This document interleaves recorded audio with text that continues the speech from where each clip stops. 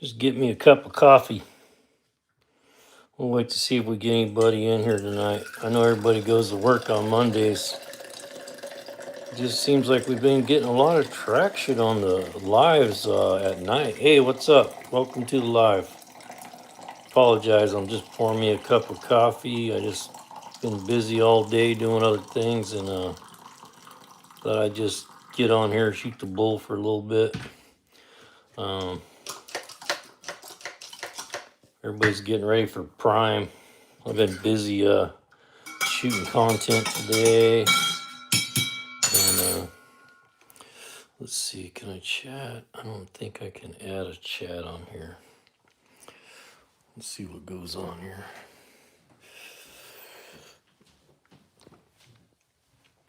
I gotta figure out the box thing on the mobile part. What's everybody doing? Post in the comments where you're from, what you're up to. I was busy on let's see, what does it do here? I've been trying to figure out how to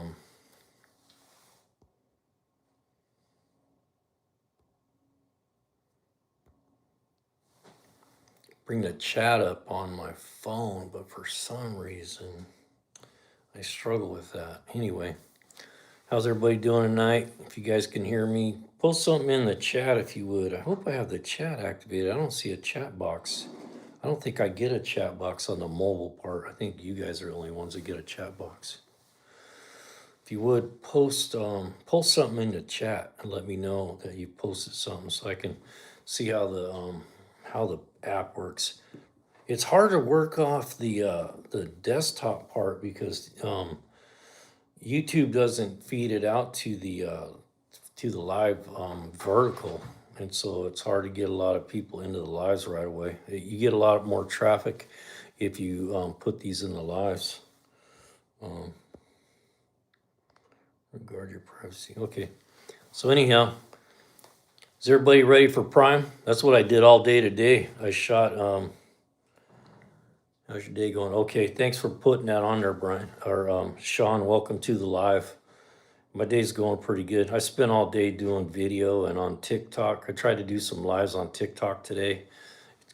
Man, the software is so much different on TikTok. Even on here, I don't really understand it because, like on the mobile part on YouTube, I don't have a chat box. All I can do is talk to you guys. I can't say anything on. I can't pin nothing to the chat. All I can do is talk, which is I think is kind of odd. Your beard is majestic. Hey, you know what? I talked to my girl today about that, and I was thinking, thanks for saying that, though. I appreciate it. Watching football. That's what my daughter does. Hang on, let me shut this door so I don't wake everybody up. That's what my daughter does. She's a football fanatic, man. If you go over her house on Sunday, you ain't gonna. My voice is annoying. Sorry, I annoy you. If my voice is annoying, there's nothing I can do about that. Other than it's kind of deep right now because I've been doing a lot of talking and I got a little bit of a cold. So, fantasy football. What's up? What's up, stupidest idiot? It ain't a miracle, and no one is forcing you to be here, brother. Yeah, thanks for telling them that. Get a lot of that. I think I'm gonna have to get a moderator because I know how to shut people down, but it takes time. You gotta hit their little thing and shut them down. So as long as it doesn't get out of hand. Is that jizz in your beard? I don't know. Do you know what jizz is? If you were standing in front of me, you probably wouldn't say that.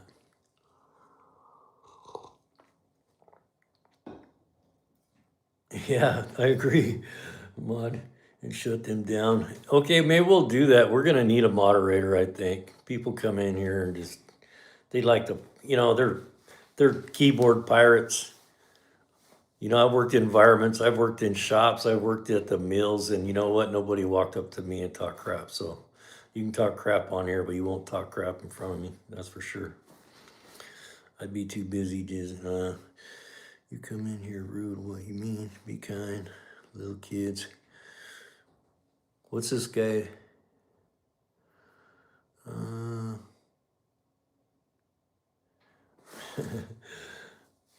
Shout out his name. I'll get rid of him. We can get rid of him pretty easy. But some people like a little bit of that. I don't mind a little banter. Just have some respect. You wouldn't do that up to my face probably. So remember, you Raja Jackson is done. Hello from Tennessee. Hey Darlene, how you doing from Tennessee? My daughter lives in Tennessee. She lives in Greenville. Yep. Do you like old muscle cars? I love old muscle cars. It's my favorite. I got a 71 Chevy C20 heavy half ton in the driveway right now. I've had it for 15 years and I plan on tearing it down. Yeah, cool. Yeah. How's there? I love these lives at night. It seems like I get a lot more traction at night than I do during the day. I'm only trying to have fun. My bro, nothing hurtful. You see, a chill mother. Okay, Chimza. That's what I thought.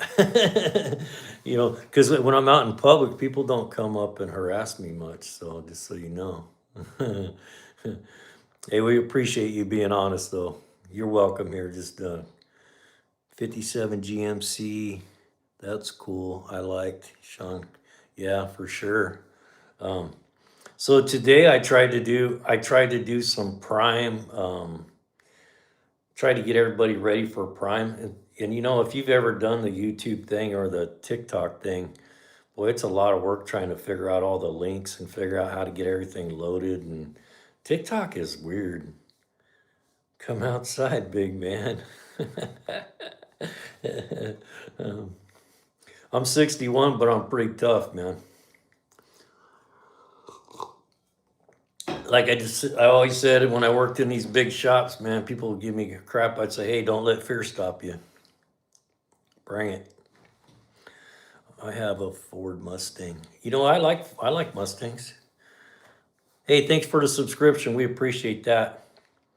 And I'm forced to say this. I got this little list right here. I'm forced to tell you guys this. When you guys give me super thanks, I got a super thank today. A guy gave me $5 today. I'm trying to remember. I'm going to start writing our names down. Doc Rob or something like that. Gave me a $5 thing. So when you give me a super thanks, it's like buying me a cup of coffee. Love that hat. Yeah, I had this made. I went over there to, I don't know if you guys ever bought hats at Lids. There's a place called Lids and not Concord. Yeah. I agree. Yeah. Stolen land for sure, man. My wife was Maidu native, and I know all about the native thing. How much money do you make an hour? When I'm working right now, I make about, right now I'm not making full pay because I didn't go to full step because they wanted me to come back full time. So right now I'm working part-time, full-time, and I'm making like 35. And I could go up to, and that's with a county. So you could be, right now in a private shop, you make about 50 to 60 an hour. We need spammers here. You and a gang, that's crazy. No, man, this is just go big. They call me Go Big. And so we started Go Big Garage, and I got a website I'm developing called Go Big Tools. So my situation is I lost my wife after 39 years of marriage to pancreatic cancer in 33 days. And hello from Northern California, Robert Runner, welcome. Damn, that's a lot. Batman, sir, aren't we talking about tools today? Yeah, we are. We're going to talk about tools, but I thought we'd give everybody a chance to do a little bulling. Some people get a little irritated when you start talking about tools and you're trying, because we're going to try to promote some tools here. I put links in the descriptions. So if you guys want it, if you see something that you're interested in, go click the link. It takes you straight to Amazon. And the way that works is, sorry about your loss, brother. Yeah. Yeah, thank you. I appreciate that. I went through some shit, man. I went through some hell, to where I'm at now. It was rough. We got married when we were, I was 18, so we were married 39 years. And pancreatic cancer is, man, crazy. 28 days from diagnosis till she passed. 28 days. And so what happened was it left me with, lost half my income. So I had to go back to work at six, I was retired for 5 years and I had to go back to work because I couldn't, I couldn't afford to live on one income. Every good man likes tools. Do you work with Nick Gurr? Nick Gurr? No, I don't know who that is. We support you. I lost my beloved husband at age 47. We were together at age 16. Yeah, it's tough, isn't it? Yeah, it's a tough one, man, for sure. People, I'll tell you something about that, and I truly believe in it now. Is I came up with a new saying when I went through all that. Two sayings. One, you can get busy living or get busy dying. So it's up to you. And the other thing is, and I rode my bike. I rode my Mike Hawk. I do not repeat names people say to toy. You'll end up getting banned. Okay, yeah. So I rode my bike a lot to kind of get me through that. So man, I rode the hell out of my bike, when that all went down. But I learned another thing, and I pass this on to other people because I want to help other people that may be going through that too. And it doesn't have to always be about automotive and tools and all that, but we're going to get to the tools because I'm pretty excited about a couple tools I got to show tonight. They're a good deal, and I use them, and so I'm going to promote them to you. That's the only reason why I'd promote them. But anyway, I tell people, you don't know till you know. And what that means is if you've never been through a divorce, if you've never lost a child, if you've never buried your wife, you do not know until you go through that. So, man, have some patience for people like that. Because when people go through stuff like that, man, they act crazy. They don't know what to do. I was lost, man. My best friend I had for 40 years was gone. So I was like, my life had changed drastically over in 28 days. And then I had to figure out all my bills, and we were going to sell this. I had my house up for sale, and our plan was we were going to get in our motorhome, we were going to travel, and it didn't happen.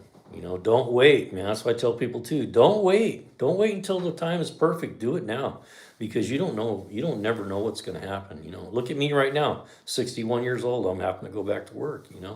And that's why I do this too. I'm going to be honest with you. I'm trying to do this to generate income, so maybe I can stop working part time.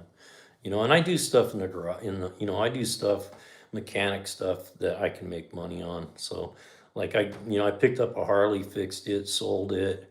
I picked up a PT Cruiser. It needs some work, fixed it, sold it. I got the IDI project going right now, but I'm trying to make videos with all that stuff because sir, you assisted me yesterday. Do you remember I popped between your tools?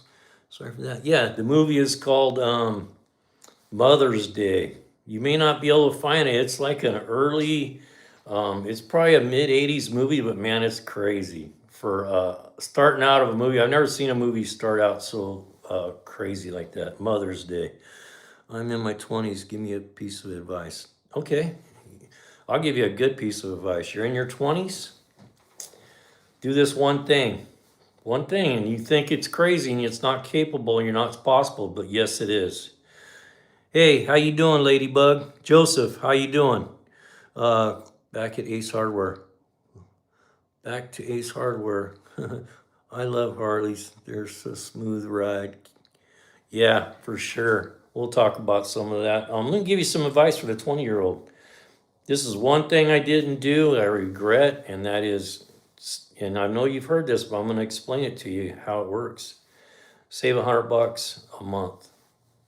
You save $100 a month from now till retirement, and that's not a lot of money. People go in and spend $8 on a cup of coffee. So don't tell me you can't come up with $8. Don't go out for fast food. Don't. And here's another good advice: buy what you need, don't buy what you want. And that's what people do a lot. They buy things they want instead of what they need. And you go out and buy a car on credit for $50,000. It's going to be worth $30,000 when you drive it off the lot. And by the time you get done with it, it's going to be worth $10,000. It's the biggest, worst investment you can do in your life. Well, I tell people with vehicles, learn a little bit about auto mechanics. Go buy you an older truck and go put $20,000 in it and see what you got. You'll end up with a truck that you can sell for $30,000 instead of taking a big loss. But saving that $100 a month, you'll retire with like 1.2 mil in the bank. And that's that's without investing it. That's just saving it. So if you take that money and you invest it in a good investment, it's like buy a piece of property, buy a rental, fix it up, rent it out. Look into this if you're really thinking about. See, I'm in a bad spot now because time is your friend when you're 20 years old. You got all that time to create all that revenue. But when you get to be 50, 60 years old and you're in a situation I am, you don't have the time for it. Look into this thing. It's called the Burr method.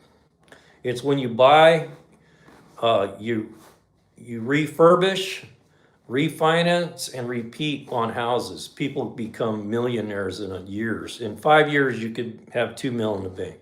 It's doable, but take big risk too. You own. So what happens is you don't want to make money. You want to gain assets. So when you gain assets, you don't pay taxes on assets. So you can buy a piece of property, put a down payment, 20,000 on it, fix it up, get it rented out, go to the bank. The bank will loan you 75% of the value. You can take that out on a cash thing, and you don't pay taxes on that money. Take that 75,000, go do another piece of property. You do that 10 times, you're gonna be sitting in the Bahamas drinking pina coladas when you're my age, instead of trying to figure out how to pay the PG&E.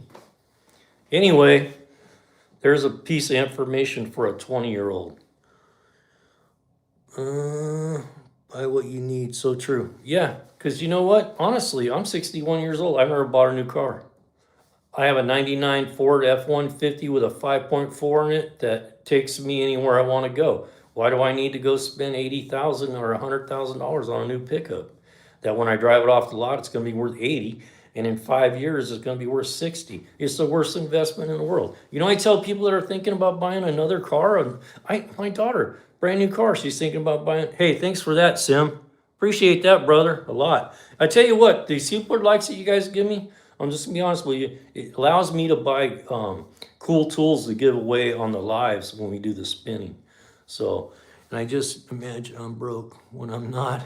Yeah, for sure. You can get by with a lot less. Here's the thing, don't go buy new tools. Go to yard sales, buy tools used. They're usually better product anyway. You know, buy a used car. Buy a used car that's got 80,000 miles on it. It's a good deal. That 99 F-150, I paid $4,000 for that, and it had 135,000 miles on it. It's a nice truck. I don't need a brand new 2000 whatever diesel pusher that I got to take to the dealer every time one little thing goes wrong. I'm not going to do that. We never bought a new car, always good used cars. Yeah, that's a good way to go. And you see young people now, I see young people now where they have 2 new cars. They're paying 2 car payments. Why do that? And this is why I tell people that buy a second car. If you can afford a second car, you can afford another $700 a month payment, then you can afford to go buy a piece of property. Go buy another house. Why wouldn't you just go buy another house, then buy another car? That just is so stupid. I don't even understand why people do it. Going against your saving advice, but I just got paid, so I'm sending some super chats to smaller streamers. Makes me happy to see others happy. Hey, Sam, I appreciate that. That's nice. I always said that if I ever got really rich, I'd probably give half of it away. Because I'm just that kind of guy. I've helped so many people over the years, just do stuff for free. And I'm not patting myself on the back. I just always been like that. It's like if I see somebody struggling, I'm going to go try to help them, If somebody needs help on their car, I'll go. I'm not exaggerating when I tell you, I've fixed thousands of cars for no fee. Just friends, family, whatever, I never made money a priority. And maybe that's kind of my fault because, I could be sitting a lot better than I am now if I was a little more, just worried about the dollar all the time. I never really worried about the dollar much. I always thought about friends and family were more important to me than having a big bank account. And you'll find out if death hits your door real close like it did mine, that all that stuff that you worry about, oh, I got to get this and I got to get that and that, it don't mean nothing. Because when you pass, they put all your stuff in buckets and they sell them at yard sales for $0.25. Real estate is the best investment ever. Yes, it is. My stepdad told me that a long time ago, and I wish I had listened to him. I wish I would have sold this house and bought two, because longevity wise, housing is the best investment. But automotive stuff can be a good investment too. You buy something.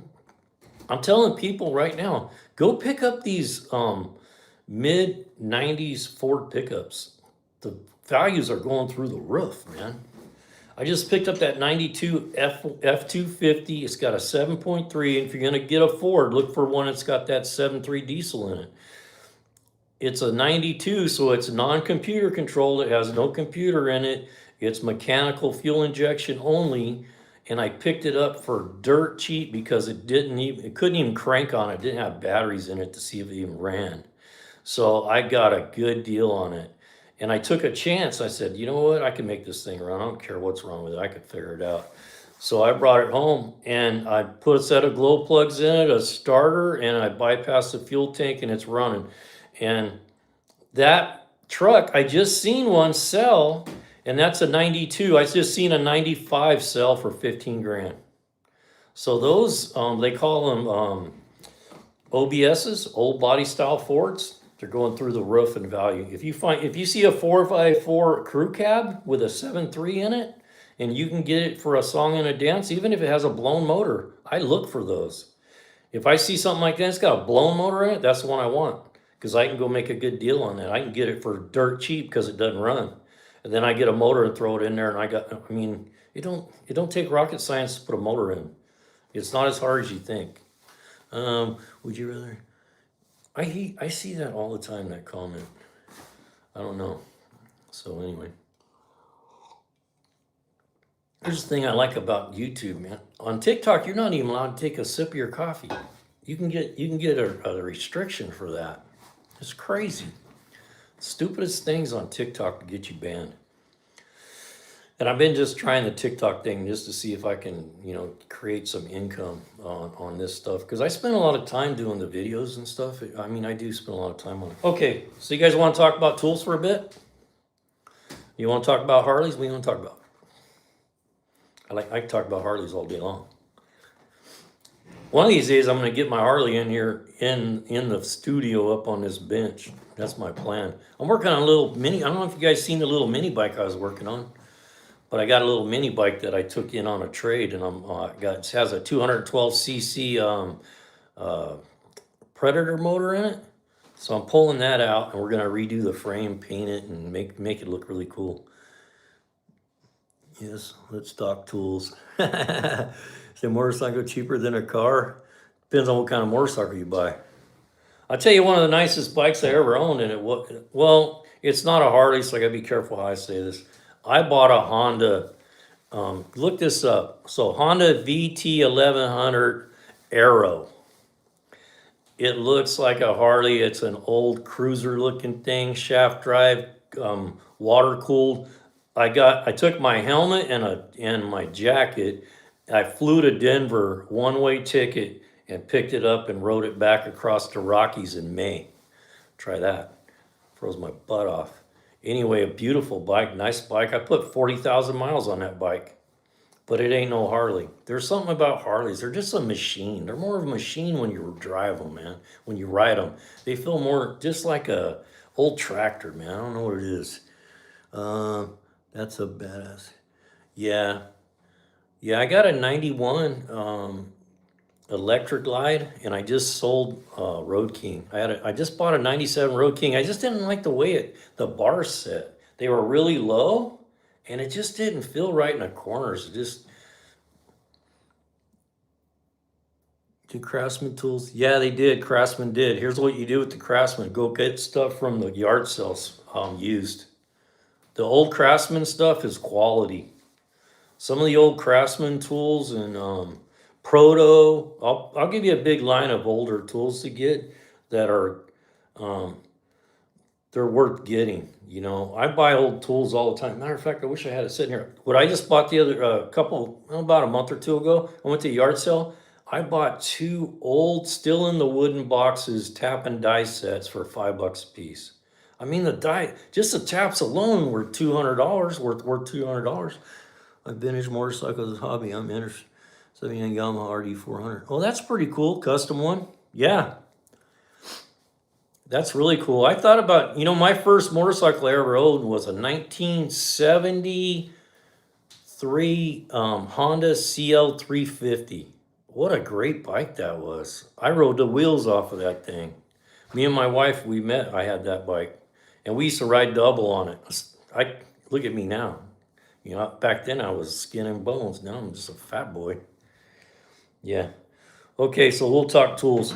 So I'm gonna show you some tools that I use, and any of this stuff that I bring on the channel as far as tools, I'm just showing you stuff that I enjoy and I've used, and they've held up the test of time, and they're a good tool, and I'd spend my money on them again. I don't go looking for stuff on TikTok that I can buy for 20 cents and sell it for $20. These are good quality tools, and that's why I buy them. What color for my BMX? What color for your BMX bicycle? What color? I like red. Red always looks good. Metal flake green looks really good. A bright orange with some kind of pinstripe on it. I like green though. So here you go. I'm going to show you this tool right here. This is a flashlight made by Streamline. And I don't have my thing on right now, but I'll show you. The reason why I carry one of these, I've carried one of these for 10 years. And because I work in shops, I've been wrenching for 40 years. And the reason why I carry this, and just about every guy in my shop has one of these now. Because every time I loan this little flashlight to them, they're like, I'm getting one of those. That thing is so cool. And what it is, it holds a AAA battery, so the smallest little tiny battery. It has a little clip on it, so you can put it in your shirt pocket. But the other thing is, man, this thing is a crazy flashlight. It's like having a full-size flashlight in a little flashlight. It's all LED'd. They're kind of expensive, but they're worth the money. Like I said, I probably bought, I don't know how many of these I bought, because what happens is I'll leave these on the seat of a car or something. I've lost them. So that's why I replaced them. Holy, it blinded me. Yeah, it's a pretty bright little light, man. A backpack on a Harley. I just love the ride. Hi, I'm a backpack. Are you doing it now on your Harley? Or what's its name? Okay, this is a Streamline. It's called a micro stream. So if you go in the description of this live, there's a link for this. They're about 38 bucks. And but you know what? If I lost this today, I'd go buy another one tomorrow. They're that great. And this is what I like about them. So I put it in my shirt pocket. I'm walking around the shop. I've been a foreman and a fleet manager, so I'm always walking through the shop helping other people. No, it's 3 in the a.m. Yeah, it's 3 in the a.m. Who's that? Yeah. But you like camping on your Harley? I've been wanting to do that forever. I'll tell you about that here in a second.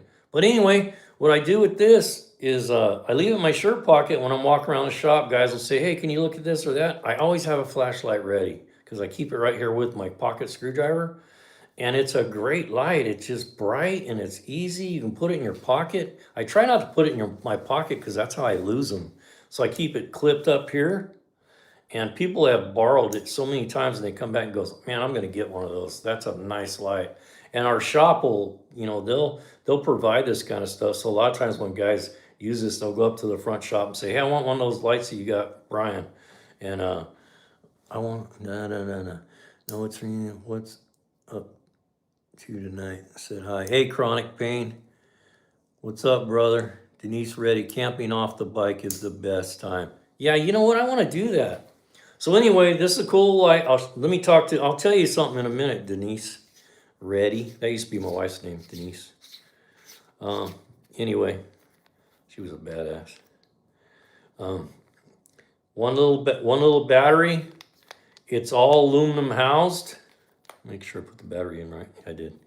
It's all aluminum house. It's got little rubber O-rings, so when you put the top on, it seals it. So you can have this out in rain or whatever, dropping a bucket of coolant, it'll survive. Um, you can turn it on. It has you can turn it on like that, or you can just go like this and hold it and let it shut off. Great tool. They're about 38 bucks. The Amazon link is in the description. All that stuff we make a little commission on this stuff. Usually it's about 5% commission on all the tool stuff. So that's one tool that I really love. And I've had one of these for 10 years and I got 3 of them right now. I got 2, I think, at home now, and 1 in my toolbox at work. And I always try to keep them. Actually, the shop started stocking these. They stock these because guys are always wanting them. So we keep them in stock. Yo, man, what's up? Mike, Nicole, what's up? So one battery probably lasts a long time. Yeah, it is. It is a LED. And I take this thing, I tell you people what these are good for. If you got a daughter or, a young one that's spending some time outside, like, if you have a daughter that's going to college, walking back to her car, these are nice to have. They fit real nice in a purse. They're easy to put in just about anything. I keep one of these in my camera bag just in case I have an issue. On the motorcycle, man, you couldn't ask for a better flashlight on the bike. It just works good. And look how big they are. They're only like, they're like 2.5 inches long and about as diameter of like your little finger. They're just really small and compact. They're just a good tool. And that's the thing on this channel. If I'm promoting a tool, I've used it and I like it and I'd buy it again. That's honesty. I'm not gonna go, you see a lot of these guys that are promoting tools and you get on TikTok and they're just like selling stuff all day long. Yeah, because they're buying it on Temu for $2 and selling it to you for 35, and it's a pile of crap. So anyway, hey dude, JT, bless you, brother. Thank you. Switch it on, please. Okay, here you go.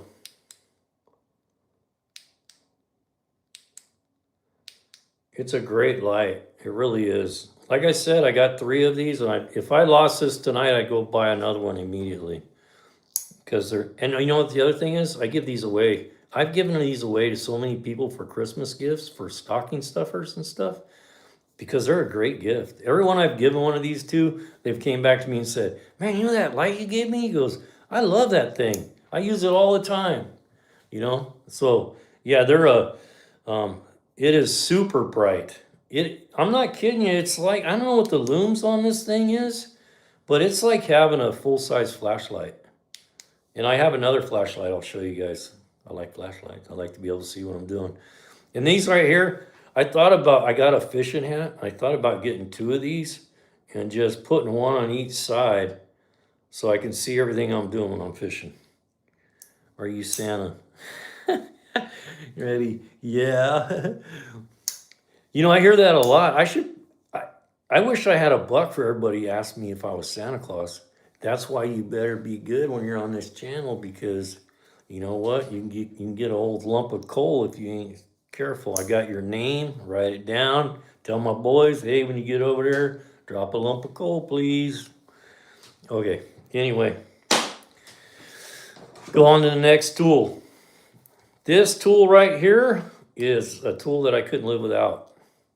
And a lot of these tools that I love, they're not expensive. They work well. So I do a lot of crimping in my job. So I crimp a lot of connectors. Like I don't use insulated butt connectors. That's a lot of controversy I hear from a lot of people. I hate them. I've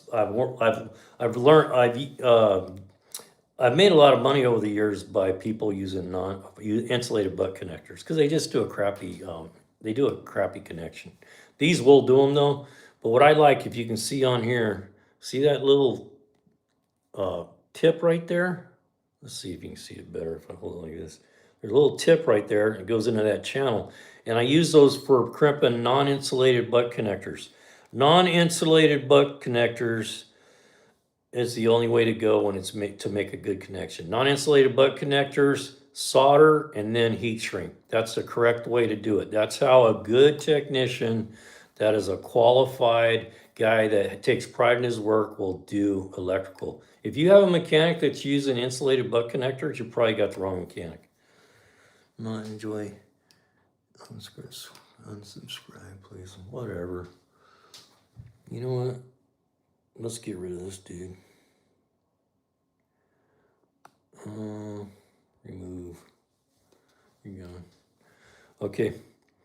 I wish we didn't have people that were so negative. Negativity just drives me crazy. It's so much easier to be positive to people than to be like that, you know. Anyway, what I was gonna say. Okay, so these are channel locks. I have a pair of these that I've had for probably over 20 years, and the rubber on the handle is as good as these. Channel Lock uses really good rubber on their handles. And look in the Channel Lock, they make a set of big size, like 20 or 18-inch channel locks. I have a set that I've had for 30 years and the rubber looks great on them still. And they're affordable. I mean, a big set of channel locks like that from Channel Lock, still made in the United States, you can get them for like $45. These right here are 30 bucks. And probably the best crimpers I've ever used. And let me tell you, if there's a guy out there that's crimped a lot of wire, it's me. I build police cars for a living. So when I'm building during the build season, I might make 200 crimps a day. So I know about crimping, let me tell you. So anyway, I'll tell you a story about these. I lost a set of these at work. And I went up front and my boss says, hey, get whatever you want. Get the best pair you can find. So I said, all right, man. So I looked through some stuff. I bought a pair of Kleins. They came in the next week. I started using them. I hated them. They were horrible. They wouldn't open and close. They didn't crimp right. They were hard on my hand. And I told them those things are horrible. So I took them back to the truck and I traded them in. And I got a set of Snap-ons that looked similar to these. They were just as bad. And the thing that makes channel lock crimpers so nice, they're 9 inches long. And so what that does, it gives you a lot of leverage right here. You see how your hand is not like way out like this trying to crimp it? They're almost closed and you can still get something in there and it makes a nice crimp. And this cutter on the end is a nice cutter. It'll cut like 6-gauge wire, no problem. So these are a great tool. This is another tool I would recommend to you guys. And the links are in the description. You can buy these. It takes you straight to Amazon. They're like 30 bucks. If I wouldn't be afraid to buy 3 sets of these. Matter of fact, I have 2 here at the house, and I think I have 2 at work. I don't remember how many I have. I have like 3 or 4 pair of these, just because they're a great tool. And that one pair I've had for like 10, 15, 20 years. I don't know how long I've had them. I've had them close to 20 years. So anyway, there's a really great tool. If you're looking for a really good tool to cut wire and make crimps with, this is the tool. You're talking to a guy that's been doing this for 40 years. This channel lock crimper is the best crimper on the market. I guarantee it. So there you go. There's my sales pitch on the crimpers. Okay, guys, let's talk. Let's see. I want to go back through, see if I missed anything off the bike. Oh, man. I want to talk to, are you still here, Denise? Freddie, are you still here? Channel lock crimper. I have a pair of wire cutters. It was Home Depot brand, but it came with a feature that I haven't found anywhere else. A conduit slicer to open the wires. That's pretty cool. Good to know. Yes, you're here, still here. So I'll tell a little story to Denise right here, or tell her how I feel about this. I've been wanting to go on one of those kind of rides for years. Because my buddies, my uncles, that's how I got into Harleys. When I was a kid, my uncles were real true bikers, man. They didn't have heated grips and their cell phone and their touch screen on their bike and, air ride suspension. These guys were riding old knuckleheads and panheads that had no suspension, rigid frames, and they would go on rides, and I'm not talking about across the town, man. They would go on rides 4 states away, and when they left, you know what they left with? They left with usually a Levi vest, two Levi's rolled up on the forks, and a 6-pack of beer, and they left, and that's how they rode. And I've been wanting to do that for years. I want to go on a basic ride, just take the bike, take a bedroll, maybe a sleeping bag. That's even like being kind of fancy. Take a sleeping bag on the forks and a tarp where I can pull it down over the bike. And I don't, if you ever slept with a bike, it's kind of not bad because you pull a tarp up over it and then put your bedroll under it, and the engine temperature from running it all day keeps you all nice and warm. They rode Indians. The Indians when they got back from the Second World War. Yeah, you're true. You're right. Actually, Indians came before Harley Davidson. Indians came before Harley Davidson, and Harley Davidson kind of put them out of business. Well, not out of business. They just got more popular, you know. Hey, Indian's still a nice bike. I know a guy that builds like custom stuff, and he's probably one of the best builders in the world. He lives right here in my little town. It's crazy. But he's had 3 bikes in Easy Rider already. Served in Korea and Vietnam. Yeah. Longest distance you've traveled. What's the longest distance I've traveled? I've did some 1,000 miles in 24 hours. They call them iron butt rides. I've done a couple of those. And if you've never rode 1,000 miles in 24 hours on a bike, you should try it. You can't hardly walk after you get there, but you can say, hey, I did it. I did an iron butt ride. I did on a trip. I did about 5,000 miles. That's not all, that's riding, stopping and riding and riding back. So we did about 5,000 one summer. Well, you got a Heritage 100th anniversary. That's a nice bike, actually. I think the Heritage Softail Deluxe is probably going to be my next bike. I got a 91 Electric Glide that has an 80-inch Evolution motor with a carburetor on it. It's got a Andrews cam in it, and it's got a Thunder header on it, and that thing will rip, man. There's not too many people that can keep up with that Evo, even though it's an old bike. It's got 115,000 on it. Hey, I tell you, yeah, that's awesome. That's awesome about the Second World War. He fought. She's a beautiful one. You know what? They are, people. You just kind of take pride in. I see people taking pride in their bikes where people don't take pride in a lot of things anymore. That's something I'm really I'm a stickler about, Don't be putting nothing on my bike. Don't be leaning nothing on there. Have some respect. Don't be, because I go out there, I wax it, by hand, and I still wash it and wax it. And, I don't go out riding it unless it looks nice. That's why I tell people with the dirty, nasty looking bikes, I say, would you take your girlfriend out like that? When you take your girlfriend out, you want to have her nice dress and looking nice, right? When you take your bike out, you should have, make her look nice. Have some respect for your bike. Football Mental said, hi, how you doing? How you doing? Current historians are saying, too, is the official end of the Second World War. Wow, that's crazy. So I don't know where Harley's going. I personally, for me, I'm not interested in anything that's 2000 or newer. They're all computer controlled now. You got to take them to the dealer every time one little thing goes wrong with them. You got to pay the dealer to you can't do any modifications on them because everything now is done with a scanner. You got to map the computer based on the parts you put in. And it took less than 100 years. Wow, that's amazing. So for me, and I'll tell you right now, the 20-year-old that was asking me about advice, I'll give you guys some advice.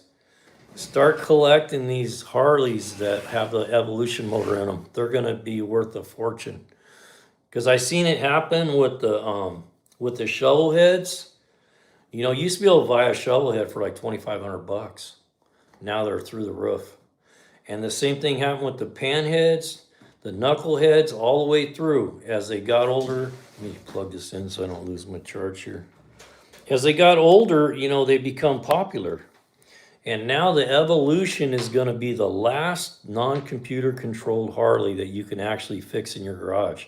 And that's why Harley came up with the twin cam and the M8 and all that, is because they keep you coming to the dealership for everything. That Evolution I have, I can tear that whole thing down with there's only a couple bolts on there. You got to hit with the impact to get them off. But after that, you can do it with end wrenches and a socket set. You can rebuild that whole motor. For like chunk change. You can rebuild a Evolution. There's a guy, I'm going to take mine to this guy because he can build it for cheaper than I can buy the parts. So there's a guy in Colorado that does nothing but he does from the knuckleheads up to the evolution, and he's been doing it for 50 years. He's got a whole machine shop all set up for it. But he'll do my whole motor and for $1,800, and that includes taking 7 pounds off the flywheel so it revs up tight. For Americans, everything will become generous for Americans, including food, in the times to come. Well, I wouldn't doubt that. It's already happening. I'm right now. What do you see me doing? I'm 61 years old. I have to go back to work because I can't afford to pay the PG&E or buy food or, keep my car registered. That's already happening. And a lot of people, I'm looking at checking out the Philippines, only because if you look around, man, the Philippines, you can live for about a tenth of what it costs you to live here. That's another subject, but anyway. The only thing is, I want to take my Harley. It cost me a fortune to get my Harley over there. I have to tear it all apart and send it over in parts. Legal or U.S. pink-haired liberal, blah, blah. Get out while you can. That's one thing. I'm not much into politics, I know a lot of people are, but I don't talk politics for nothing, man. It just makes my head hurt. There's too many other things we could be worrying about, like worrying about your neighbor, worrying about your family, worrying about your friends that you care about, That's what's important, I know there's a lot of problems in this world, but jabbing each other over politics ain't gonna fix any of it. 400,000 immigration applications, yeah. No politics, just two different types of people. Who would you choose? Yeah. Everybody has their own. Everybody has their own opinions on that. Like I said, it's getting unaffordable to live here. That's why I've been looking at trying to make extra money doing the YouTube videos. And you know what? I haven't made nothing on that stuff. It's a long game, the YouTube is.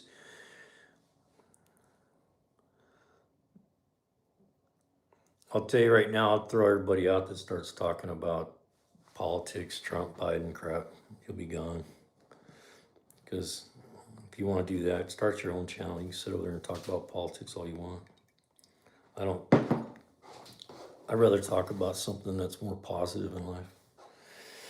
Anyway, Debbie, what I was talking about the bike, I'd love to do that someday, and I'm gonna do it. I've been talking about riding out to Montana, and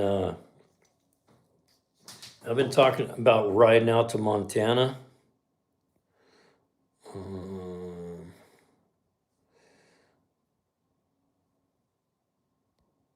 Because my buddy, he lives in Montana, and I've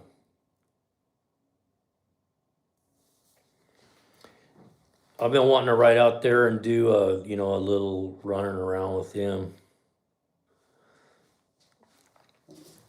So we're gonna ride out. Hopefully we'll ride out, and I was gonna get a couple people to go with me and ride out and just take, like I said, just take a basic bedroll, and just basic stuff and do it old school style, just to see what it was like, These guys didn't have cell phones and get on there and reserve a room for the night and all that stuff. They just rode, man. And then sometimes they couldn't find a place to stay. They just pull over the side of the road, go off the road, make camp, and go the next morning. That's how. What's up, slap nuts? See, I like those kind of comments. I don't mind that, man. I can take a little ribbon. What's up, slap nuts? That's pretty funny. Are you religious? I'm not. I'm only. Yeah, that's another thing I don't like to talk about much, but I believe there's a creator, that's for sure. I don't know who that is, but somebody created all this. I like it. That's funny. I like that. What's up, slap nuts? What a way to come into a channel, huh? That's how to get some attention. What's up, slap nuts? The working class in the U.S. have become modern day slaves. In Seattle, making I want to work, but it's not doing it for me, brother. Milwaukee, Wisconsin said hi. Jake, how you doing, Jake? Let me give you some thoughts on that. Because I was a mechanic I worked for a government agency for 25 years, and I have a pension because of that. and I'm glad I do, but it ain't enough. If I was a young guy getting into automotive repair, welding, whatever, paint, open your own shop. Quit working for somebody else.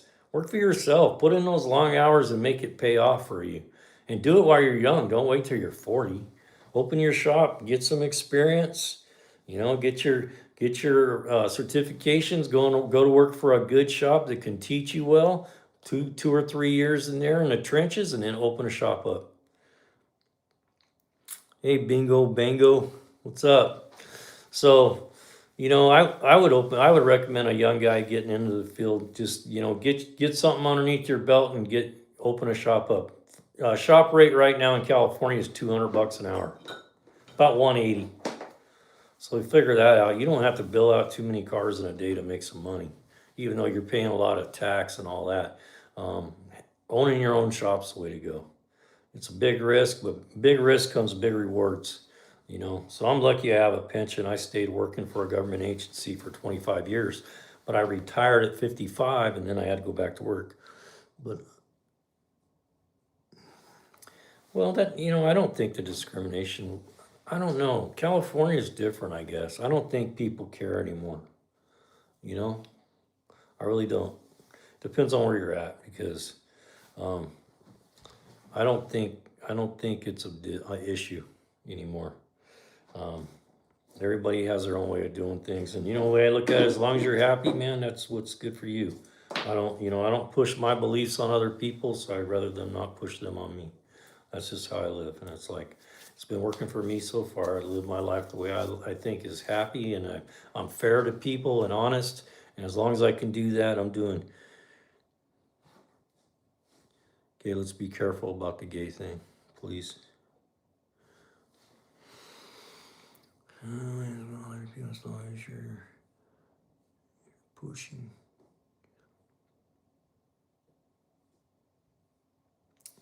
Yeah, everyone has their own way of thinking. You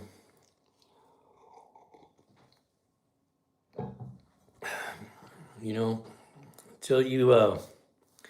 until you've went through what I've went through, you don't know till you know. Like I said, you don't know till you know. And when you go through it, you'll know. And that's why I tell people, you don't know till you know, and guess what? You don't want to know. Okay, Jason. Everybody gets it, man. We don't want to turn this into a sermon. If you're going to do that, you'll be gone. I don't mind letting you have a couple comments here and there, but we're not going to turn this into preaching to everybody. I don't, yeah, yeah.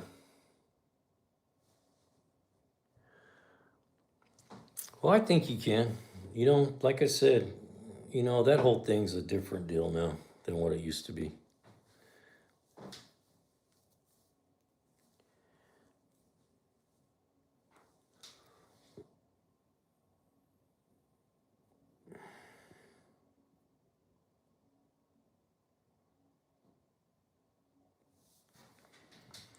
That's kind of weird, but here's what I feel about. It's like, if I have a belief, and it's okay to talk about it, but I'm not going to hound you about it, you know? And I think a lot of people that do that scare people away if they would just learn not to hound. Yeah. But here, let me give you some advice, Bingo Bango. Just don't like that guy. Just be who you are and don't push it on everybody. Don't make it a big deal. Just be who you are and leave it at that. No, people don't go around saying, "Hey, I'm straight, I'm straight." So you don't need to do that either. But it's okay to be who you are. I have no problem with that. You have a really grounded and calming presence. Thanks for saying that.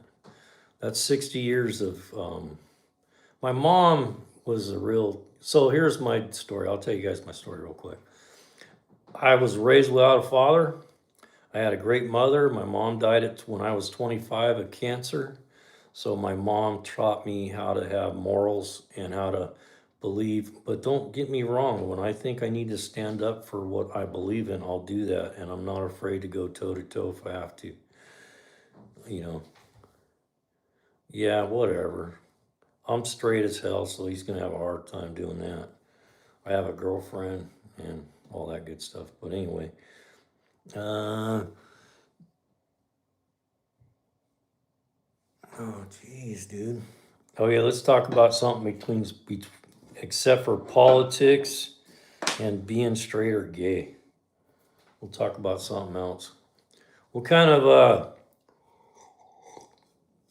what kind of hot rods are you guys into? I'm gonna show you this other flashlight too. I tell you the truck that I should have never got rid of. Uh, I had a 1951 Chevy 3100 series pickup that I had when I was about 20 years old, and I had to sell it when I moved into my new house. So I wish I'd have kept that truck. One of these days, that's a truck I'd like to build. I'd like to find. I think I'm gonna sit down, man. I stand up because it's a little more comfortable for me. I got chronic back pain from working on cars for 40 years. That's why a lot of times you guys will see me up, late at night doing lives. I can't sleep. 40 years of bending over, touching your toes. It'll do you in. That's some advice I give you young guys that are starting to stretch every day. My chiropractor used to tell me, hey, he goes, he'd say, mechanics are like football players. You run, you push hard every day, picking up heavy stuff and stretching and doing that. He said you should be stretching every day before you go to work and every day after. So, yeah, what is that one? That's a T-Bird, I think, isn't it? Yeah, the Thunderbird. Yeah. But if you're wrenching now, start stretching while you're young. That way you're not going to hurt yourself. Aussie Fred. Because I injured myself quite a few times in my career, and I've hurt my lower back. I've had a couple MRIs done, and I have chronic pain, but I won't take pain meds, so I just take Tylenol and ibuprofen. So I try to just, I got to do things a little differently now. So that's why I'm kind of doing this YouTube and the TikTok thing. I'm trying to generate, and you know what? It sounds crazy, but YouTube can be a good living. You just got to figure out the secret sauce, once you figure out the secret sauce, you can do pretty good. Anyway, okay.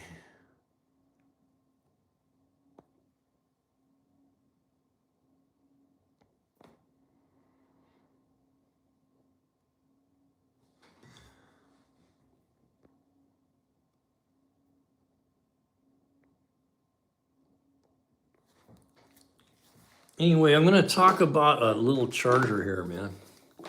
And like I said, all these tools that I show you guys, these are tools I use. These are not something I just came up with. All this stuff I went out and got out of my garage that I use when I thought about, what, Prime's coming. I can show some tools that I like, and we can put links on it. If people are looking for those things, they can buy them in the links. If you go to the description, the Amazon links are there. You click on that, it takes you. You believe there is a creator? There's a verse in the Bible. Oh, jeez, dude.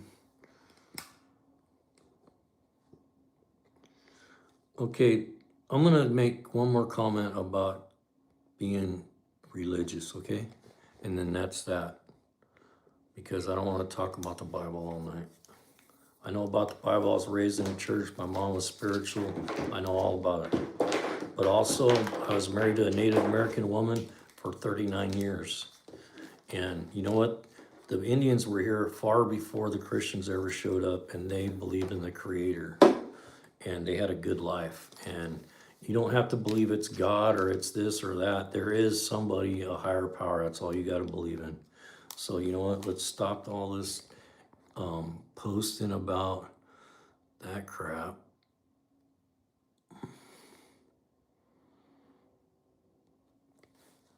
This is about automotive parts, that kind of stuff, So if you keep going like that, we'll just kick you out of here. No biggie. And I don't mean to be rude in any way. It's just, it's kind of disrespectful to come into somebody else's live and then sit there and preach the whole time. If you want to preach, start you a YouTube channel that says, hey, I'm a preacher, come check me out. That's how that works.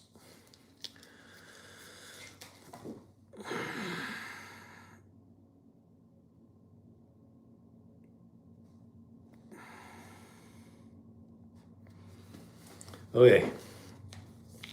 I'm going to go over this charger. I'm trying not to look at the posts because I get aggravated with people the way they can be sometimes. Most people, for the most part, have good hearts, But my aunt, man, she was really into that. She just pushed it to the point that she just pushed you away from all that. What's a topic? Well, for the last half hour, we've been talking about the creator and being straight or gay, but we're not going to do that anymore. Let's go to tools. I have 81 Plymouth Voyager. Thank you for having an automotive topics question.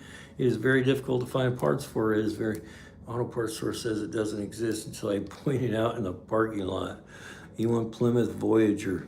Yeah, it's a van, right? Is it a van?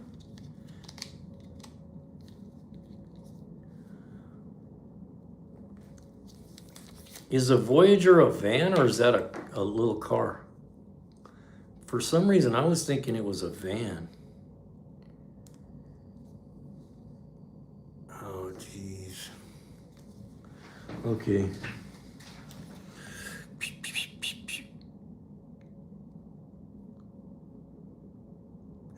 So, I think I'm going to have to get a moderator. Somebody offered can. What is it? A Voyager, it says can. What does that mean? I'm going to show you guys this tool, though.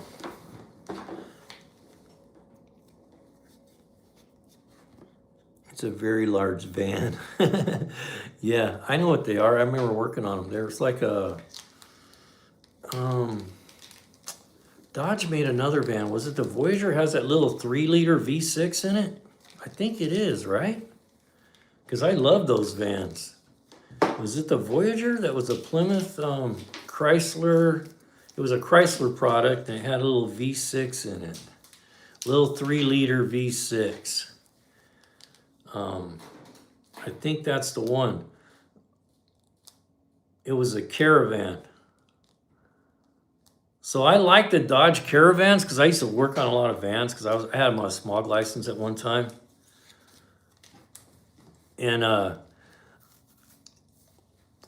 so on a lot of the vans, like the Ford Aerostar vans were a pain in the butt, man. Everything you did on those things, they had this little cover about this big that you took off to get to the spark plugs. They were a nightmare. And I remember I used to have to smog them all the time. So they have a spout connector on them. They have a spout connector on them that you have to take out to check the timing. So you have to take this cover all off and take the spout connector off, check the timing, and then you got to put the cover back on, but you have to put that spout connector back in. And I couldn't tell you how many times I smogged Hydro Kid 6. How you doing? Ford Windstar. Yeah, that's another. Yeah, the Ford Windstar. That's another one that I didn't care much for. But I'll tell you why I used to like the Chryslers and the Dodge Caravans. The Caravans were nice because when you open the hood up, the whole engine was right there and you could get and work on everything. All the other vans, the motor's all underneath where you can't get to it. But anyway, the Aerostars, I couldn't tell you how many times I smogged one of those and I got done checking the timing and I started it and the check engine light comes on. Because I had the spout connector in my pocket because I took it out to check the timing. So then I'd have to get the scanner out, clear the code, put the spout connector back in. So yeah, I used to, but anyway, I like the little, I like the Caravan. For a van, they were a good little rig. They had a little 3-liter in them. They didn't really have too many problems. The only thing they had in them, they had the valve cover gaskets. They had these, they had half moon seals on them that would leak. That was about the only thing that I can remember on those that ever had a problem.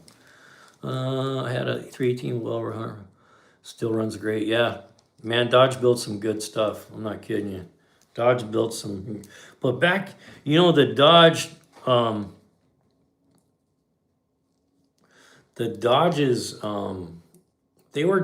they were built during the era of when gas was $1 a gallon.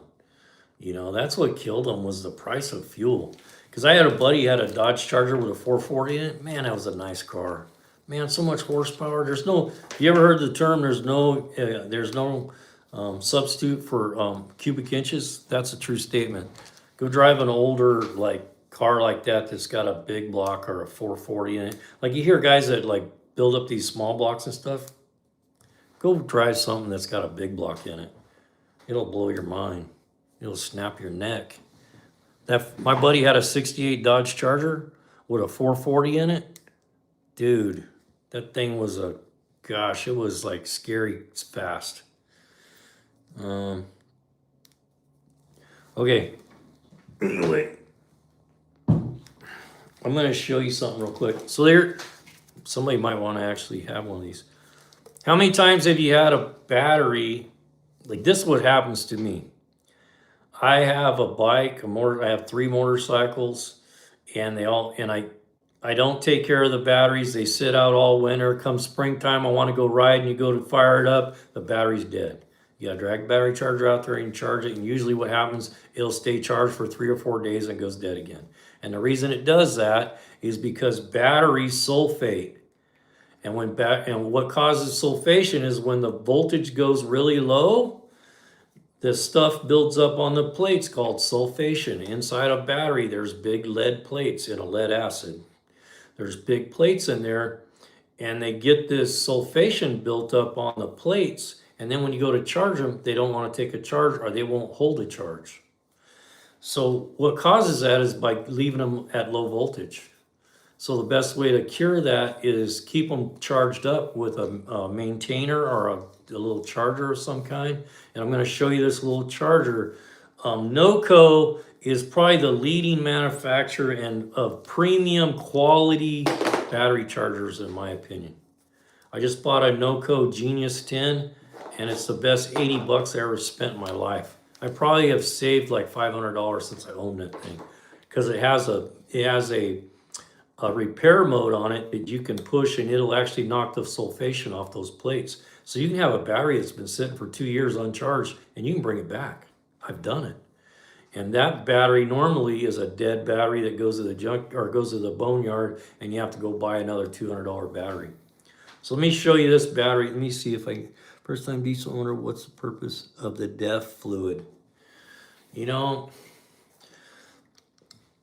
So the DEF exhaust fluid it's more like an emission thing. That's what it's really about. They're trying to reduce emissions. Yeah, the Optimum batteries are nice. I've used those. We used to use them exclusively at the shop where I work at. I made a grave mistake. How do you feel about 86 and 89 Monte Carlos? The 86 to 89 Monte Carlos, the only thing I don't like about them is they got a feedback carburetor on them. If you're in a state where you don't have to have it smogged, pull that feedback carburetor on it and go get you a Quadrajet, old style Quadrajet. But the car itself is a nice car, The Monte Carlos are nice. Billy Bob Thornton. That's great, man. I love it. Jesse A. Wife, Billy Bob Thornton. I love these little comments. I like the ones where guys say I have such a great beard. That's pretty cool. I like hearing that. I'm thinking about starting my own beard oil line. Maybe I could be rich and go, hey, you want a beard like this? Put this oil on. Anyway. Jesse, how you doing, brother?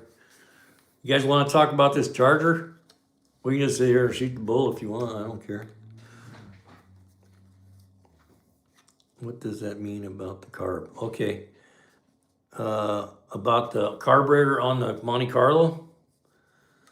Yeah, okay, we'll go to the charger. Let's talk about the Monte Carlo briefly. So, General Motors during those years had a feedback carburetor on them. It was like the first generation of closed loop systems. So in other words, they had an O2 sensor on them, and they had a carburetor, and they had a computer. that monitored the fuel and it monitored O2 so it knew if it was rich or lean. And what they did, they put a solenoid in the carburetor that had a duty cycle. And the computer would control that solenoid to tell the carburetor if it's rich or lean. And they had a lot of problems. You know, they had the fuel jets, the solenoid would go bad in them. They never really ran right. So you can take that feedback carburetor, it's just a modified quadrajet is what it is.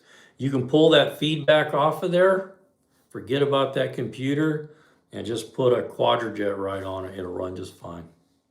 It'll run better than it ever has. And then you can modify it. You can change the camshaft or put a nice intake on it and that kind of stuff. But if you're in a smog state like California, it ain't gonna happen. As soon as you take that off there, it won't pass smog inspection wise. So anyways, about the carburetor, yeah, I said hi. Okay, let's talk about this charger. Okay, so back to your batteries that you're having to buy every year because you don't keep them charged. This is what you need. NOCO is the premium battery charger manufacturer now. And I can't believe that this charger isn't 3 times the price, or at least double the price. You can buy these for under 30 bucks. They're usually like $29. And during Prime, if they go on Prime, they'll probably be, are you taking stepdad applications? Hey, if you got any problems, give me a call, man. Just hit me up on the live. We can talk about anything you want as long as it's not about religion or politics, okay? Because I just don't like that stuff. Anyway, I rather talk about hot rods and that kind of stuff. But I've been doing this for 40 years. That's the thing. I got a lot of experience. I've done every kind of automotive thing. I've done heavy duty. I've worked on big pieces of equipment, graders, tractors, freaking chippers, everything you can think of I worked on. Because I worked for a county, and so we had a lot of different kind of equipment, which was nice. But anyway, let's talk about this charger again. This will keep you from losing those batteries that you're leaving uncharged for the whole winter. So if you got an ATV, you got a motorcycle, you got a full drive, anything that you just don't drive very often, and every time you go to use it, the battery's dead, and then you got to buy a battery like every year or two because they're sulfated, this is what you need. It's less than 30 bucks. You plug this thing in. Let me go over this, show you some of the features first. First of all, or go home, that's right. Go big or go home, that's right. That's what it say. That's how big it is. Fits in the palm of your hand, okay? It'll do lead acid, it'll do AGM, and it'll do lithium. Not too many chargers right now will do lithium, especially if you haven't bought a new charger in the last 10 years. So that's the control head, plugs right into the wall. But let me show you this part. This part that really sold me on NOCO. NOCO builds a really nice set of leads on their chargers. And first of all, the clamps are super strong and they're 100% copper. All the hardware where it screws on there, the screw even is copper. So it's good quality. And I did a video where I took these and I clipped them to my ears like that. No smart ass comments. I clipped them to my ears like that. And man, it hurt. Because these things are strong. I had to put some type of tape on there to hold them on there while I did the video because I couldn't even hardly hold my face straight with them on there. But anyway, really good quality clamps. I don't know why I went there, but I did. Really good quality clamps, and they're replaceable. So let's say you ran one of these over with the car, you can buy these separately and put them back on there. Okay, here's another cool thing. I'll get to your question, David D. I won't forget you, I promise. You prefer pink, blah, blah, blah. Anyway, I don't know why people always say that, but whatever. So here's something really cool that they did. They put an inline fuse on these things, and they do it on all their chargers. But check it out, they use the standard automotive fuse, which is nice, because then if you blow the fuse, you got a fuse. You're not some crazy fuse you gotta go find. I got a fluke meter that I know how not to pop the fuse, but you let somebody else use it and they hook it up wrong, they pop the fuse, it's a $20 fuse. I started checking it after people would use it and then say, you popped the fuse, 20 bucks. And they're like, what? Yeah, it cost $20 for that fuse. So anyways, Real nice set of leads. The leads are about 10 or 12 feet long on this thing, which is nice. And then the connector, I'll show you this on it. The connector, you can disconnect the leads from it. They come off. And what's nice about that, remember this is a $30 unit. 29 bucks, man. You should have 3 of these. It has a real nice rubber seal where it goes back and it clips in. And this ain't no cheap Temu or I bought it on whatever for $4. This is no-co stuff, man. This is high quality stuff at a bargain. Okay, so there's the features. Has a real nice, and let me tell you what I do with this. I have a motorhome and the battery is really hard to get to. So I have an extra set of these and I just leave them hooked up. And then I bring this out of the grill. And if I need to do something with the battery, I just go out there and plug it in. I don't have to get underneath the hood and mess, because I got a bad back, you know. So I have a hard time getting in certain places like that. So this is really nice. If you have like 2 or 3 bikes, or let's say you got 3 dirt bikes, you just buy 3 sets of these and 1 charger, and then you just go around and plug it in and let it, you know, charge overnight, and you keep them all charged up. $29, okay? I mean, this is nothing. It's like a pizza. Cost of a pizza save you so much money buying batteries. So let's go over how it works now. So this is the control unit. You plug it in. When you plug it in, it self-identifies what kind of battery it is. This turns red, and this pulses until it turns green. And then when it turns green, it pulses till it goes solid. When it goes solid, it's fully charged. What's nice about this, you don't have to do anything. You plug it in, hook that up, and walk away. Because this is a smart charger. When it comes up to voltage, it stops charging. And then when the voltage drops down, like you get a real cold night or something, it'll start charging it again. And what that does, it keeps the voltage up to where it should be, so you don't ruin a battery. And that's what causes, let me get a cord here.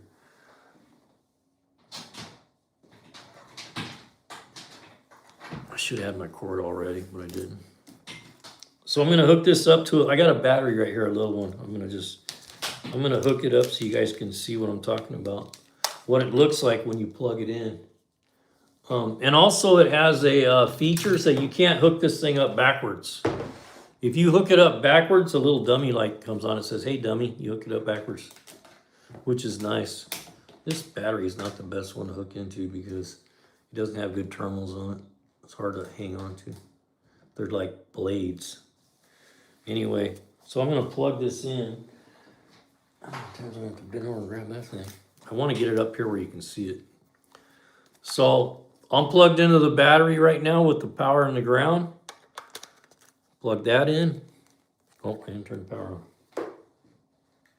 See, that's the nice thing, like I was saying. Oh, it did. I missed it. Dang it. Let's do that again. Plug it in. All the lights come on. It self-identifies. It knows what kind of battery it is. And then it starts to charge. So basically, you just walk out to the garage, plug this thing in, put the leads on the battery, and walk away. This will pulse. This will pulse. And then when it goes solid green, it's at full charge. And then once it goes to full charge, if it drops below a certain level, it becomes a trickle. It's a maintainer. It'll keep, you can put this up and leave it plugged in for 6 months and it'll be just fine. And the nice thing about this is you can give it to your 12-year-old son and go, hey, go plug this into that battery, and you don't have to worry about nothing. You can hook those up. If he hooks them up wrong, a little light will come on that says, hey, you got them hooked up wrong. And here's the other thing. You can cycle through and decide what kind of battery you want to do. It does acid and it'll do 6 volt too. So it will do 6 volt as well. So it does 12 volt acid, 12 volt AGM, 12 volt lithium, and 6 volt.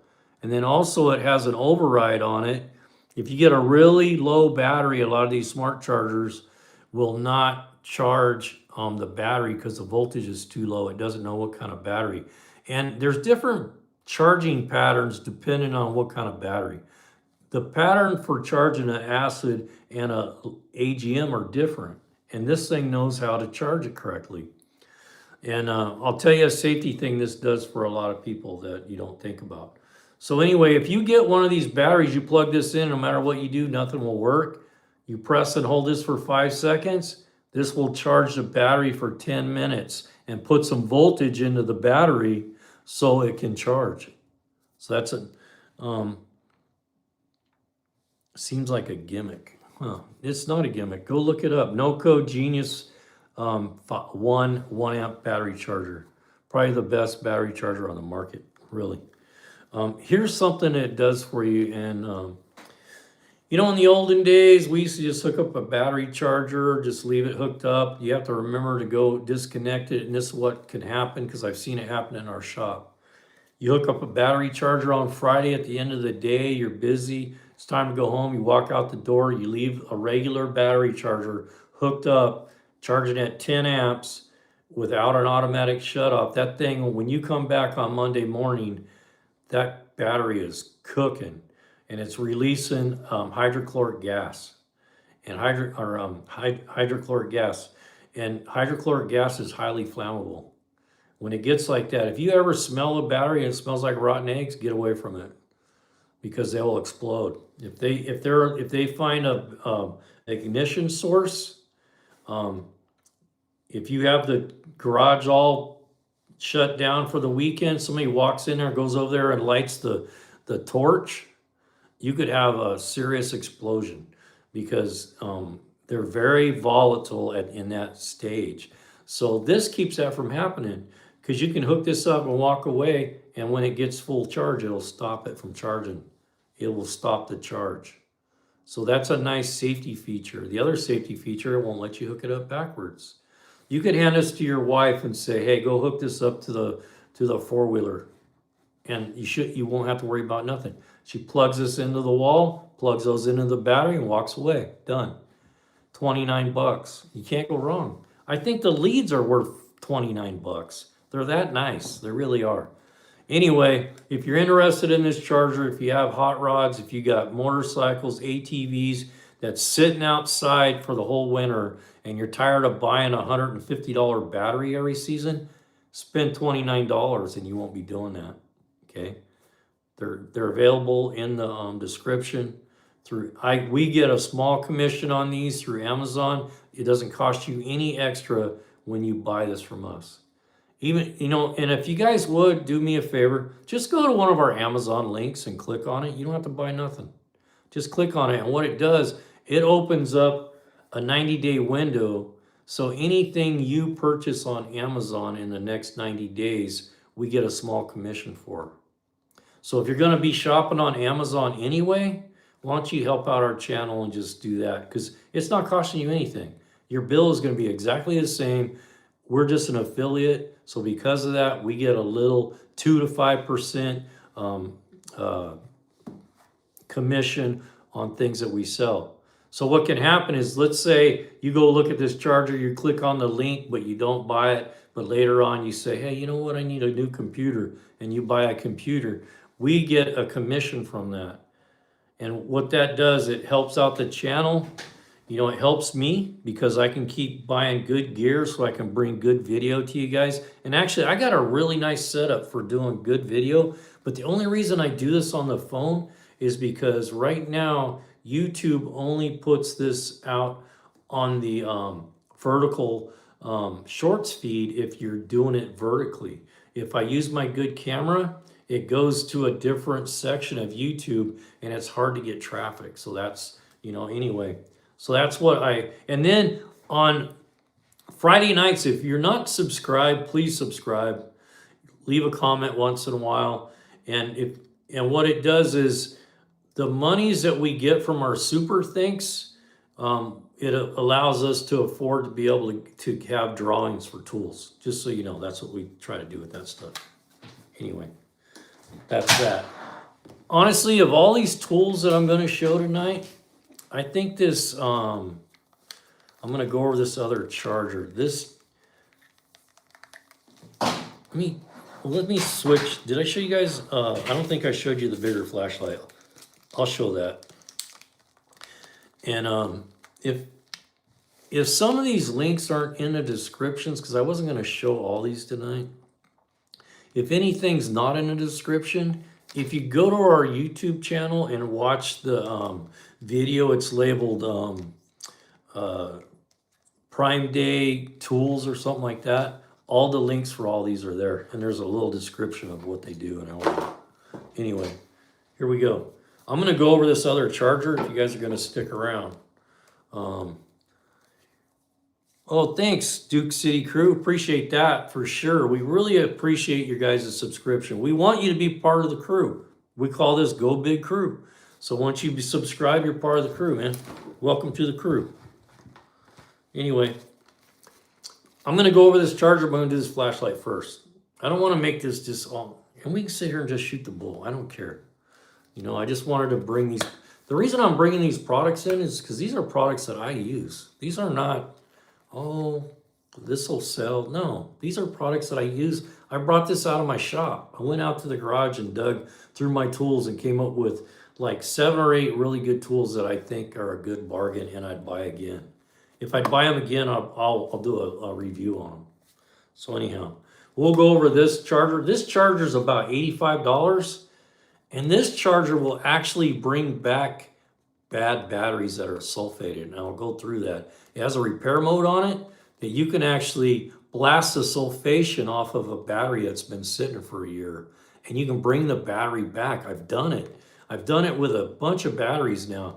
I'm thinking this thing has saved me between $500 and $1,000 just in having to replace batteries. Because I had some batteries on my motorhome, they wouldn't charge. I use this on it, let it sit overnight. They charge right up and they're still working fine. So this is a great product. For 85 bucks, you'll see, I'll guarantee you, if you do a lot of battery stuff in your shop and doing automotive stuff, this $85 tool is going to save you probably $500 in the first year you own it. I believe in it. It's that good of a product. Anyway, go to the flashlight. This is a flashlight that I keep around the house, and I love this flashlight.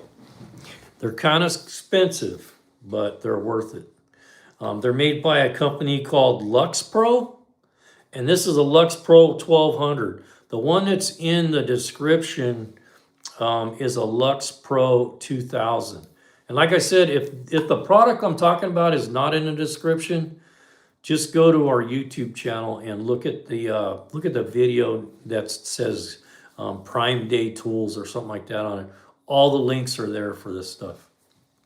And we appreciate it. We really appreciate it when you guys do that. It helps this channel so much when we get a little bit of that from, from our, just from the crew. I call you guys the crew. I talk to my girlfriend, I'll say, hey, the crew, I got to go talk to the crew tonight. Anyway, this is a really good quality flashlight. It's LED'd. It's full aluminum housed. It's bright as crazy, man. This thing is like having a floodlight. Like when you take it outside, you probably can't tell through the camera, but man, this thing is crazy bright. And it's all LED'd. I think it takes the big size D's. I can't remember. Oh no, that's right. It takes those little ones. So it takes the little double A's. And I can't remember the last time I put batteries in this thing. I mean, and I use it all the time. It just, actually, this is my girl's flashlight that she had, and I kind of stole it from her. And she gets mad because every time she's like, where's my flashlight? I don't know. It's usually out in the garage.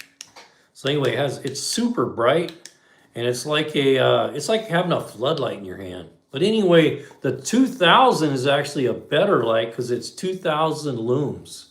So this is a great light. I keep this in the house, right by the door. It's a great light, and it makes a pretty good thumper too if I need one. Okay? Don't be trying to come to my house, trying to mess with my Harley in the middle of the night, because this old man hears everything. Everything. I hear every little sound because I hardly sleep because my back hurts all the time. Anyway, so there's the flashlight. Kind of expensive. If I remember right, I'm thinking these are around 40 bucks. But there's a lot of flashlights on the market. I mean, you can go to Home Depot and buy one for 10 bucks or whatever. But this one has lasted the test of time. I've used it. It works well. And so I know, I know that it'll work. That's why I promote it. And I like the rubber coating on it. It has a nice rubber coating on it. And it's sealed up nice. Like when you take the head off, you'll see it has, that's a nice thing about a flashlight. If you get a good flashlight that's sealed well, see the little orange right there? That's a little tiny O-ring. So when you take the back or the front off of it, it's really well sealed. It doesn't get moisture in there. It's just a really good quality light. I really like it. If I lost this tomorrow, I'd go buy another one because it's worth the money. So anyway, links are in the descriptions. You guys want to talk about something else before I go on to the next tool? You want to shoot the breeze? Talk about stuff? Any fishermen here? My grandson's a fishing fanatic. He actually fished in Tennessee's high school Bassmasters Classic last year. I think he placed like 30th or something like that. So, any fishermen here? I found an Energizer flashlight on clearance from Walmart, aluminum rechargeable micro USB, probably why. So on clearance, and it's power bank to charge phone at least 1,000 lumens. Yeah, they got some nice products now out for flashlights. This is one I have an old. I'll tell you too, if you want another good flashlight, and they're just expensive, man. They're starting to push $100 bill. Streamline, the same company that makes this little one. They make a full-size flashlight like this, but they're expensive. But man, they're a nice light. They're actually smaller than this. They're about this long. I have one at work, and they're a great light. I wish flashlight companies, though, would start making them where they're not black. Black is the worst color for me as a technician because you get up underneath a dash and the carpet and all that, and you drop this thing, you can't even hardly see it. They should be like a lime color green or a bright orange. It makes them hard to find. I lose this thing all the time, and it's hard to find. Blah, blah, blah. I paid only 35 bucks. Yeah, that's a good deal. Yeah, that's a good deal. Hey, thanks for the hearts, whoever dropped those. I don't even know how to make people do the hearts. Can you guys explain to me how you do the heart thing? Because I don't even know. I've been doing TikTok, most of my tools, so I can find them and tell someone who's using them. I'll tell you a funny story about that. I worked with this guy, and he was a character, man. I mean, he was a real character. And he was telling me when he was a kid, he never understood why his dad always painted all of his tools bright orange. Black light colors. Yeah.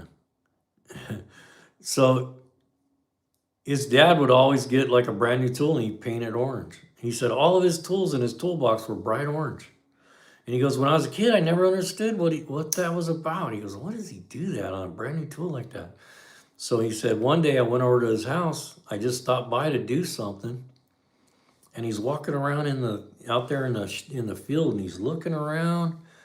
And he went out there. He says, what are you doing? He says, I'm trying to find my hammer. And what it was, he'd get pissed about something, and he'd throw his tools. So later that night, he'd go out there to see if he could find them. So he'd paint them all orange, so when he got mad and throw them, he could find them. I thought that was pretty funny. We had a guy like that in my shop. I had to shut him down. I went through the shop one day. I was a manager. I was a fleet manager at the time. And I went walking to the back, and he got irritated at something. He threw this like car part across the shop. And I was like, dude, you can't do that. You could have hit somebody with it, You could have hurt somebody bad. You can't, if you're going to lose your temper like that and something's irritating you that bad, take a break. Go have a soda and come back to it. And it's not worth doing. Honestly, I could fire you right now for what you did because it was a real bad safety concern. You could have hit somebody in the head with that. And I said, don't let it happen again. You'll be gone. Easy fine with a backlight flashlight. Black light colors. That's a good idea. Use those neon colors and use a black light to find them, huh? That's a pretty smart idea. Okay. So where's everybody from right here, right now? Where are you guys all from? I'm in Northern California. We've been at this live for an hour and a half. Can you believe that? That's crazy. We've been doing really good on the lives. I mean, we've gotten like a couple thousand views every time we do a live. So the lives are becoming popular on YouTube. YouTube actually does a good thing on the lives on the phone is they push those out to the shorts feed, which is pretty cool. Started with my keys and wallet, but now everything glows, so it isn't as effective anymore. Yeah, I guess that's true. When everything's that color, it doesn't work as well, huh? I didn't think about that. I'm horrible for losing things, man. I'm always walking around. You know what's one for me, and it's been that way. I've been wrenching since I was about 20. So I've been wrenching for over 40 years. In my career, I wish I could get back all the time I spent looking for keys. I couldn't tell you how many times I've lost customer keys. I've lost, because sometimes I'd be working on 5 or 6 vehicles at a time. Because when I worked in a real high volume shop, I had 3 racks to myself. So I'd get one up in the air, tear it down, order parts, go to the next one, work on that. When the parts came in, I'd go back over and finish that one. So, I'd be working on like 3, 4, sometimes 6 vehicles at a time. And man, I couldn't tell you how many times I've lost keys. And I tried to put little hooks on the toolbox and do them, hang them, put them. What I found works best if you work in a shop, put the keys in the door. Just put the door lock key, put it in the door. That works best, I find. Because if you're not there, everybody knows where the key is at. I'm from North Carolina. Just days looking for keys, cleaned up several piles of clutter. Yeah, man, I tell you, it's horrible for me. I'll tell you a story about my Harley. Last summer, and this is a stupid thing I did too. I couldn't believe I did this, but anyway, I was doing a bunch of work at the house, and I got a 1-lane driveway, and I had move a bunch of stuff, and I was pulling my motorhome out. So I had to move this pickup, that pickup, move the motorhome out, and I was working on the bike, washing it, blah, blah, blah, whatever. 2 stories here. One was, okay, so I had my pickup parked in the driveway. So I washed my bike all up and cleaned the chrome and everything, and I went for a quick ride around the block just to get all the water after I wiped it down and everything. And I pulled it up behind my pickup because the way I usually come to the driveway is through the front door, and you get a side view of everything as you walk up to it. And what happened was I parked, and I had a couple beverages, I'm not gonna lie. I parked behind my pickup, and then I was working out in the garage, which is in the back. So I walked up the driveway instead of coming this way. I came through the back, and I walked up to my pickup from the front and got in it. And I had to go grab some parts or something. And I get in a truck and I go to back up, and I just feel this like resistance. I'm like, what is that? Did I leave the garbage can back there or something? And I looked in the mirror, and I can just barely see my mirror of the bike doing this. I'm like, holy crap, I just backed into the bike. So I didn't really feel much, I thought, well, maybe I just, it didn't knock it over. It didn't fall over. So I was like, man, maybe I just hit the tire or something. So I get out, holy crap, man. Completely folded the front fender. Original fender on that bike since 91. Beautiful paint on it, just folded up like an aluminum can. And I was getting ready to take a ride to Arizona. And I was like, and I said, you know what? I'm not letting that fender stop me. My uncles, the first thing they did on a chopper was take the front fender off, take the front brake off. I took that fender off, and man, I went to Arizona with no front fender. No problem. I went across the desert at night by myself. No problem. So there's one story about but we'll talk about the keys. So anyway, I was doing a bunch of work. I had big old ball full of keys, 4 or 5 different sets of keys to move this truck and that truck, the motorhome, the bike, to open the garage up. So I had all these different kind of keys all day long. Well, the bike only had a single key, and I only had one key to it. And I got done, and the bike was parked in the driveway. Where I live, you don't want to leave nothing out in the driveway overnight that has any value, especially a Harley. It was almost dark. It was getting dusk. I can't find a key to the Harley. I'm like, oh, you got to be shitting me. I'm looking, I'm tearing stuff apart, man. I'm looking everywhere. I couldn't find the key. And I'm like, what am I going to do, man? And my driveway's like this. That bike weighs like 700 pounds. I got a bad knee and a bad back, but I'm pretty strong still, And I was like, son of a gun. And I mean, I looked high and low trying to find that freaking key. And I finally said, piss on it. I got to get that bike in here. I'm not going to be able to leave it out. So I opened the gates up and I pushed that thing, man, a foot at a time to get it up in the driveway, to get it past the gate so I could lock the gate. And I'm not exaggerating. It took me 9 days to find those keys. And I was wanting to go riding. The weather was nice. I was calling around to see what I could do. And the lock mechanism, it's not like you can just change it. It's part of the steering column. And it's a special key. So my choice was to have a locksmith come out and key the lock, and it was gonna be like $300. I'm like, man. So I just said, piss on it. I drove the truck. I couldn't go riding, and and what happened was, I dropped it going through the back door of the house, and it went underneath a pile of leaves, and then I was actually outside blowing leaves. And I blew it, and there's the key. And I'm telling you, man, I looked and looked and looked and looked because I wanted to go riding, and I couldn't. And the bike was stuck in the driveway. I couldn't move it. Anyway, there you go. We're growing, you can see, son of a bitch. Is there a key? There's a key. There's most be a lock. Yeah, no shit. That's the way, that's my key explanation. Keys have been they've created a lot of problems for me over the years. I couldn't tell you. Well, I started doing it at the shop I worked at because they would come out and say, they would lose the keys in the office, and they would come out and say, hey, you had the key, where's the key at? And you'd be looking all over the place, and then an hour later find out, oh, they found it in the office. And I used to irritate the crap out of me. So what I started doing is, they had these envelopes with the repair orders on them. And so what I started doing is I would take the key and I would staple it to the repair order because it had a little tag on it when I turned them into the office. And they would come out to my box and say, hey, where's that key to that truck? And I'd go, I turned it in with the paperwork. And they're like, no, you didn't, because it's not in there. And I'd say, let me see that repair order. And I go, you see those two little holes right there? That's where I stapled it onto the repair order where it got turned in. So it's on you. You go find them. And they would go like, dang it, because they want me to go find the keys. So that fixed that. Got a place for keys beside my front door and in the bedroom for when they are in my pocket walking in. Yeah, my girls taught me that trick. She got me a little basket. It sits right by the front door. And when I come in the house, I'm supposed to put them in there. I'd say about 80% of the time I do that. And then about 20, I don't know where they're at.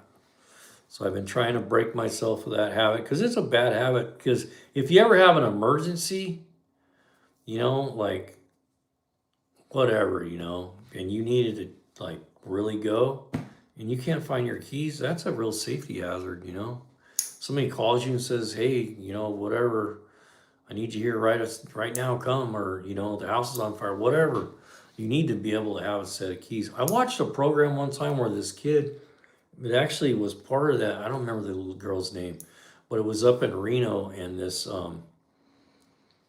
girl got kidnapped from her house, and her dad was standing right there when it happened. And they kidnapped her, and he seen her put her in the car and drive away, and he was on his bicycle. And I don't know if he didn't know where his keys were or whatever, but anyway, I always thought of that in my head, man. If something happened with one of my kids, I'd want to be able to chase somebody. So, that's a bad habit to be in, is not know where your keys are at. So I'm trying to break myself of that habit, but that's a weird way of thinking. But you know what? You need to be prepared. You never know in life, what can happen. So you got to be prepared for that. Let's see. So let's talk. You guys want to talk about this Genius 10? If you ever buy a tool, man, this is the one to buy. It's under $100. You can get these on sale for, I paid 85 for this one, but same setup as that other one, you know? It's the same setup, but let me show you the leads on this thing. So it has the same leads as the other one. If you weren't here when we showed the first one, I'll show it again. Really good quality leads, good clamps. They're well insulated. 100% copper inside here. The leads actually can be removed in case one gets damaged. You can buy a second set of these and just replace just the clamps, which is nice. They have the quick connect just like the other one did. You can pull these off. You can get secondary sets of these if you want to leave them hooked to something. This has a nice rubber seal here where it goes back together. The leads are probably about 18 feet long on this one. No, they're not that long because this was the other one's a little short. They're about 8 feet on this one. I was thinking of that air compressor thing I got. So these are about 8 or 10 feet long. Good quality leads, fused. It uses a standard automotive fuse, which is nice. Blows the fuse. Just a standard mini ATO fuse right here. And the same setup as the other one. It has a light on it to tell you that you're plugged in the AC voltage. We'll plug it in here in a second. I want to walk through these things.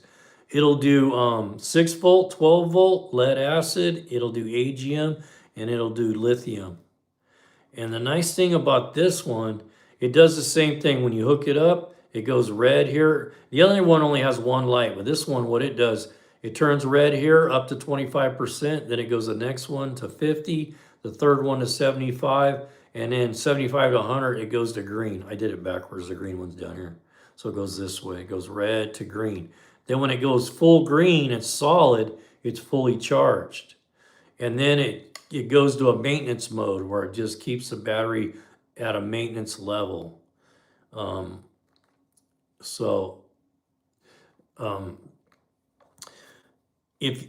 are the modes that are kind of cool. So over here you can switch to 6 volt, but it has 2 different modes here. One is 12 volt supply voltage, and what you can do with that, it's nice because you can diagnose with this. So what supply voltage does when you get to there, and I'll walk through all that, you can test stuff with this. You can put it on supply voltage. You hook this power and ground to a headlight or to a fan motor, a solenoid, whatever it is, and you can test stuff with this. That's a nice feature to have on a battery charger. So anyway, that's one. And the other mode it has here, it has that repair mode I was telling you about. This repair mode is worth the 85 bucks alone. Because what the repair mode does, let's say you have a battery that's been sitting a year dead. It's got 1 volt in it. It's fully sulfated because you haven't kept it charged. And so it's a damaged battery at that point. You can hook this thing up. I'm not exaggerating. I'm telling you, I brought probably 10 or 15 batteries back because of this now. You can put this on the repair mode, and what it does, it pulses high pulse amperage at it for 2 to overnight, depending on what it needs to do. And what it does, it knocks the sulfation off the plates. And that's what causes batteries to fail, is the sulfation gets built up on the plates. So it knocks the sulfation off the plates, and it allows it to recharge again. So this is you can repair a battery with this. That feature alone is worth the price of this battery, of this charger. I probably saved myself over $500 in the last 3 months with this thing, because I was able to bring batteries back that were done. They were ready for the boneyard. So let me show you how this thing works. I'll plug it in, and we'll hook this up. Actually, this is plugged into power right now, right? Let me hook these up. I think I got it plugged into power.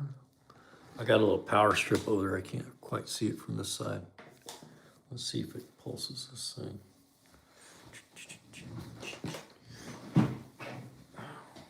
Plug this thing. Didn't like it because of what I was doing.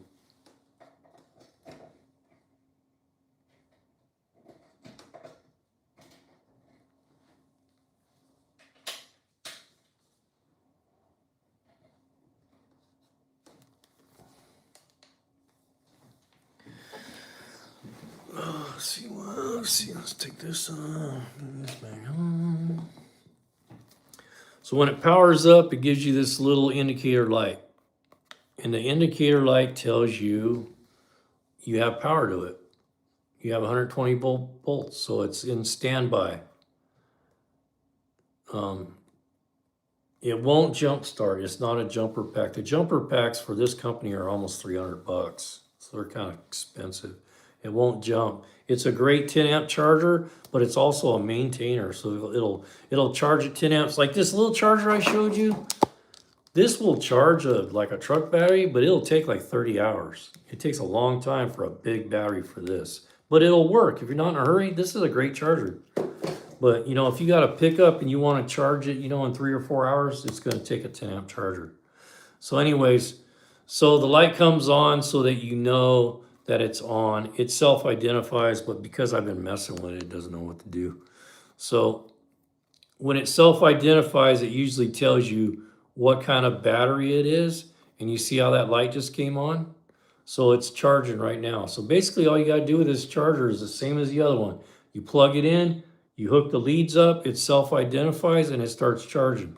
And you're going to see this go pretty fast because this battery is probably like 80% right now. So it'll go from, in this first one, it'll charge up to 25%, and then it'll go to the second one up to 50.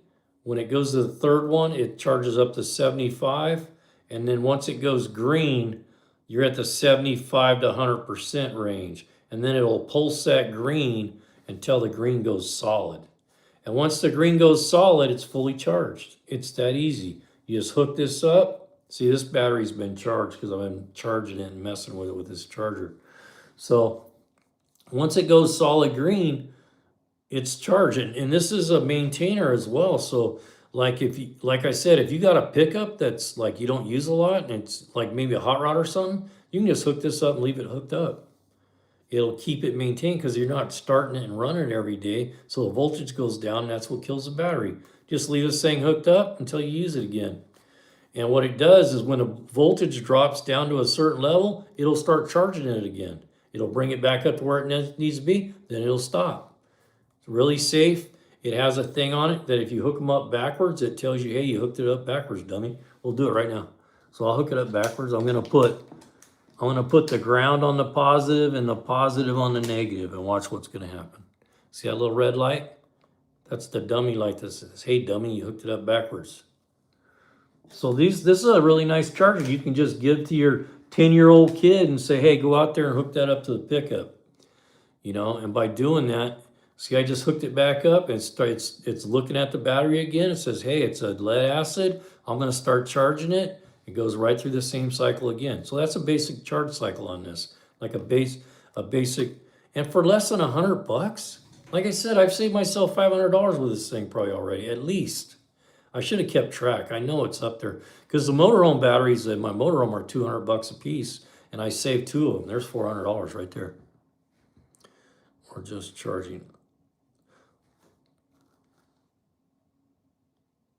Give me a second.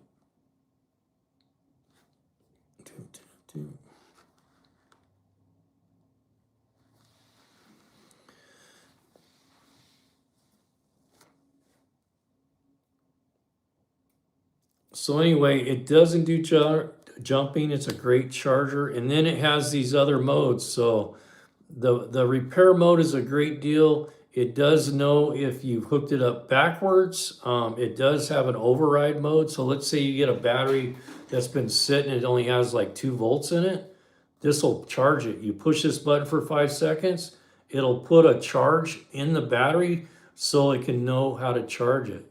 So a lot of these automatic chargers, you go to use them and they won't charge because it doesn't see over 2 volts.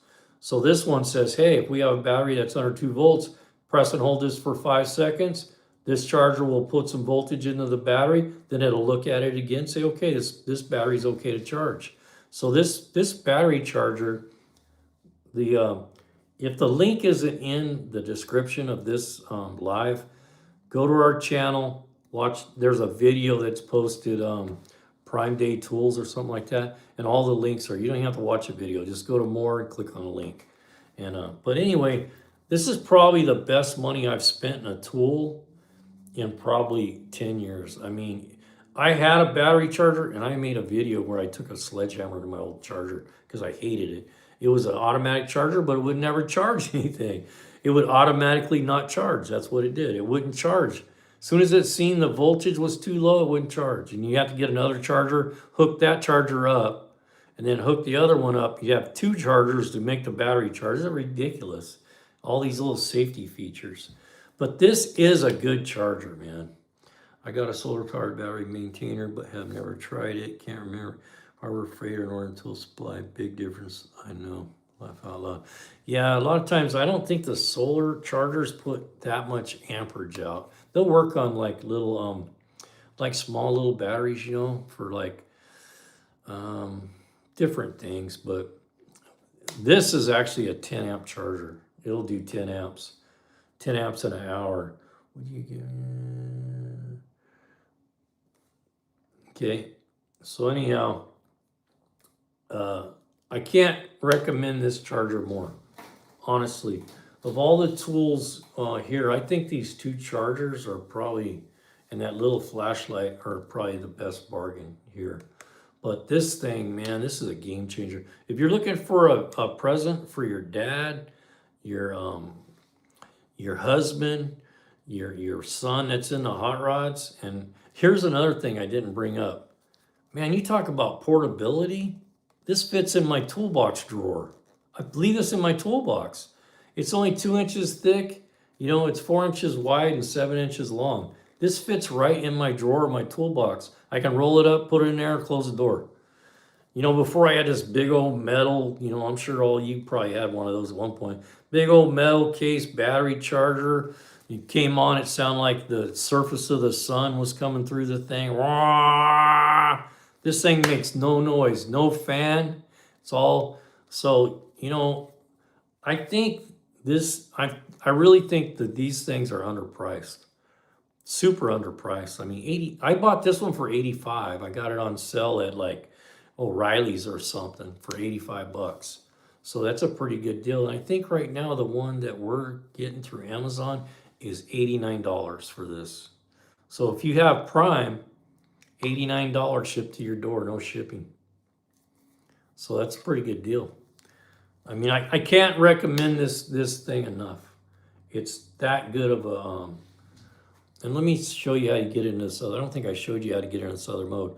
So to get in these lower modes, which is 6 volt, 6 volt AGM, the repair mode, and the supply mode, just push and hold this for 5 seconds.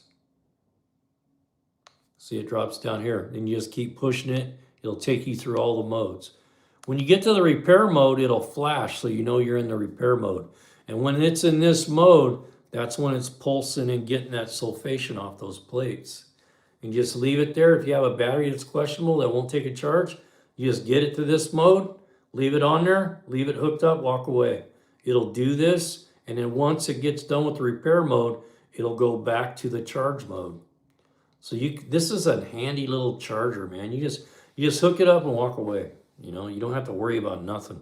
You don't have to worry about it overcharging. You don't have to worry about it creating sparks because you hooked it up backwards. Pretty sealed up. I don't know if they're watertight, but they're pretty sealed. And I dropped this one a couple times, and it pretty bulletproof. Really hard ABS plastic on the outside. The only thing I think that they could have done better with this is put a way to mount it on the wall, because there's not a good mount. It comes with like this Velcro thing that you can use. I thought it was kind of cheesy, but if it was me, you could build a little metal thing to put on the wall that it sits inside of, you know, because this would be nice to hang on the wall by the bench instead of having it like this all the time. This was, you know, mounted like this on the bench where you could get to it real easy. But Noco makes some really good products. I'm not kidding you. I wouldn't be afraid to buy another one of these. And these 10 amps, man, if you got little stuff laying around, buy 3 of them. They're 20 bucks. $29, these things. So, you know, for less than 100 bucks, you can have 3 of these. So if you got hot rod, I mean, if you got a motorcycle, like I got 2 motorcycles that sit outside. And so these right here, man, that saves my battery if I use these. Just hook them up, leave them alone. It'll maintain that battery, and they're 1 amp chargers. They work great. I got for a jump pack too. Oh, James Peterson, Noco is the best brand. Yeah, I agree. What do you think about these things being $29? I can't believe how hard it is to convince people what a great product this is. The leads are worth 29 bucks. Hey, Domi. Hello. James Patterson, welcome to the live. These things the leads on these things are worth $29. They're that good of quality. I really believe that. And your battery will last much longer. Yep, they do. Because see, what happens is if you keep your battery maintained and you don't let it go dead, it'll last twice as long, at least that long. The thing that kills batteries, I've been doing this a long time, 40 years in the field, ran a big fleet of over 1,000 vehicles, and I'm telling you, I know about batteries. You know, batteries are good for about 4 years if you don't take care of them. You know, sometimes less. So I keep my old car hooked up to one. Batteries are 250 bucks. Yeah, that's what I tell people. I was like, buy one of these, they're 30 bucks.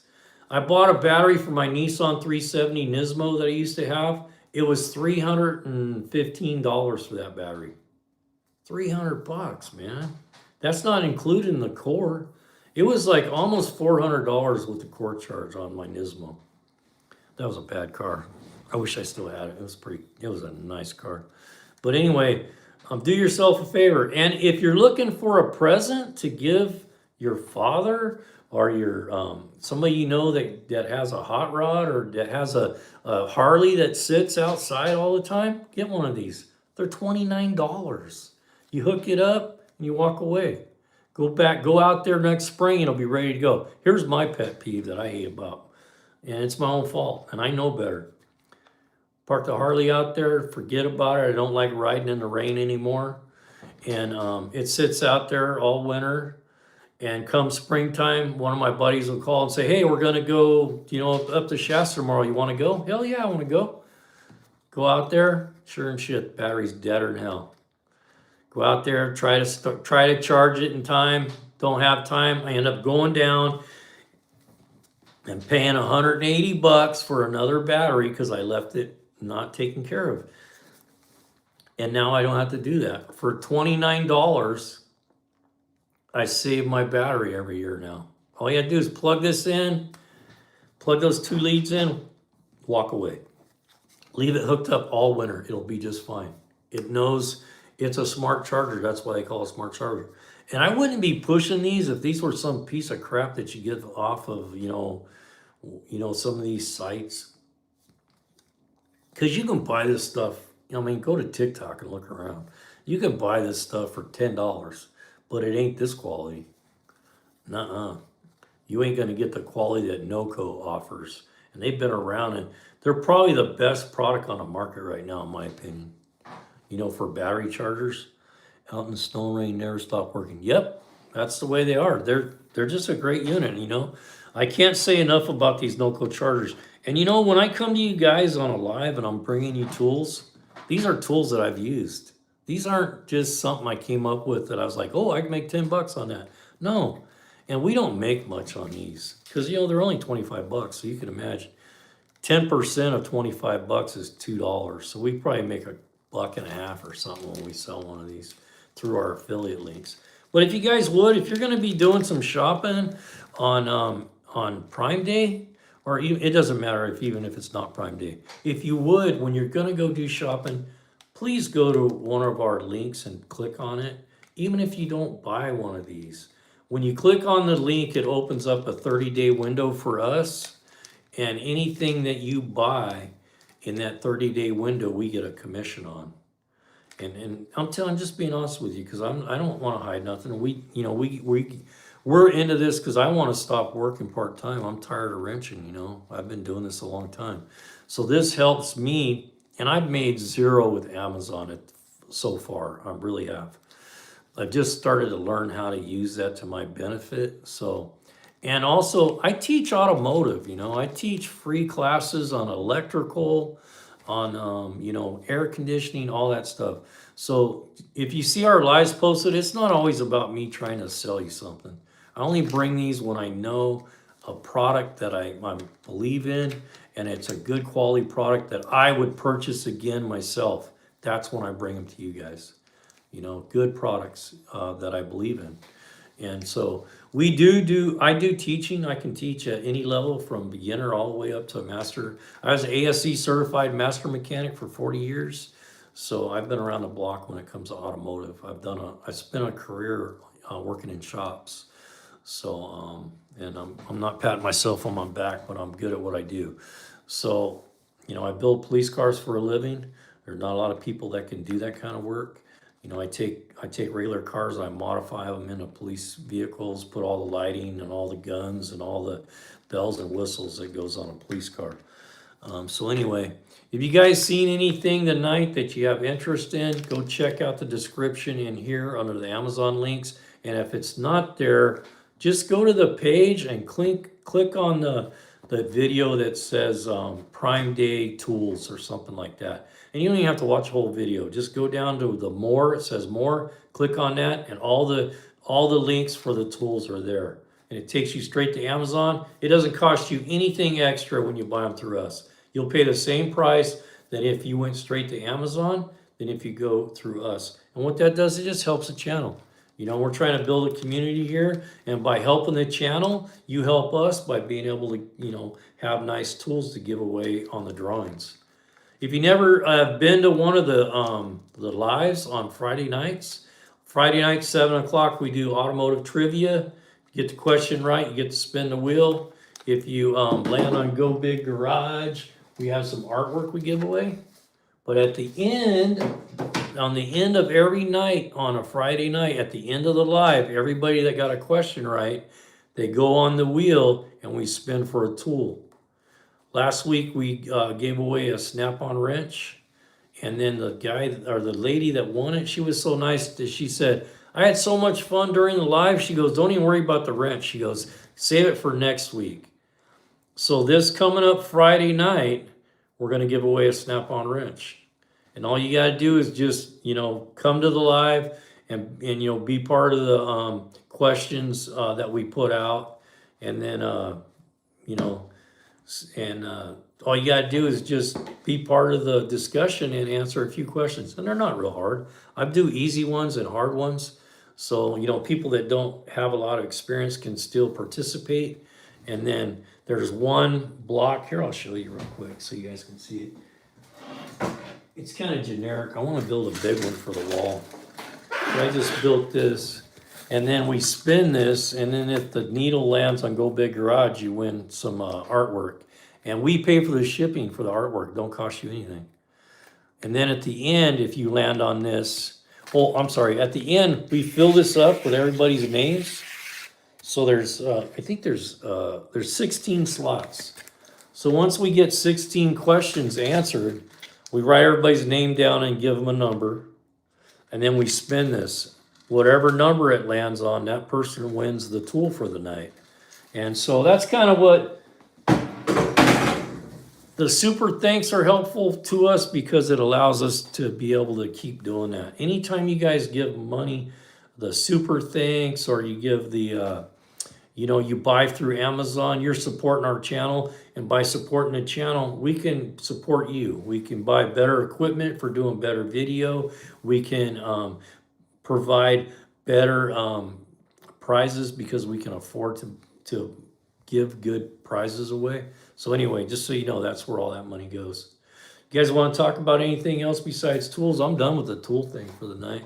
I got some other things, like I got some things that you guys probably already know about, like Milwaukee stuff.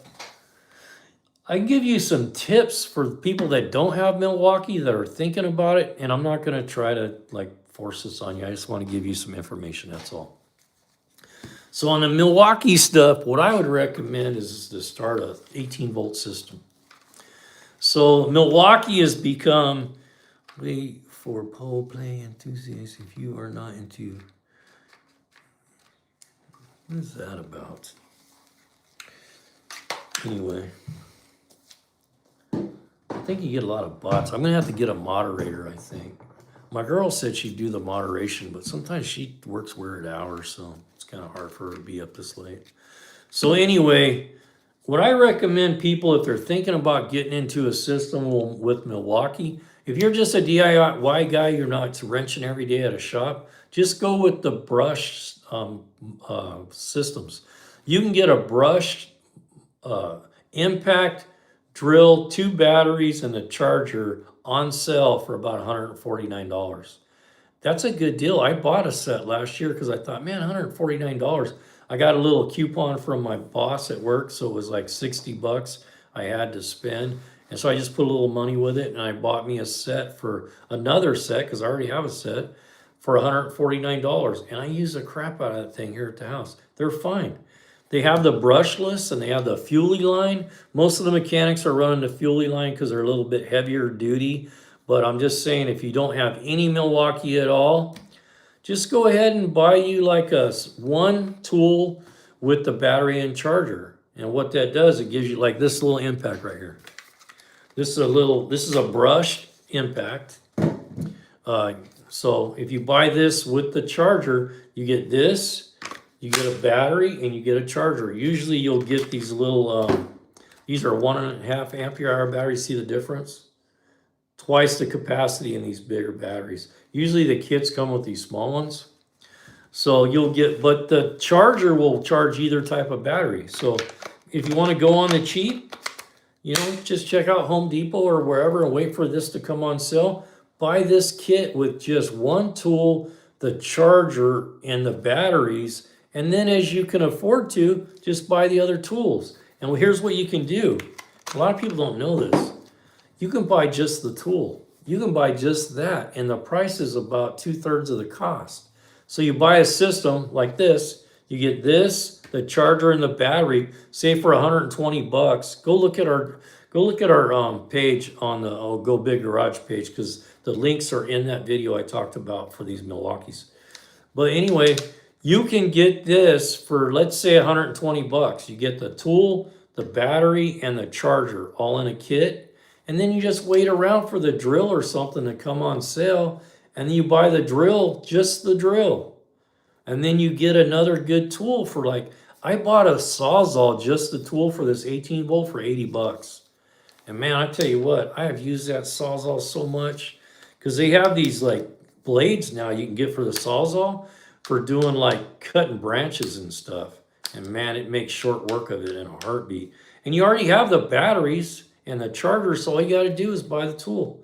So start out with one tool, spend 120 bucks, get the charger and the battery, and then as you can afford to, just add to it. Later on, hey, I'm going to get a drill. Later on, hey, I'm going to get me a flashlight. Or hey, you know what, I'm going to get me a big 1/2 inch impact. That's something I don't have that I'm going to get soon. What have you been? I've already been drilling more than you, brother. That's for sure. So anyhow, that's a spill for Milwaukee. If you're looking into getting some Milwaukee, and here's another deal. If I don't know where these guys come from, man. I really don't.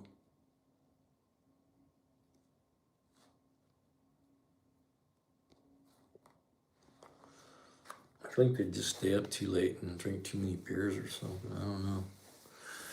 Anyway, I got to get a moderator. Anybody volunteering to moderate? I'm gonna need a moderator pretty soon, I think. That way I don't choke somebody, you know. Anyway, I'm looking into getting a 1/2 inch Milwaukee 18. They got a really nice 3/8 impact that hits really hard. I mean, it's a good, you can almost use it like a 1/2 inch. But one thing I've kept over the years is my old snap-on air ratchet. Because if someone needs to get something break loose in the shop that really is hard to get off, they come get my snap-on. Because it's got a big heavy metal anvil on it, and it'll knock that stuff loose, you know. Where a lot of these electrics, they work pretty good. I mean, they'll get like 90% of the stuff broke loose, but you get like a crank bolt on something that's kind of rusty and it's been on there a while. those little electrics ain't gonna cut it. Guys will tell you they will, but I work in a shop where we got 9 technicians and we work on big heavy duty equipment like graders and all that kind of stuff. Every time there's something that's really hard to get off, they come get my Snap-on. Because it's got, the thing, it has so much volume of metal in that anvil, it can knock that big stuff loose. And sometimes you're just better off to go get, a lot of people don't even know they exist. We have a 1-inch air gun. It's a big sucker, man. It takes 2 people to kind of hold it up in place. But a 1-inch gun will knock it loose.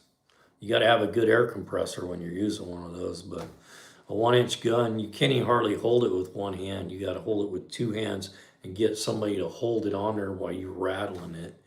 But a 1-inch gun will, I've seen 1-inch guns like snap stuff off, like, and then it turns into a nightmare. But a torch is usually a good idea. When you get something really, really tight like that and you're battling it and you're getting to the point that you think, man, this thing's gonna break, put a torch on it. Just, they call it a hot wrench, you know. A hot wrench will get it off. Just take a torch. You got to make sure you're not going to catch nothing on fire. Have a fire extinguisher right there.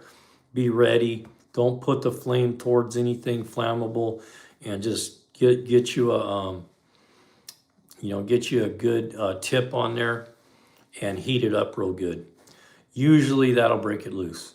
You know, a good heat on a bolt that's stuck big time will usually take it off. I don't know why you get all these weirdos on here late at night, but you do. Yeah, we're going to have to get a moderator for this channel, I think, you know, because some of these comments, you know what happened to me? I got demonetized on one of my videos, or actually on TikTok. They put me in he put me in a corner for a couple days because what somebody posted on a comment, it wasn't what I posted, it's what somebody else had posted. So you got to be careful with your comments on these things because, you know, some people rely on this. I mean, I know people that they do TikTok exclusively as a living, and when they get their accounts shut down, it's like losing their job. You know, you could really hurt somebody to the point that, you know, it costs them, you know, it costs them their livelihood. You know, it could cost them being able to buy their kids freaking food and put clothes on them. So, you know, this, you know, guys that create, that are content creators, you know, there's a lot of work that goes into it. And when people jeopardize that, man, it's not cool, you know. It's not a big deal for me because I have a retirement and I work part-time. But this stuff I'm doing, I'm just trying to figure out a way. So when I turn 62, which is getting ready to happen, I'm going to get my Social Security, and hopefully I can get a little bit of revenue going with this kind of stuff so I can still have little projects, you know, and I can afford to take care of stuff. It's getting really expensive. You don't realize it when you're younger. When I was younger, I was not a big deal. Like, because if I had something happen, I just go work more hours, you know, or I take on a side job and do something for somebody and make some money. But when you get to be 60, you know, your body won't let you do that forever, you know. You start feeling it, you know. You can't go. Like, I work with these young guys now. I'm not poo-pooing every young guy that's 25, but I got some guys I work with that are 25 years old, and they act like old men. I look at them and go, man, move your butt, you know? What are you doing? This should have been done yesterday. What have you been doing? Put your phone down. You know, get some work done. You know, so it's hard to motivate young. In my shop, I've had a hard time motivating these young guys. Because I'm 61 years old and I'm working circles around them. It's like, man, I got a bad back, bad knee, neck, you know. And to me, when I was 25, if some guy that age was out working me, I'd feel embarrassed, you know. You know, I'd feel, and then we didn't let the old guys do the heavy work. When I worked in shops and we were the young guys, and the old guys were trying to pick up something really heavy, we'd go over there and say, hey, we'll get that, you know, let us take care of that, because they already paid their dues. Nowadays, man, these young guys, they're like this. They're walking around the shop looking at their phone and playing TikTok and listening to music and like I'm not in charge of the shop no more, so I don't have a lot of say so in that. I like YouTube and that in the shop when you can use it because a lot of times you're looking for components and stuff. Like I was looking for a ABS module on a Ford pickup. I don't think I ever would have found it without YouTube. It was mounted underneath the dash pad, the ABS sensor, the ABS module. And I had a check engine light on and I knew the module was bad and I looked in every manual we had and everywhere kept saying it was somewhere else. And it kept saying against the firewall. It was under the dash pad. I had to pull the whole dash apart and lift the pad up and there it was. So without YouTube, I probably would have never found that thing, you know? So anyway, that's my spiel. The under very distracting. Now you're one, of course, but there's some sort of disconnect. My guess is that they'll own passion eventually. Yeah, I believe that. The problem is, man, we always need people to do work in this, in this world we live in. And it's getting to be to where nobody wants to work anymore. Nobody wants to put in the effort that it takes to do hard work. If it's hard work, they don't want to be involved. And, when I grew up, man, I worked in the mills when I was younger, and I worked at construction when I was younger. I was a plastering hod carrier when I was about 25. And so it was a peer pressure thing. It was like, man, get it done. We ain't got all day. Nowadays you say that somebody will have you up there in HR, trying to get rid of you because you hurt somebody's feelings. When I worked in the mill, them guys, man, we used to box. You get in an argument, they had a sand pile out back. You have an issue with some guy. He's like, let's go to the sand pile. You go out there and go dukes, man, for 10 minutes, come back all bloody and beat up, and then go back to work. And that you might buy that guy, a beverage after work the next day. Nobody took it all serious. But nowadays, man, you can't even hardly say anything to somebody anymore without HR wanting to talk to you about it. I don't know how I made it through 25 years in my career because I don't know because I did some questionable things with the guys I used to say, and I was serious and to guys that I worked with because I came from a different era. I came from working in the mills and working in construction sites where you had to be a man. You had to have grunt and grit and some calluses, and that's how men worked. And it wasn't none of this, oh, let's sit down and hug each other and try to figure it out. Yeah, it didn't work like that. I had a guy I used to work with in a shop, man. He'd scream and yell at you and throw wrenches at you. He'd yell at you, and if you did it wrong, he'd throw a wrench at you. And bounce off the walls. He didn't always hit you with it, but there was a few times I got whacked with a wrench. And he was this old grumpy guy that had, he was been around forever. But man, if he told you to do something a certain way and you just didn't listen to what he said, and you had to come over there and ask him 2 or 3 times, he'd pick up a wrench and throw it at you. If you did that now, they'd probably arrest you for that. But it teaches you how to be a little tough skin. That's all. Not a big deal. And it teaches you, you have to be responsible for your job. You have to do your job. And I'm okay with that. Enchanted enchiladas. Man, enchanted enchiladas. Do you have a business? That's why your name says Enchanted Enchiladas?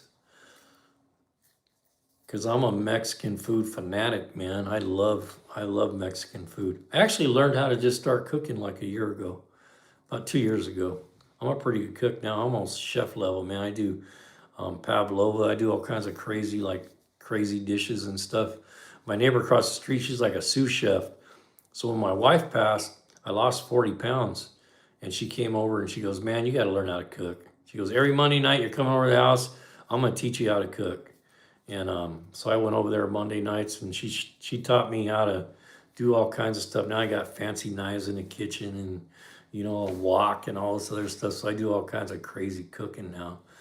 I got my weight back, you know, but grief will do that to you. You know, if there's anybody on here that's going through grief, or you know somebody that's going through grief, go see how they're doing.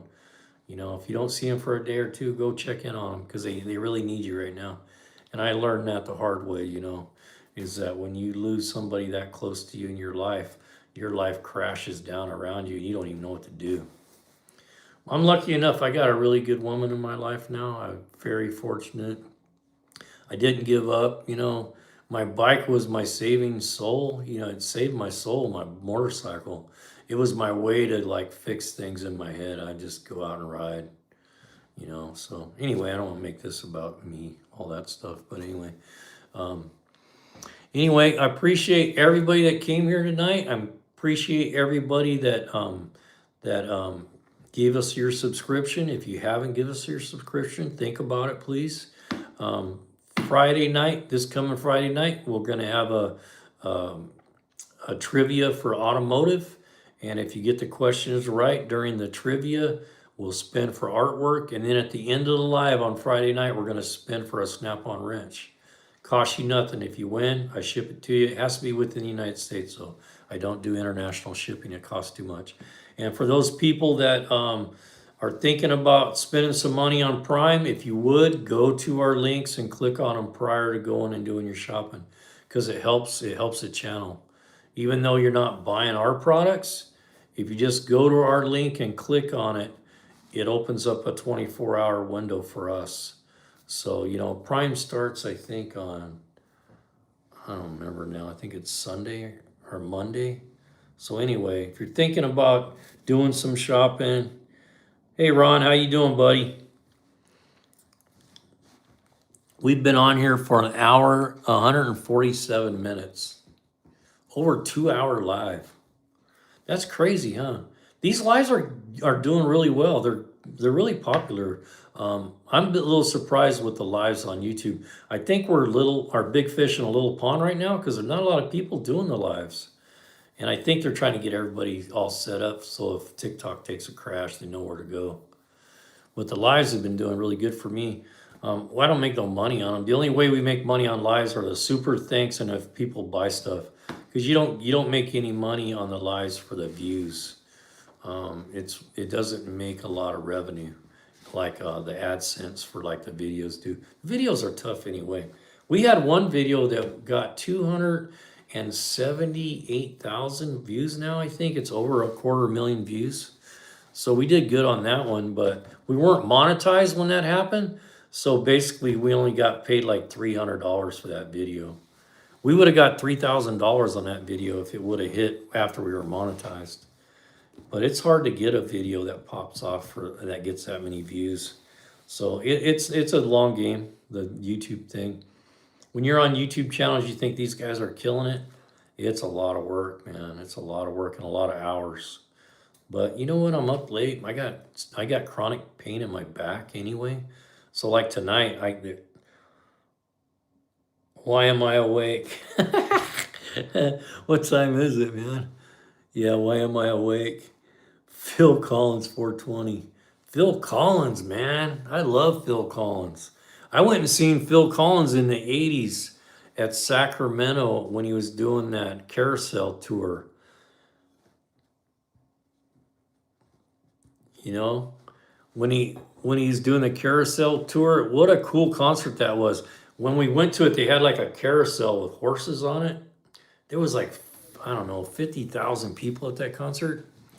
And it was in Sacramento. And they had like a carousel like with horses on it. And then it was just all kind of lit up dimly. And then when the concert got ready to start, it squashed down like a spaceship. And then they had this real bright light on the inside. And when the door opened, it looked like a UFO with like real bright lights coming out into the crowd. It was a super cool concert. Probably one of the best concerts I ever seen was Phil Collins. I feel like life should be more exciting. Like, what do you mean like life should be more exciting? Get your Harley. Go do some corners 85 in the rain. That's exciting. That'll get the old heart pumping. Phil Collins. Phil Collins, man. A lot of people don't know Phil Collins was a drummer before he was a singer. Phil Collins is probably one of the best percussionists you could ever listen to. He was an amazing drummer, and he ruined his wrist. You know, even now he can't hardly play now because he was such a hard hitting drummer. He was a great drummer.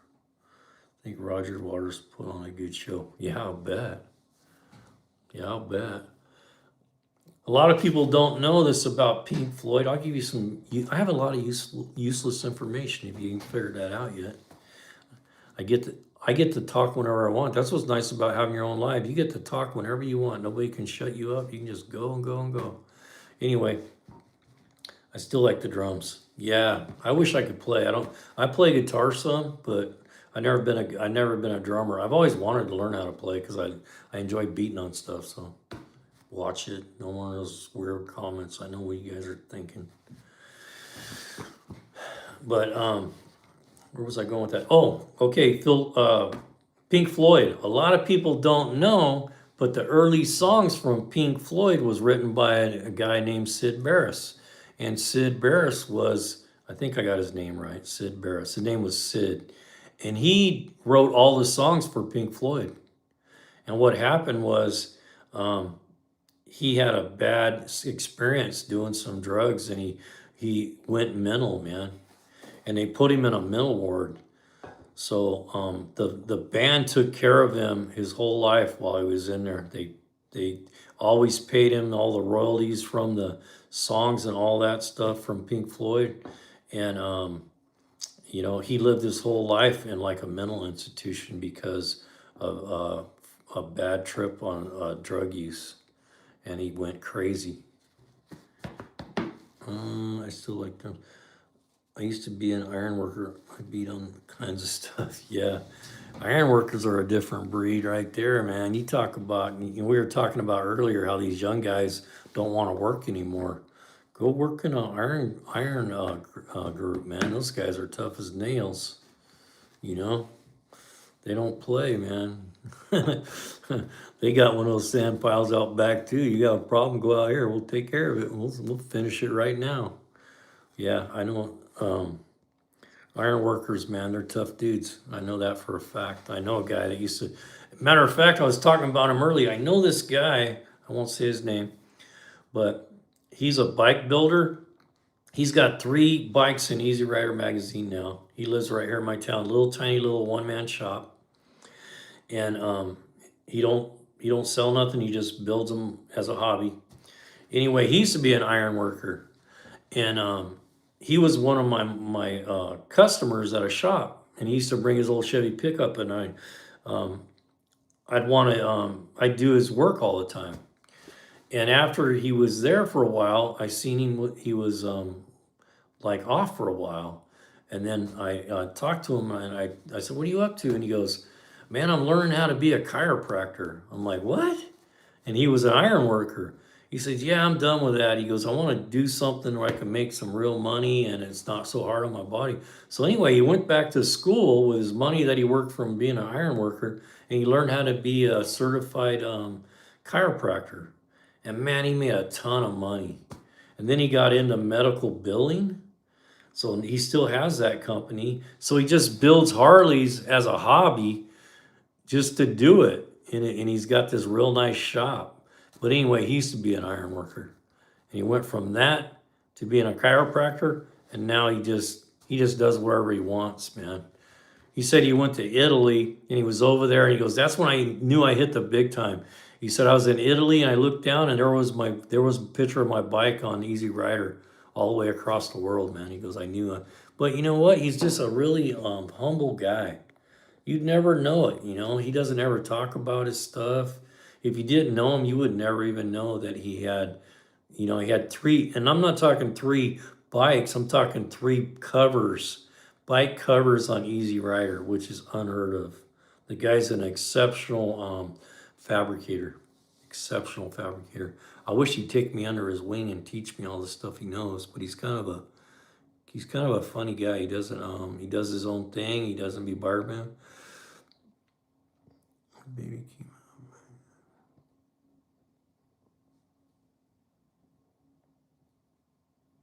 What is that about? I don't really understand that. You ever been working on your car?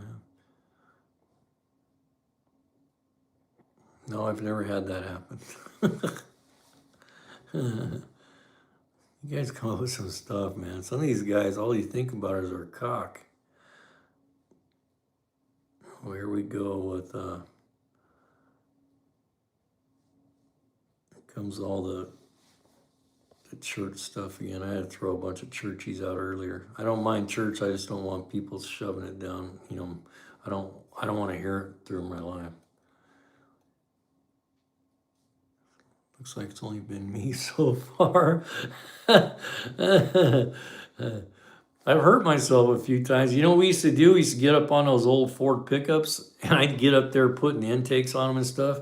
And I see guys down, they got these creepers that go out over, and they got these nice pads and all that.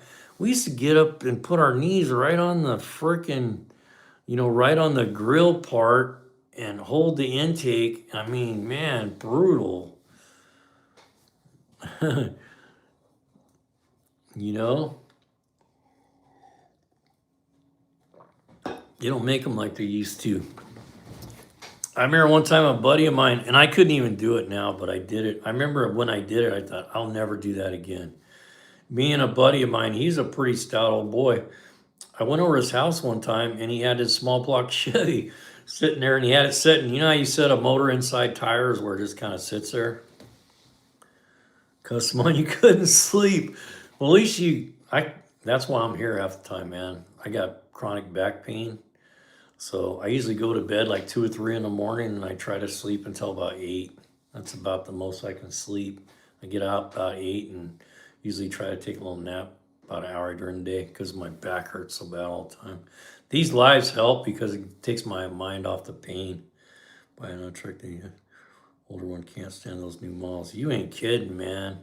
I build those new pickups. Let me tell you a story about my guy I was telling you about. So I went over to my buddy's house, and he's a pretty stout boy. He's about, at the time when I was 25 or 30, man, I was a beast. And I went over there, and he had this small block Chevy sitting there, and it was fully dressed, had the heads on it, the intake. I mean, a full small block Chevy with the flywheel, everything mounted to it, full dressed out small block Chevy. And he goes, man, I want to put that thing in the back of the truck. You think we can pick it up? And I said, yeah, I bet we could. So we put we had it all chained up, and we put a bar through there.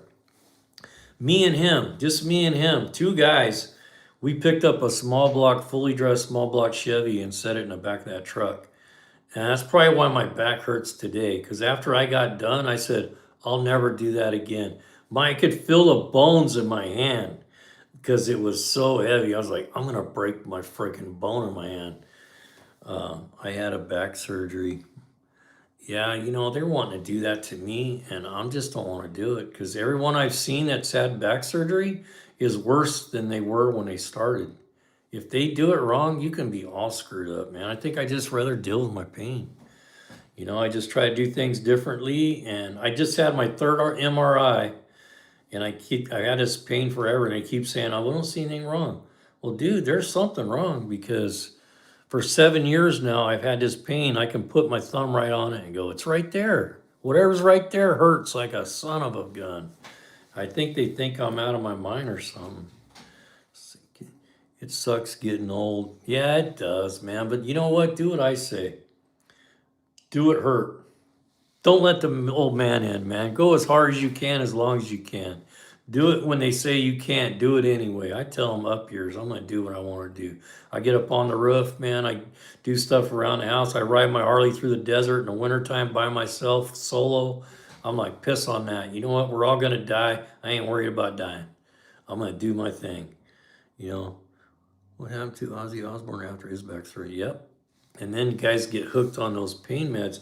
They try to put me on those pain meds, and we don't want to go on a deep discussion about pain meds. That happened the other night. But they put me on those and I just got off of them because I was like, I don't want to be on these, man. They make me foggy and they make me an ass. It make me aggressive and I don't like being like that. And so they had me on them for a while and I just went to the doctor and said, nope, do something else. This ain't working, man. I couldn't move my leg. I feel like I had no choice. Yeah, I get it, man. I get that. Pain can be overcoming. My wife suffered from cluster headaches for since she was 13 years old until she passed in her 60s, and so I know what pain, chronic pain, looks like, man. It can be so. It's, if you have friends that are in that situation, do whatever you can to make their life better. Go take them dinner once in a while. Go sit down and have a good shot with them when they feel like it. You know, it's helpful. Yeah. I like being foggy. Sometimes it is helpful to be foggy, it is. And certain things are legal in California now, and I recommend it to older people because um, pain meds are not the answer to everything. Sometimes other things can help a lot better, like a garden gnome, bro. Assassin, a garden gnome. Everybody says I look like something. So far, I've been told I look like this UFC fighter. I said, I can be a UFC fighter if I have to. And then, or Charles Manson. That was a strange character, wasn't he? I remember one time I watched an interview with him with some guy, and he said, I could have your head on a plate if I wanted it. If I wanted your head on the plate, I could have it. I thought, man, that guy is spun out. He is out there, old Charlie. Cardinal. All those little comments, they don't bother me, man. I don't mind the little banter. I should move to the Philippines and start a family. I'm middle-aged and lonely. You know what, dude? There's nothing wrong.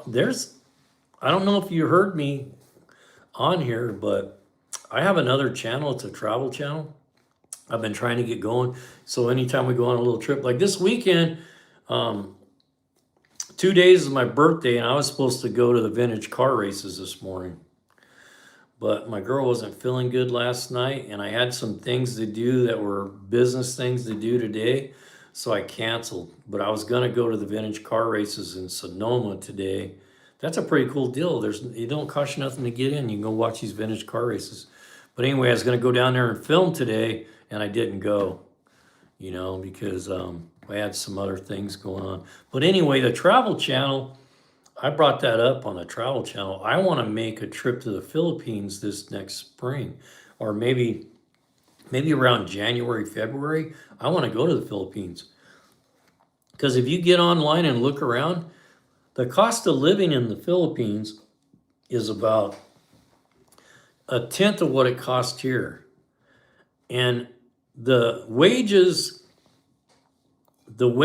of, say, a doctor or a lawyer in the Philippines is $3,500 a month. So you can go to the Philippines and you can live at the status of a lawyer and a doctor. You can live good. If you got $5,000 a month coming in, like a retirement and your Social Security, you can go to the Philippines, man, and you can live out the rest of your life like a king. I'm not kidding you. It don't cost hardly nothing, man. You can get, and it's sad in a way because it's just a very poor country. They don't make a lot of money. They're not poor, but they don't have a lot of income. So the average income for somebody in the Philippines is like, it's like $8,000 a year. So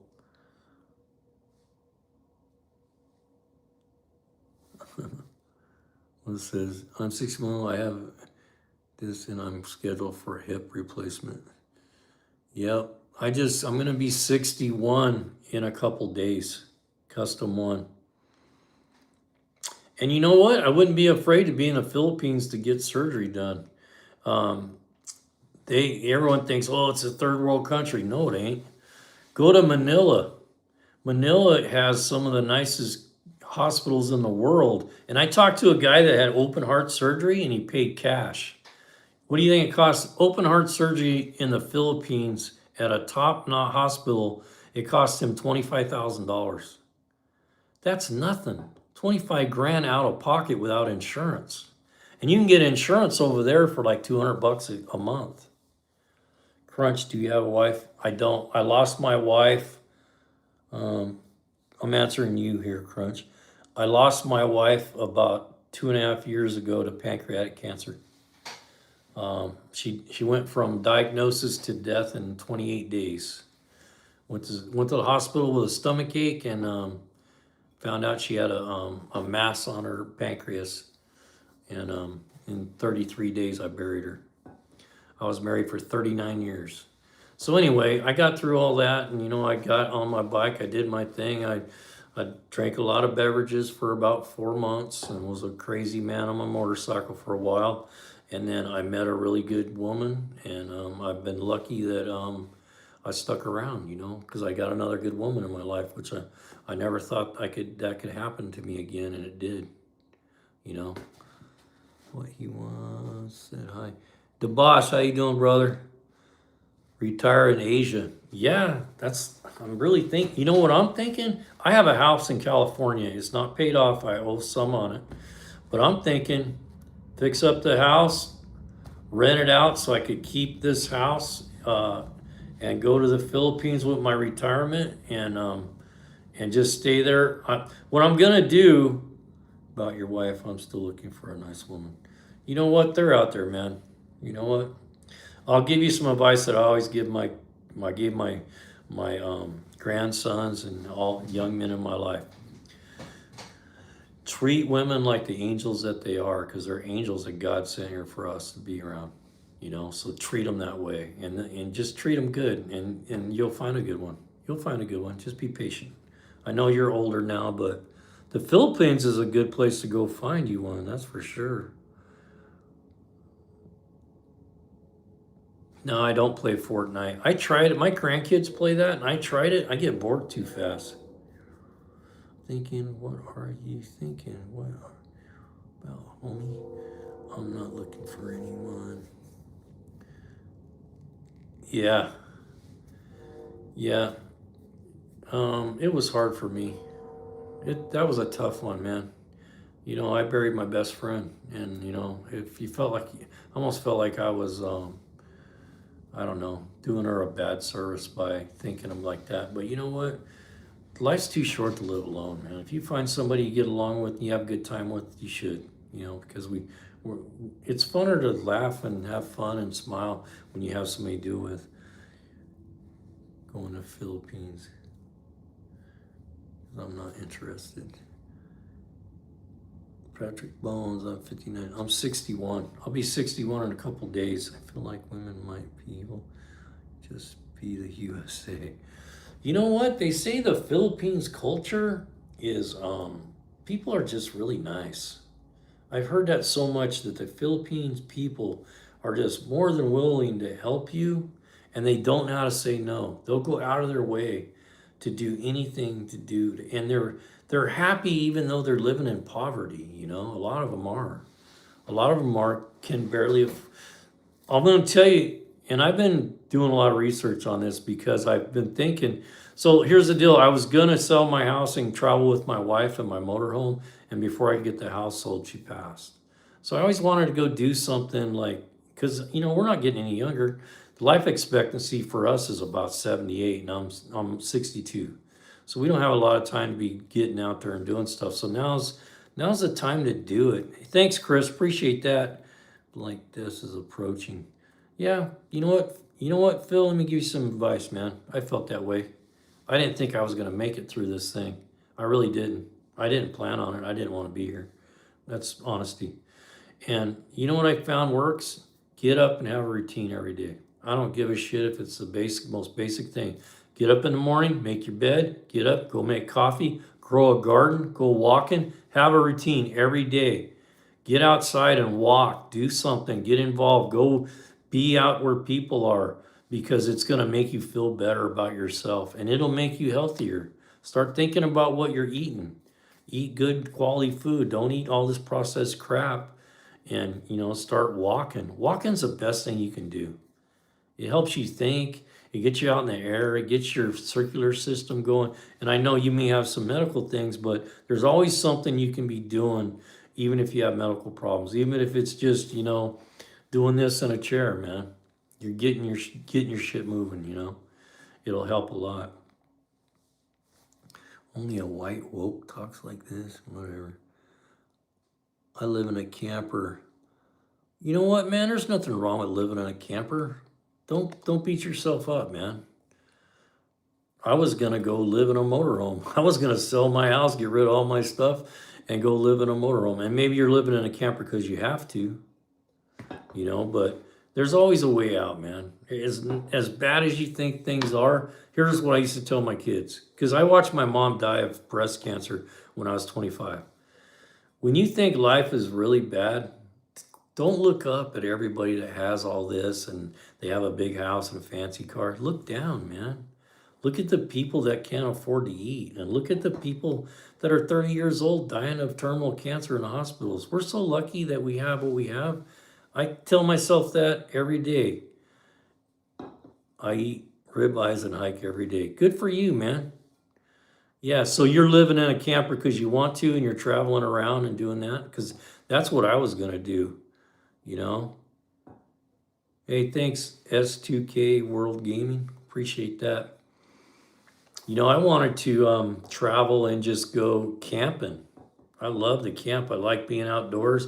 I bought like a 1987 Country Coach motorhome with a 454 and a turbo 400 in it, 30 footer.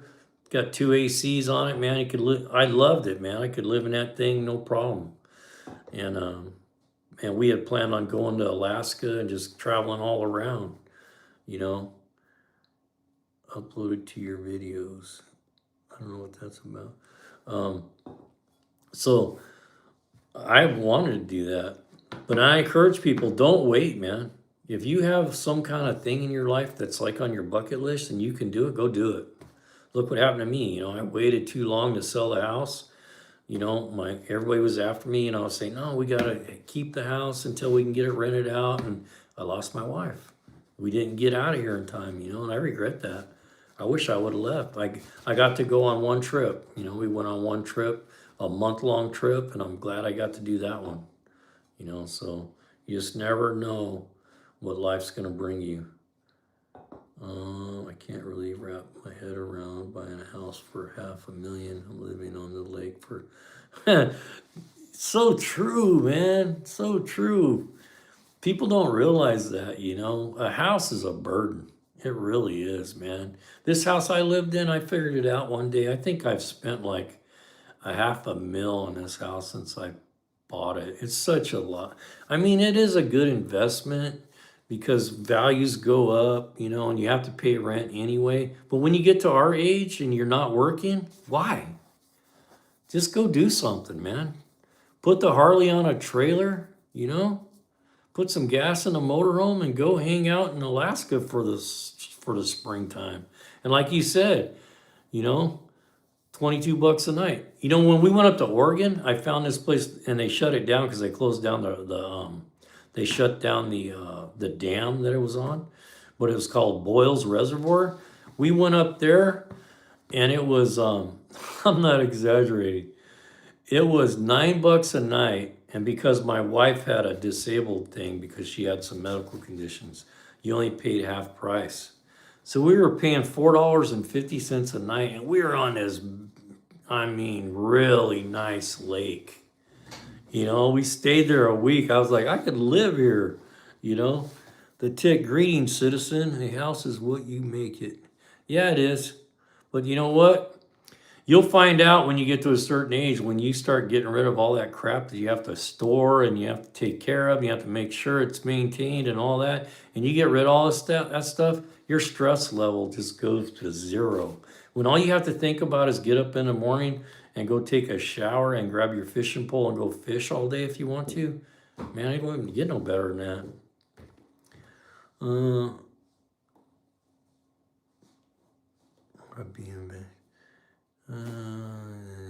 If you buy a TV, would you have to pay tax on it each year? What are you talking about? In the Philippines? I know that in the Philippines, the prices of electronics is really high. That's one of the things. And I had a friend that was going to move to Costa Rica, You love night fishing. Yeah, I do too, but a lot of the lakes where I live now, they've cut off all the access to people getting to the water. It's like everywhere you go, it's like closed at dusk. You know, they got gates everywhere. You can't hardly get to the water anymore, here in California anyway. Where you at, Tick? The Tick, where you at? Where you live at? My daughter and my grandsons, they moved to Tennessee. They left California, sold their house here, went to Tennessee, bought them 2 acres and a nice house, and they owe like 20 grand on their house now. Hollywood. You live in Hollywood? Yeah. Nicaragua. I want to go check out, I heard Vietnam is really nice. Come on, Ford or Dodge. For what? Old vehicle, new vehicle? Ready to go to Oregon. Oregon's nice, man. I tell you what, right now is a great time to go to Oregon. Well, it's just about getting to that season. September is the perfect month to go to Oregon. It's like we went, it was 80 every day for a month. I'm not exaggerating. Best weather I ever seen. September in Oregon is the bomb. All the way up to the Washington border. Many people saying an abandoned place tax rent.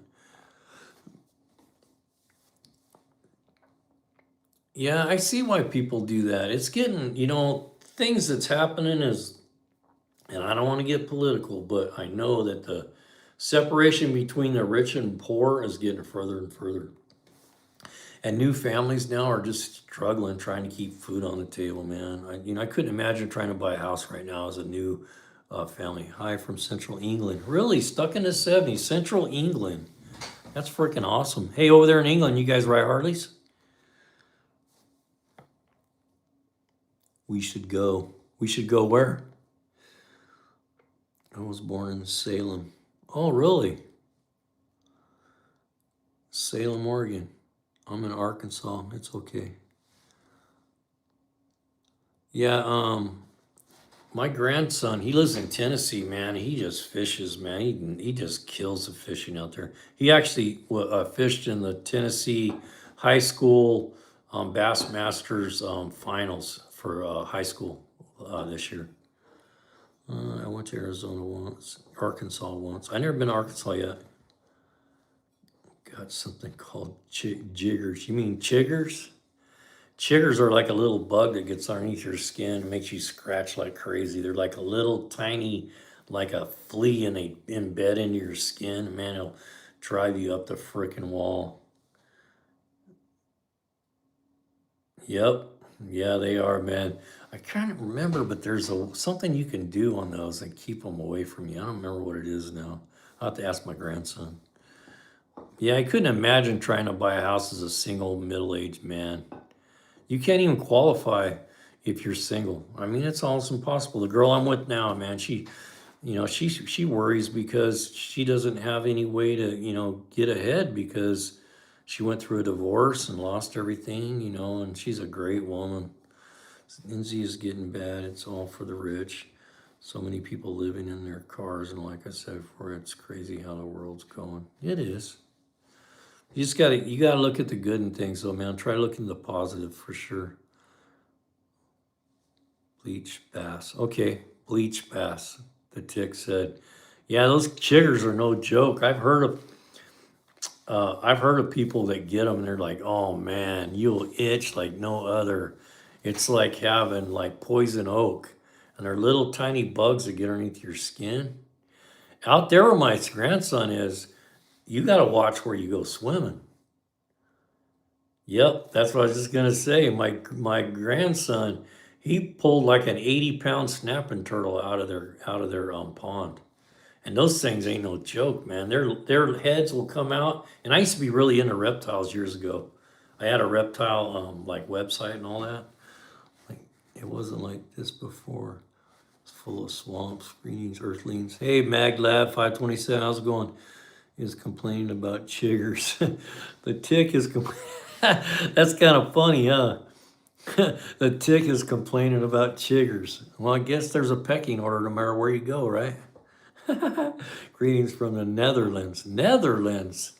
See, we're all up right now. It's like 3 in the morning. What time is it, guys? It must be like 3 in the morning.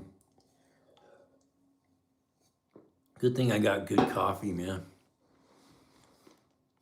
The tick laughs out loud. Yeah, it's kind of funny, huh? I heard they got a lot of stuff out there in Tennessee, though, man. They got those snapping turtles, and they got some crazy bugs. They got that's one thing out there that was cool. They got lightning bugs. I've never seen those before. They're really cool. 341 for me. Yeah, it's getting late. You know what though, man? Sometimes I just can't sleep. 7:41 p.m. Brisbane, Australia. Really? I never thought about that, but you know, when we have these lives really late, you know, people are just like midday for them. I'm the tick, not a tick. But I do have a straw right here. I'm the tick, not a tick. A tick. You know, tick can be a lot of things. Okay, there you go. I'm just messing with you, man. So for those that just showed up for the live, there's a bunch of links of tools that we went through tonight that I believe in, that I think are good products. If you're thinking about doing some shopping with Amazon, do us a favor, go click one of those links, because when you click the link, it opens up a 30-day window for us, and anything you shop for in the next 30 days, we get a little kickback for. It doesn't cost you anything. We just make money on it, and we appreciate that.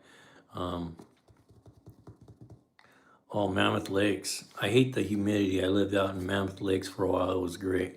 Yeah, you're talking about, I've never been up by Mammoth. That's one place I haven't been. I've been talking about that recently, about, because I think they have some real nice hot springs there, don't they? Mammoth Hot Springs. I've been wanting to go up around Mammoth area. I haven't been that way. I think it's over like towards Bridgeport and all that. RS, I'm in Victoria, Celsius. Where is that? What country you in, RS? Lisa 66, 2:42 a.m. I'm not the only fool up this late at night, and all I'm drinking is coffee, man. You know, not singing no Hank tonight. I've been staying up really late like this, and then I go to bed and I get up about 8 o'clock, 9, and then I do a lot of video production during the day. In the UK, Jane Swaddling in the UK, bunch of naked dudes hanging out at the hot springs. Yeah, maybe I'm good then. Yeah, I know that I think Mono Lake's up that way. I've been wanting to go check out Mono Lake. I've never been there. Thank you for letting me hang out. Hey, anytime, Tick. No problem. We appreciate you joining the live. Hey, come check us out on Friday nights at 7 p.m. West Coast time. We do a trivia, automotive trivia, and I do some teaching during the same thing. During the answers and questions, people learn a little bit about automotive, and then we give away a tool at the end of the live. Take a look on a map. It's off east coast of Africa near the equator. Really? That's cool to have you in here, man. I love it. That's one thing I love about these lives. We get people from all over the world. We just New Netherlands, UK, Asia, all over. Funny, I'm drinking peppermint tea. Yeah. Mono Lake is cool. Yeah, I want to go check that out because I've seen it before and I've read about it, and it has those like formations that came up out of the water. There's like some calcification formations. So I want to go videotape that and drop that on the travel channel. Do you ever do shoes on Harleys? What do you mean, like shoes on Harleys? What do you mean by that, Lisa 66? What do you mean by shoes on Harleys? Like replace brake shoes? Or are you talking about wear shoes? It's absolutely saying there is exactly one runway. Really? Shoes, like, do I wear shoes instead of boots, or do I install shoes? Shows. Do I ever do shows on Harleys? I I've been to shows. I have friends that do a lot of custom work, so they have done shows. I personally haven't. I was gonna actually enter this bike I just got at a car show a couple weeks ago, and the reason being, I bought this is the coolest bike, man. I'm really into stock stuff, and I bought this 1984 Harley Davidson first year Evolution. So it's the first year the Evolution was made. And what's cool about it, I start checking it out, and the pipes are off a shovel head. Because in 1982 was the end of the shovel head, and 83 was the first year of the Evolution. So they used the shovel head exhaust on the new Evolution. So that's how you know you got a first edition. So anyway, I bought this first edition FLHT with a original Evolution motor in it with 36,000 miles on it. And the bike is beautiful. It's 100% stock. Nothing's been done to it. It had an e-carburetor put on it, which I'm going to put the old air cleaner back on there. I'm going to modify it so it fits over that e-carburetor, because that carburetor is a good carburetor. So I want to leave it on there. Me up with a job and somewhere to sleep. Up with a job and somewhere to sleep. What kind of work do you do, Phil Collins? Lisa, a 19 Street Bob. Really? I don't care for the 2000 newer bikes because they're all computer controlled. I'm not saying you shouldn't own one. I'm just, for me, I hate messing with computers when it comes to bikes. I want to be able to go out there and wrench on it and not have to mess with that friggin' computer. I'd rather have a carburetor than a fuel injector. And I'm an automotive guy. I've been doing that kind of stuff for years. But yeah, a 19 Street Bob's pretty nice. All the new Harleys are nice. I just don't care for all the electronics on them, all the, all the touch screen crap. And, I mean, it's not crap to you, but I came up in an era where people rode choppers, they didn't have nothing on them. Most of them didn't have a front brake or a front fender. If it didn't make it go fast or stop fast, it didn't belong on there. I'm unemployed. I need something completely new. Where are you located, Phil Collins? Where are you at right now? Craft Organics. I like manual fuel injection. That's what I have on that old Ford. I don't know what if did Harley build a manual fuel injection? I don't even know. Yo, Mr. Cluck, welcome to the live. Let's see, did I miss something here? Oh, let's see, I didn't mean to do that. I'm in Arkansas living in my RV down by the river. Yeah, you know what, man? That's a tough spot to be in to try to find work. Arkansas is tough, man. I know some people that live out there, and man, they left because of it. They just couldn't get anything going because of the economy in Arkansas the way it is. Are you physically able to do a physical job? I mean, a good, hard physical job? Crank-driven mod. All the bikes he thought it would be safe as he rode. Yeah, he's probably right. It's probably a really good, safe bike. I'm not saying it's not safe. Because some of the older stuff isn't safe. They have poor braking. They're overpowered. They don't brake well. So, yeah, I would say it is a safe bike, 100%. The only reason I don't like it, I don't want to take my stuff to the dealership. That's what I hate. What do you think? The best bike to convert to an old school bobber with a bit of rake. I used to street race 73 Gran Torino Sport, Fox Body 50. Best bike to convert to an old school bobber. You know what I've considered doing? They're reasonably priced and they're fun to modify. Look for a mid 70s XLCH Ironhead. Good little bobber bike. That's what I want. I'm going to build one. I'm tired of physical work. Okay. So,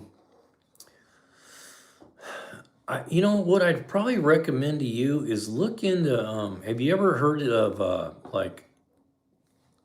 these places that give you a wage while you're camping? It's called Work Camper or something like that. You can make a pretty good wage and they give you a free place to stay. And that could be a good way to get you going on something. And then, you can do like office management, when people come in to give them their spots and all that. Crafts Organics, love an 883 SS. Why I play with Barbie dolls. Yeah, whatever. Yeah, the XLCH. Check out that XLCH because you can pick them up for a couple grand. And I'm gonna get one. I've been looking for one to pick up just to do that because I have a electric glide, and then I got the 83 that I just bought. I just sold my Road King, and I don't have a lot of money. Don't think. I just picked these things up for like $2,500. I just look around for them. They're out there. Do ground cleanup as a camper for them. Yeah, that's what I was thinking. Do camper. It's called Work Camper because I looked into it. Me and my wife was going to do it because what you can do, you go wherever, you work for them, they give you a wage, they give you a free place to stay, and it's kind of a good gig. But being you don't want to do physical labor, you could do like scheduling. You're just sitting in an office all day scheduling with people.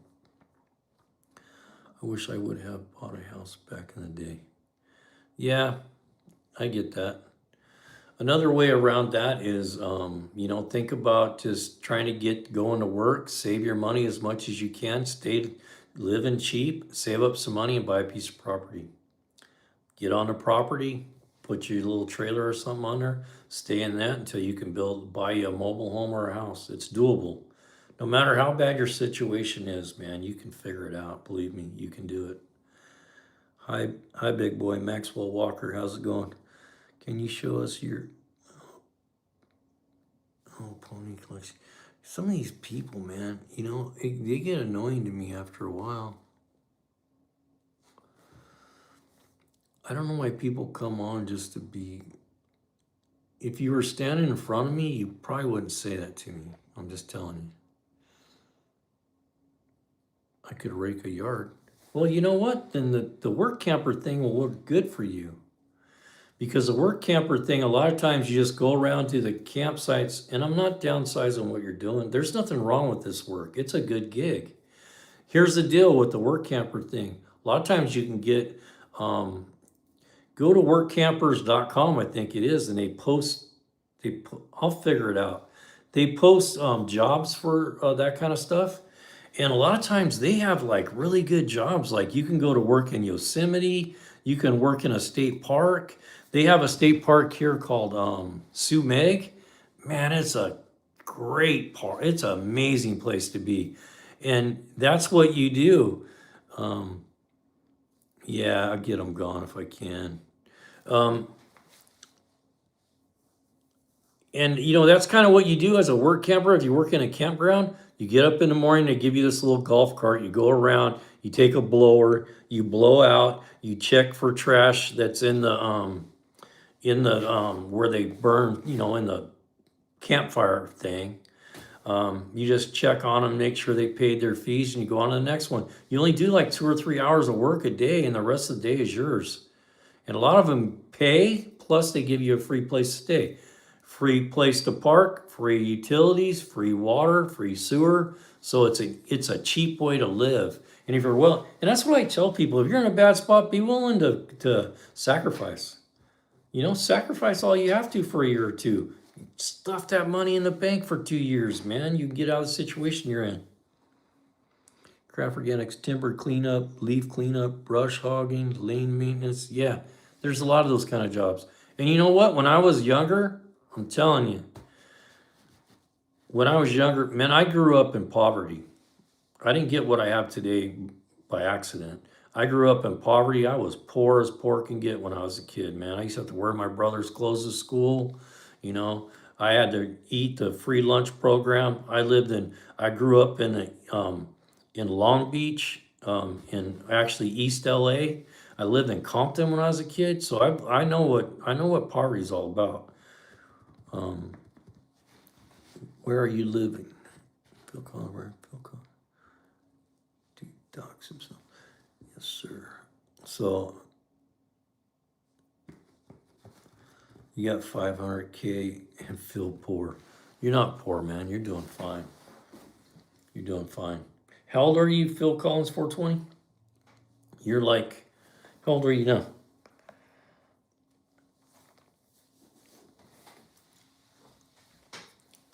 When I was a kid, as I was saying, I used to always have a pickup.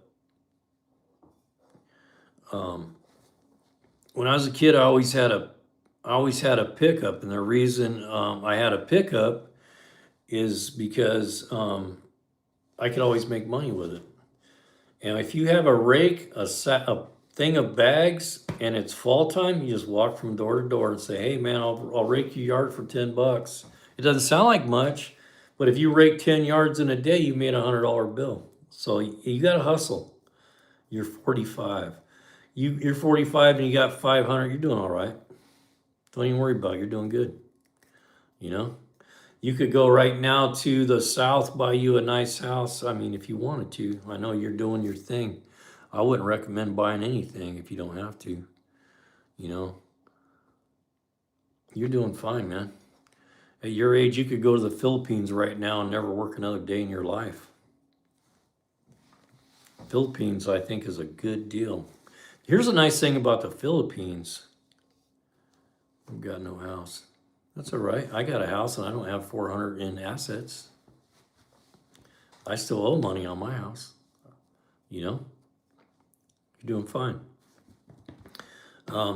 The Philippines, the nice thing about the Philippines too is there's no language barrier there. Most people talk English. So like if you go to Vietnam, there's a real big language barrier. If you can't communicate with people, it makes it really hard. 30 a small yard, 4 yards fine for the day. Yeah. This sounds crazy, but I seen a guy and I thought, man, what a smart thing, you know. I would have done that. They have lawn services that people pick up dog crap for a living, and they charge up the ass for that. I mean, these guys are making 100 grand picking up dog doo. So there's all kinds of ways to make money if you're willing to hustle. Really. I was thinking about starting a steam cleaning business because I have a real nice trailer, and I thought, man, I'll just put that steam cleaner on there, you know, and steam clean driveways and houses before they're painted. I kind of like steam cleaning. It's kind of therapeutic. Yeah, you feel I have 1,000. Stop complaining. Yeah, no, I agree. I'm not kidding you, man. I put myself in. So here's what I did. I worked 25 years for an agency.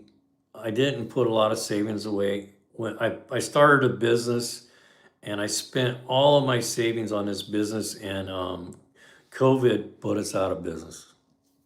It just it just bankrupted us. So then I set up all my stuff so if something happened to my wife or me, my wife was taken care of. So had I passed, I had good life insurance. I had my retirement set up so she would get that. She would have had her Social Security, my Social Security, my retirement, my life insurance. And I never thought in a million years that I would outlive her because she was so stubborn. And she passed, and I didn't set myself up for success. I didn't do anything for myself. So anybody that's listening to this right now, if you're 30, 40 years old and you have a wife and a family, buy life insurance now, because when you get older, you can't afford to own it. You know, so do that. I feel like there's got to be more to life than just hustling all the time. Yeah, there is, man. Stop hustling. You know, the way you're set up, you know, you could take a break, man. Live frugally. Live frugally, like, you know, live in a cheap little camper. You know, eat. You know, eat. Don't go out to eat. You know, just live a clean, frugal life, and you'll be okay. You know, maybe take half that money and buy you something and make it turn it into a rental. Take half your money, go buy something that needs some work, fix it up a little bit, rent it out, let it sit there for a year or two, refinance, pull the cash out, go do another one. It's got out of the military and struggling to find a purpose. 28-year-old single man who just got out of the military and struggling to find a purpose. Garrett Patterson. What do you think about law enforcement? I know a lot of guys that I've worked in with law enforcement for years, and because I build police cars for a living, and I see a lot of people that come out of the military that go into law enforcement and they enjoy it and they like it. You might think about law enforcement. I'm only eating one ribeye a day. Well, hey.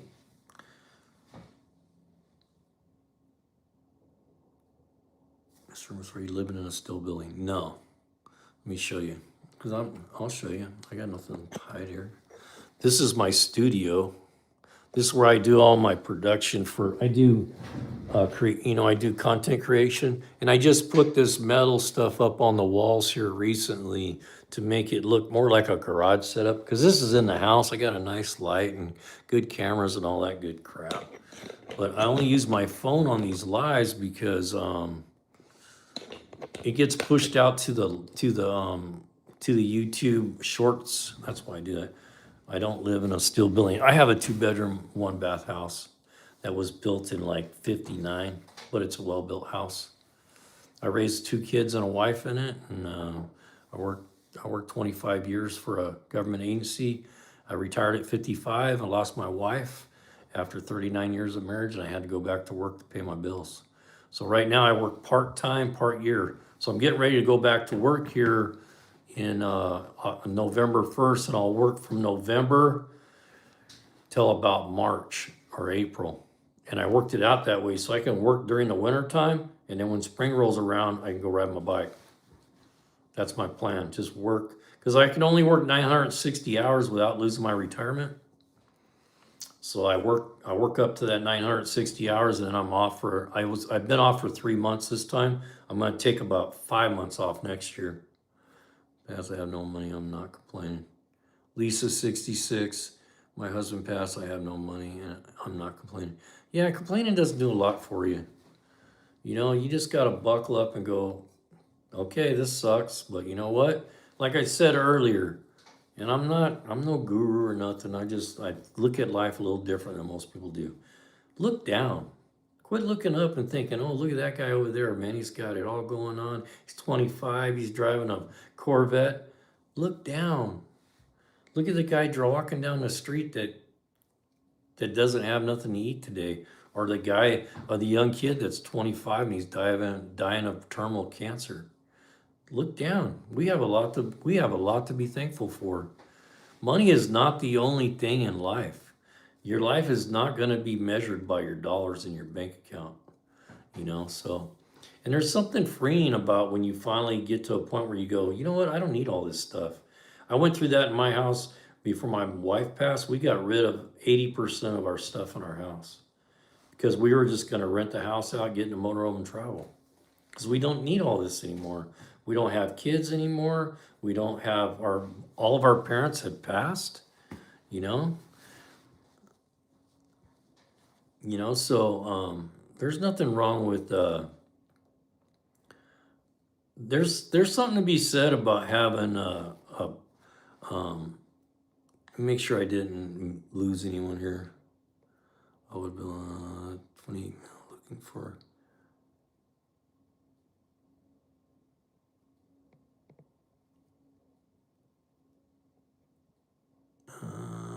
okay. Leisha, 66. Sorry to hear about your husband. I know that's not an easy thing to go through. I know what that's like, and no one really knows until you've done it, and I've done it, and it sucks.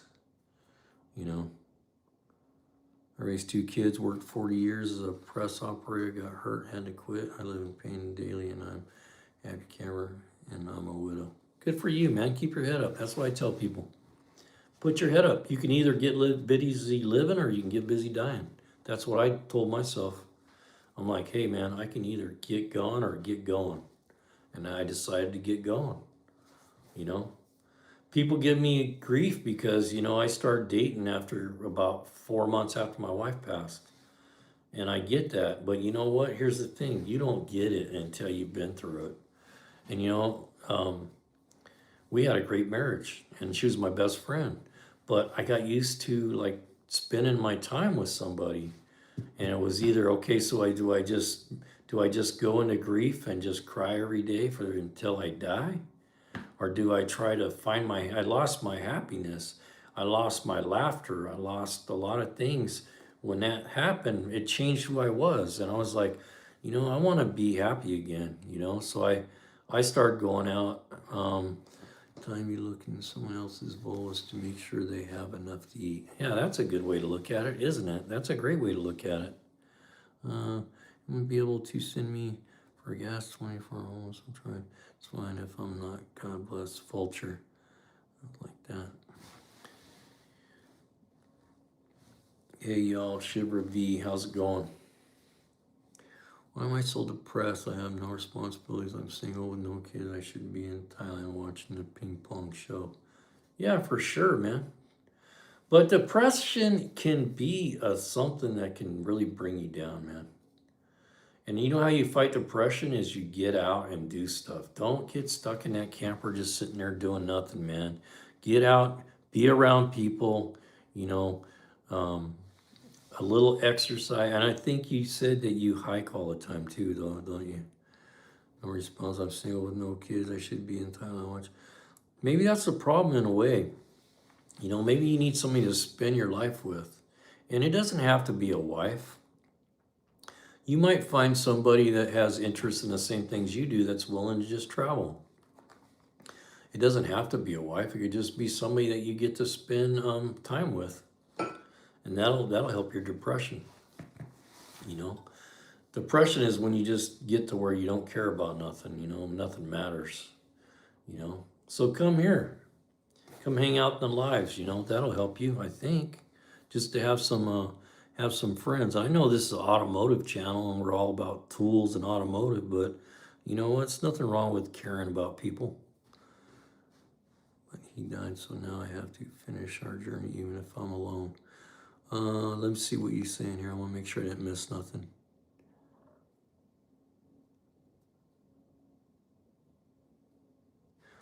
Well, Garrett, I don't want to miss your comment. Garrett, go check out law enforcement. And if you've been in the military, a lot of people like hiring people in the military. You know what I would start with? Just what are you doing right now? Just start something, anything. Go to work at Walmart. Do whatever. Get going. Just start something to get you started, and then doors will open as time goes on. I believe that, that doors will open for you. Just go to work doing something. And then, just keep your options open and go, hey, I'd like to go check that out or do that. This is why I tell people, what are you compassionate about and what would you do for free? If you can find a way to get people to give you money to do that, go do that. Because you'll have the best life you could ever think of. Lisa, 66, I have to finish our journey even if I'm alone. To ride with my husband. Okay, what are you talking about, ride with your husband? Ride like on a Harley or just ride, just be out riding? What's this live about? Shiva, what was it about? It started out as automotive and tools, and we just turned into like a friend fest here. Everybody's just kind of shooting a bull. Yep, boredom loses to depression. I agree. Shiva, sup, Ducky? I probably just need, maybe, huh? We can do. Okay, you gone. I got to get a moderator. Was that the guy I just got rid of? Was that somebody just went? Yeah.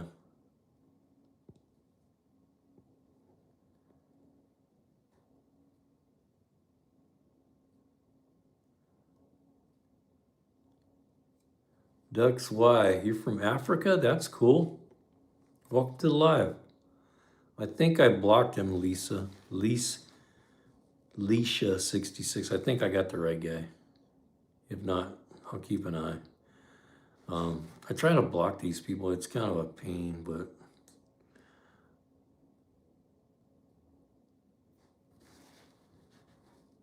what are you sorry for, Phil? You don't have to be sorry about nothing.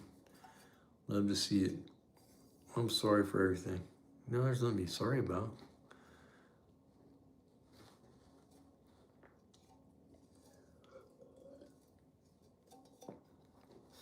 What do you do? I'm from India. So we're getting a lot of people from the other side of the world right now. What do I do? I'm a mechanic. I've been a mechanic. I work as an ASC certified master mechanic for 40 years. And so I'm doing that part-time now. And then I work part-time, part-year. So I'm semi-retired. And good day, mate. Are you from Australia, sick dog? I've always wanted, that's always been one of my bucket list things. I always wanted to ride across Australia on my Harley. I always thought it'd be so cool just to ride across the desert. I'd be like on the first spaceship to Mars. Hey, you don't have to say you're sorry here, Phil, man. Everything's good. We understand. Nice dog, yeah. Okay, so you are. So what's the Harley Davidson parts thing look like over there in Australia? I was thinking, man, if I went over there, I'd take a big old pile of parts and see if I can make enough cash to make my trip work. Double tap screen to like the stream. Hey, thanks for saying that, RS. Yeah, I forget to say that. I got a whole list. Look, this is my list that I was given. I was supposed to do. I was supposed to say, oh, this is on the other one, the TikTok. Double tap, make friends. So anyways, we're trying to build a community here. This is mostly automotive related. I teach automotive a lot of times on the lives. Tonight we just got everybody ready for Prime. If you guys are thinking about Prime, if you would, go down in the links and click on one of those links, and then anything you buy on the Prime in the next 30 days, well, the next 24 hours, we get some commission on. Hey, thank you for the hearts. I thank you so much. Whoever's doing the hearts, how do you do that? Because I don't even know. You just tap on the screen, right? Like you do on TikTok. You just double tap the screen, right?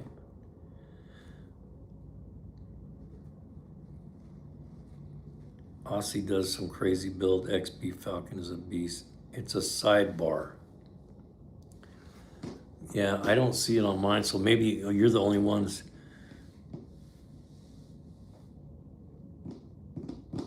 So on my end, there's no comment on my end where I can comment because I'm the one that created the live. They don't give you a comment bar to write in. All I can see is what you guys do, and I can control like blocking people on that. They don't give you a comment. If you're on the mobile app, if you do the vertical live, you don't get that. It's kind of weird. There's a down pointing chevron that'll open a sidebar. So on mine, I don't get any of that. So as the creator, you don't get all that stuff. Only you guys get that as the because you can comment. So all I can do is the audio part on the mobile part. They do have a desktop version, but when you do the desktop version, your lives don't go and get fed out to the shorts feed. So you don't hardly get anybody in your room. It takes a long time. That's the feedback from us. Yeah, exactly. So if you guys are here, when you see the little hearts that are going up? When you double tap the screen like that, that sends hearts to our feed, and it goes out to the algorithm to push the feed out further. Use your phone and follow yourself. So I'm on my phone now, but I see what you're saying. But if I launch it from the desktop with my good camera, it doesn't go as a vertical feed, so it only gets fed out to the standard live, and it's really hard to get people in here. So what I'm trying to do is get enough following so we can switch over to the desktop version, because then I got a really nice camera. We can get a really nice view of the room, and we can do some cooler things that we can't do with this really narrow kind of a picture, So hopefully we can do that pretty soon. Have you driven a C7 Z06? I have not. A Z06. You're talking about the Corvette, right? I tell you what I did have though. I had a 2014 Nissan 370 Nismo. Crazy car. That car was so fast. It'd do almost 200. Get that set up. No strings attached. RS, all right. Hey, maybe if I can reach out to you, we can figure that part out. Because what I did was I launched with the desktop version, and then I couldn't figure out how to get the products pulled in. I think I got some studying to do. I couldn't figure out how to pull in the products so I could do the clickable links like I did on here. I couldn't find anywhere to pull that in at. So, but on the desktop side of it, if you launch it with the desktop, it goes out just to the standard live feed, and you just don't get a lot of traction. Usually, like there's a site on the right with a row or selection. Thanks for explaining that, because on my end you don't see that. I lost my sister last year, Shiva. Would you lose your sister? How'd you lose your sister? From cancer? I lost my sister when I was 15 years old. I lost my older sister to a car wreck. Oh, you're a software engineer, RS. Really? So let's see. See if you can send me a message through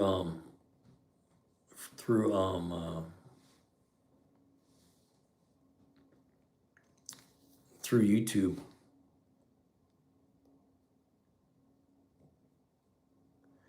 Yeah, I'm sorry about your sister too. That's tough.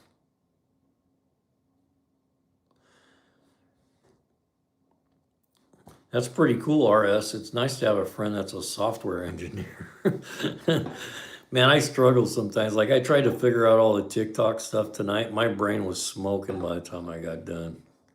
Man, I don't know why they make it so difficult to get all this stuff figured out. You think they just give you a list, do this, do this, do this, do this. You gotta do so much research to try to figure all this stuff out. It's kind of like for a guy that hasn't been raised up around computers his whole life, these young kids now, man, they've been around it so much, but man, TikTok is tough to figure out at times, for me. It was. I'm learning it as I go, but I finally got the thing figured out on TikTok where I can put products I can sell products on TikTok. So and really, I know a lot of you guys aren't into all this stuff, but if you're trying to make money on YouTube or the TikToks, affiliates is where the money's at. You make money from AdSense, so they pay you based on how many ads they put on your stuff. But really, the real money is in the affiliates, I lost my brother to drinking. That sucks, man. We always lost somebody. It's a loss. The problem with death and grieving is the ones left behind are the ones that hurt the most. Because your loved one that's gone, they're in a happier place than we are. I'm sure of that. I'm not a really spiritual guy, but I believe there's a higher power and there's something beyond here. So that's the tough part, is when the ones that are left behind are the ones that really feel the pain, and nobody can tell you how to deal with your grief. You got to figure it out on your own. I lost my sister when I was I think I was 15. My older sister was killed in a car wreck. I lost my mom at 25. I never had a father, so I was raised without a father. And then I lost my wife from pancreatic cancer about 2.5 years ago. So, okay, let's check out what you got to say here. Big car guy on his bucket list was to own a Ferrari. On his birthday, I took him to the dealership and rented him one for one day. I've never seen a guy so happy. Good for you, man. That's awesome. See, there's always ways around stuff. I heard that they got a place in Vegas like that. So they got a place in Vegas where you can go and rent like a race car and take it around the lap, take it around the track. It's expensive, but you can go do it. So you can rent a Ferrari, a Lambo. There's all different kinds of cars that you can rent and take it around a racetrack. So that's cool. Good for you, man. You got to give him on one of his bucket list things. That's awesome that you did that. So happy. Yeah, no, I guess so. I was supposed to go to the vintage car races today, but I didn't get to go. She is with the Lord now, happy and content. Amen. I'm addicted. You're addicted to cigarettes. Yeah, cigarettes is a tough one, man. My wife smoked from the time she was 12 years old. She smoked for like 30 something years. And to tell you how she broke it, she tried to quit a bunch of times on her own, man. She just couldn't do it. And believe it or not, she went on that Chantix. It was the only thing, and it worked, man. Because she took that and she goes, when you smoke a cigarette when you're on Chantix, she goes, it tastes so bad. She goes, you don't even want to smoke it, man. So Phil, try Chantix. I've heard more people quit from that than anything else. And they'll say, hey, if you start having crazy thoughts and weird dreams, yeah, my wife said, yeah, you're gonna have crazy thoughts because you want a cigarette. So anyway, he is faith and mustard seed in the Lord. Okay, um, we'll see how far this goes. Okay, I'm gonna tell you something because I went through this earlier today. I don't mind people being spiritual and having their own way about things, but we won't allow people to just use this platform to preach. I hear what you're saying. Everybody heard it, and we don't want to go on and on because it's just not respectful for everyone else that wants to talk about hot rods or tools or life in general. And we heard your comments, Knights Hospitaller. We hear you, but we'll just leave it at that. What you do, it's how you do it. It's we know better, we do it better. Thanks for supporting the channel. Yeah, for sure. To yourself, yep. Like politics. Yep, I agree. I'm down that same road, craft organics. Because this is how I feel about it. It's like, I'm only going to say it, we're not going to go on and on about it. It's just like everybody has their own way of thinking when it comes to politics, and the same thing with religion. And it's okay to drop a link as what your opinion is and leave it at that. We don't need to go 15, 20, 30 things and quoting scripture. I know all about the Bible. My mom was raised in church. I was raised in church as a kid. I can quote it probably better than most. So, let's just keep it at that, or we'll have to kick you to the curb. It happens. It's not what you do. Thanks for supporting the channel. She went to a town, which is Indian State, to celebrate her best friend's birthday. My sister was an active volunteer at Chabad House, a Jewish association in India. I miss my youth. I miss random young women showing me. Well, I don't even know how to comment to that.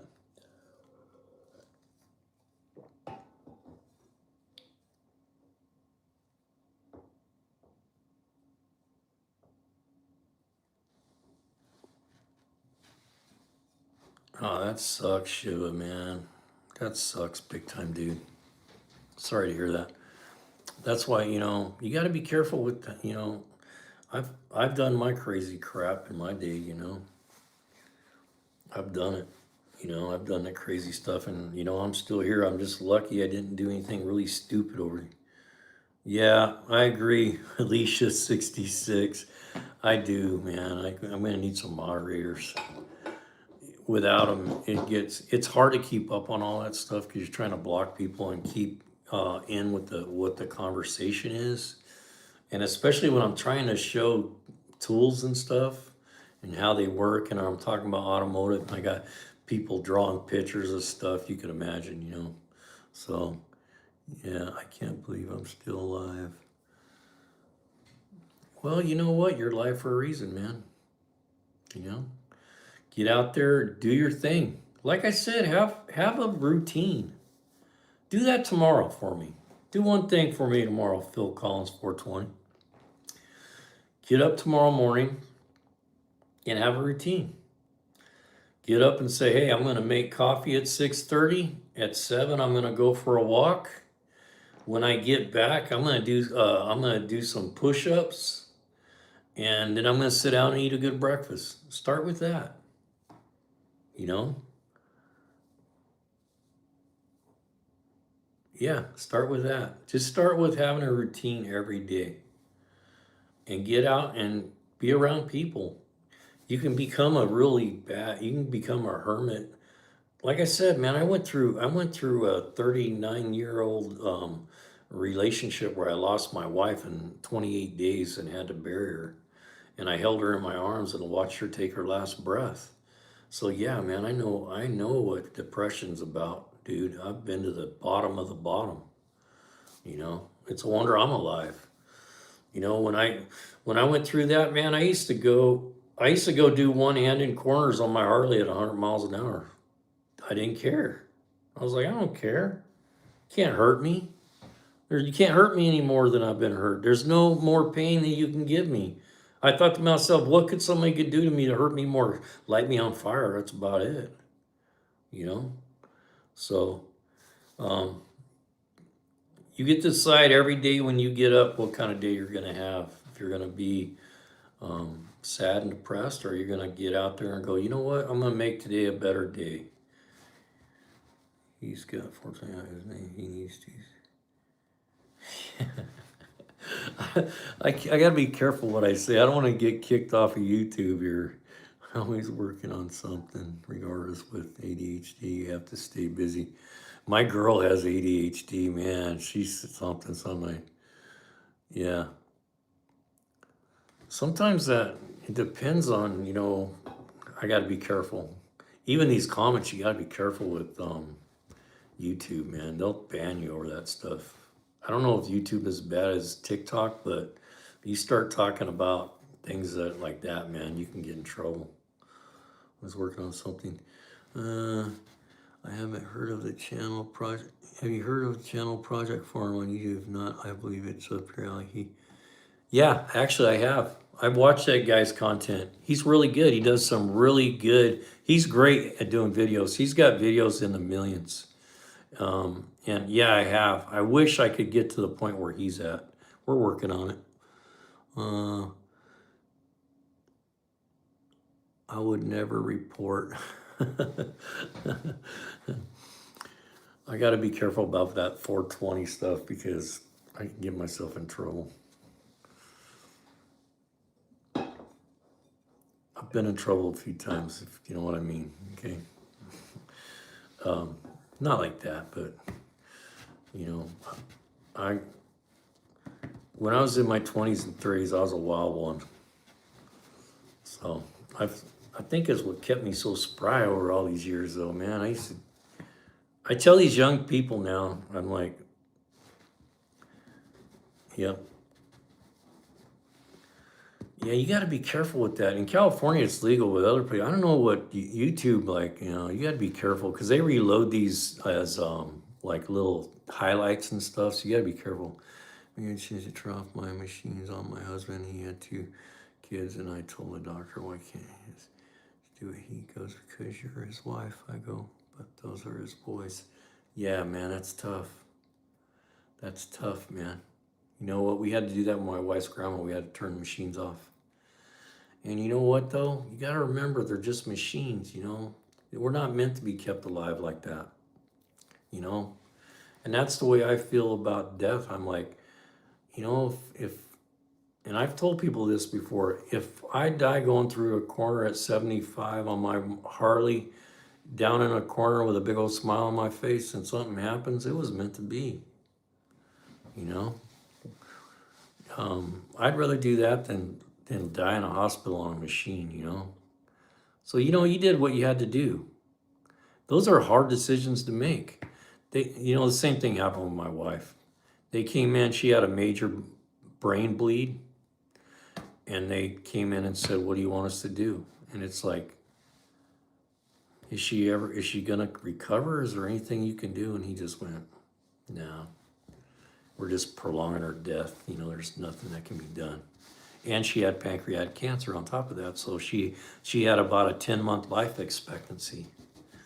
So, but she only lived 33 days. So I had to do that. I know what you're talking about. I held her in my arms and watched her take her last breath. That's tough. Yep. But you know what? Those kind of responsibilities are given to people with that can do it, that can do the hard deed. And that's why it was given to you. I'm 41, man. Sorry, only small content creator. I try to teach others craft organics. Good deal, man. I'll check out. I'll have to check out your channel, Craft Organics. What are we talking about? Craft Organics? Are we talking about tomato plants? Are we talking about craft like what?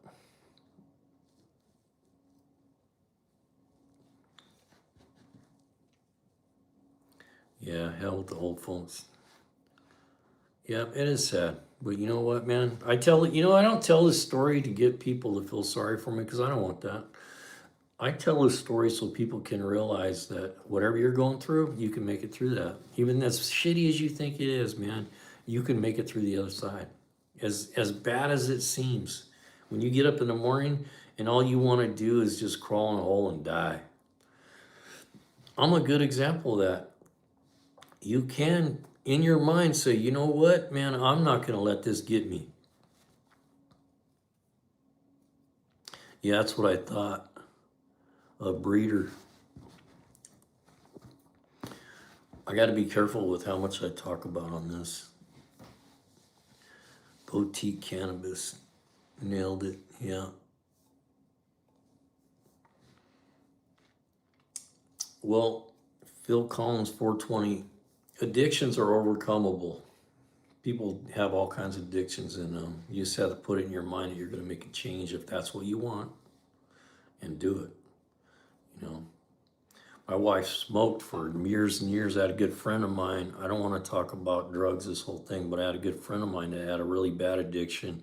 I thought I'd bury him, and he went to rehab, and he took him about 4 times to rehab, and now, you know, he has a great life. Found a great woman. He changed his life. He's a different person. So you can change who you are if that's what you need to do. You have to decide. You're the only one that can make that decision. The only one that can change you is you. So I enjoy a cold beverage also. There's nothing wrong with cold beverage once in a while. It's just when you drink like 18 cold beverages, you might want to like slow down a little bit. I was that guy when, you know, after I lost my wife, man, I looked at my garbage can one day and I said, dude, you gotta stop. You know, I had a 55-gallon garbage can with cans coming over the top. And this was in a matter of 4 months. It's like, dude, you gotta do something, man. You're gonna kill yourself. Phil, don't make something look like it's not. Phil, don't make something. Yeah. Craft Organics. This sounds familiar to me, man. For some reason. I was thinking of a guy I used to watch on YouTube. I'm trying to remember what his name was. I'll check out your channel. Is that your YouTube? Put your YouTube thing in there if you would, so I can go find it. I'll go check out your channel. Give it some love. I'm sub till catch you around. All right, hey RS, thanks for showing up, man. Appreciate that. And like you said, if you're an engineer, I may need to talk to you because I'm struggling with all this stuff. Thanks for the hearts, man. Appreciate all that for sure. What time is it getting to be? It's 3:30 my time. This is usually about the time I usually go to bed, about 3. Because then I'll sleep about 6 hours, and then I'm up about 9, and I start doing I'm trying to treat the content creating with the videotaping and the TikTok and the YouTube and all that, the Amazon. I'm trying to treat it like a part-time job. Really put in the work, you know. Give it 100%. if I'm here, if I'm only working 3 days a week and then I give 3 days a week to this, I mean, actually get up and put in 8 hours, 3 days a week. Maybe, maybe we'll get some traction with this. And I like teaching though. I do like to teach people about automotive. I really like doing that. I'll catch you around. Okay. I'll reach out. I'm happy to help. Have a good night. Okay, thanks, RS. I appreciate that for sure, 100%. And same goes for you. If you got some automotive things you're struggling with, your car is having an issue, let me know. We can talk through it right here. I'm really good at talking through problems or helping you take something and talk to the shop, so save you some money if I can. I wake up at 3 every morning. So you get up at 3 o'clock, Phil, or do you just like you can't sleep and wake up? I don't need an alarm clock. So you're up early then. So Phil, if you got up at 3 this morning, what time is it your time right now, Phil? Organic. I saved my cousin doing an ABS control motor swap out. The dealer told him to switch out the whole thing, and all he needed was the pump. Yep, that's the kind of stuff I teach right here. I teach people how to keep their vehicles out of the shop. And you can really save a lot of money by just learning basic automotive. I'm struggling with a clean drive shaft. What kind of car are you talking about, Phil? So it's 5:30 your time? So tomorrow morning, you got to make me a promise, Phil. Make a promise to go big. That tomorrow morning when you get up, you write down you're going to have some kind of a routine that you're going to start following or try to follow. Get up, make coffee, go take a shower, do your dishes, whatever it is. Come up with a routine and do that for a week straight. I have a 21 F250. So that's a pretty new truck. A clanking drive shaft. So normally a clanking drive shaft, I'll tell you a couple things that can cause that people don't think about, but I've ran through this before. U-joints are common. I mean, you probably already heard that, U-joints. A lot of times U-joints can be the problem. But with a U-joint, a lot of shops will just take it and do one of these, feeling it. To really feel what a U-joint is, you got to pull the shaft out, get it on a bench and really give it some, put it to a test. With another family member had a tone ring broke. They wanted to change the whole CV axle because they want to grind down the rust. I told them, send my way, had it done in 45 minutes. Yeah, so Craft Organics, you sound like you're kind of a handy guy too. You got some skills. Phil, the other thing is on the F250, sometimes where they slide onto the splines, they get dry and you need to put a little lube in there. What happens is they'll load up, and then when you go from reverse to drive, they'll go clink, bang, bang. But most of the time when you're dealing with a drive shaft clanking, it's usually something to do with the U-joint or the yoke on the differential. Needs a good inspection is what it needs. Pull the drive shaft out and give it a good inspection. I think it's the piece that goes into the transmission. So yeah, the yoke on the end. It could be the yoke. So really what you need to do, I don't know how savvy you are, but take it into a shop and tell them you think you got a drive shaft problem, have them pull the shaft out and inspect it really well. The only way to really look at a drive shaft correctly is take it out and get it on a bench. Like the slip yoke, but there's no slip yoke yet. I get it. So I'll tell you the reason why I say lubrication on the splines. I had a Suburban that had that problem, and I was a technician at the time. I had 3 or 4 of my buddies look at it. I said, man, I don't know what's wrong with this truck. It's driving me crazy. You pull to a stop, and then when you take off, it goes clink. Every time you went to a stop, take off, clink. And what it was is when you come to a stop, it would load those splines this way, and then when you went forward, it would go clink. And it was just where the spline slided on. I talked to GM, they said, oh yeah, there's a bolt-in for that. I'm like, what? And they're like, yeah, it has some special grease you put on there and put the shaft back in. So they sent me the grease. I greased up the splines where it went into the tranny, where it slides onto the splines of the transmission. Problem went away. I chased this forever, man, like 6 months. I was like, I don't know. And I had the drive shaft out 2 or 3 times and had other people look at it. And then we finally figured it out. When we did my husband's, let's see, like the slip yoke. Okay, when we did my husband's last ring, we had the, and a lot of other MC clubs, and I was in front, and I was so nervous. And his son made a sign on the back that said "Property of Alicia." That's awesome, man. That's freaking awesome.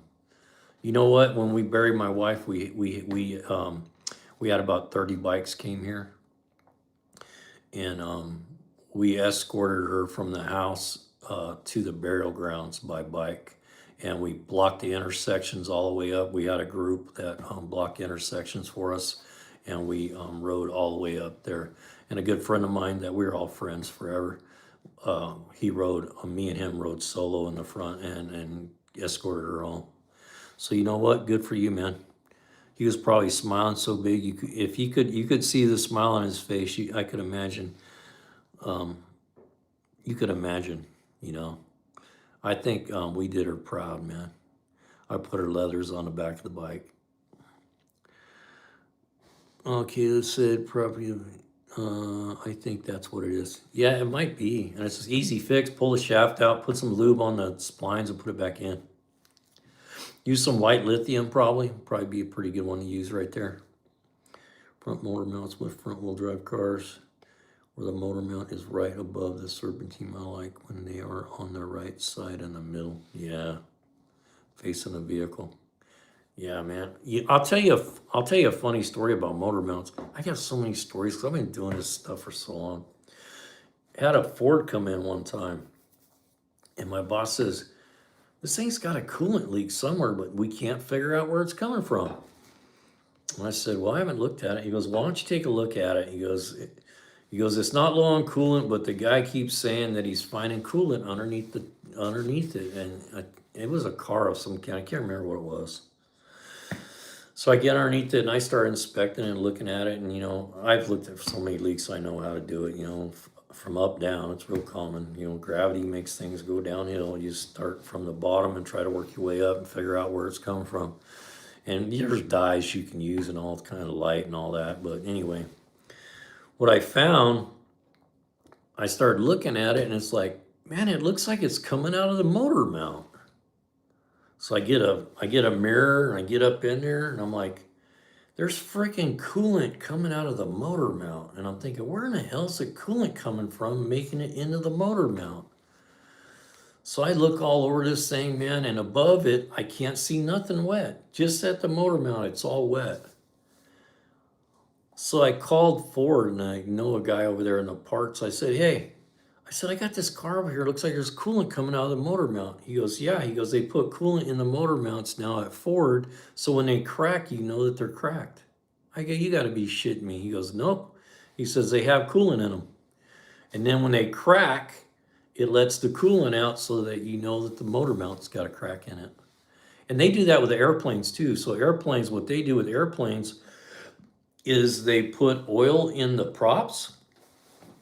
So if they get a crack in them, they start flinging oil out so you know they're cracked.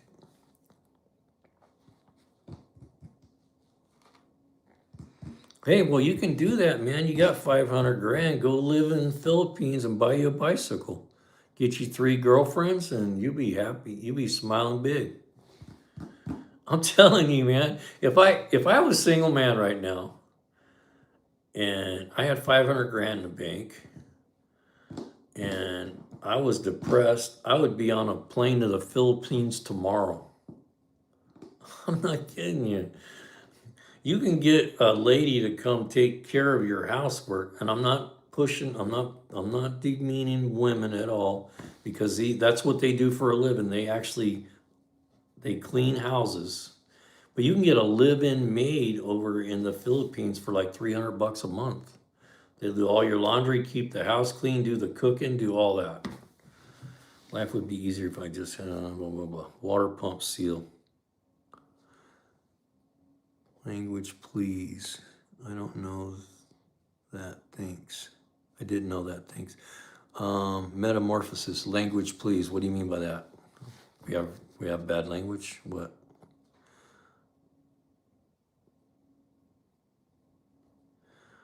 I don't know that, thanks. Yeah, I didn't know it either, and I've been doing this for a long time. You know, I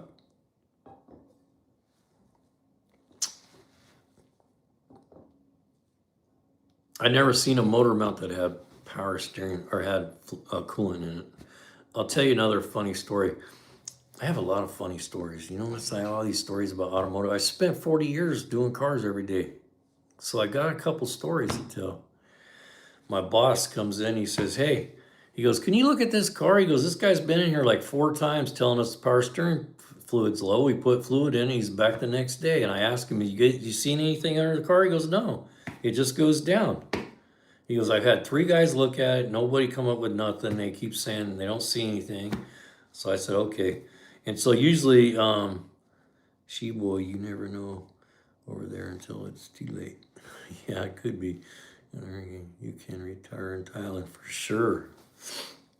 So anyway, I go, yeah, I'll look at it. I go, let's get it up on a rack. And I used to get a lot of that kind of stuff because I was the guy that could find stuff. And I'm not patting myself on the back. I just been doing this a long time, so I can fix stuff that a lot of guys, they just can't figure it out.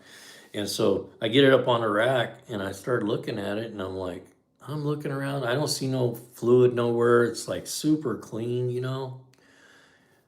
I look up at the rack and pinion, and they have these boots that go around the where the rack moves, and the boot is like this big around. It was almost starting to rub.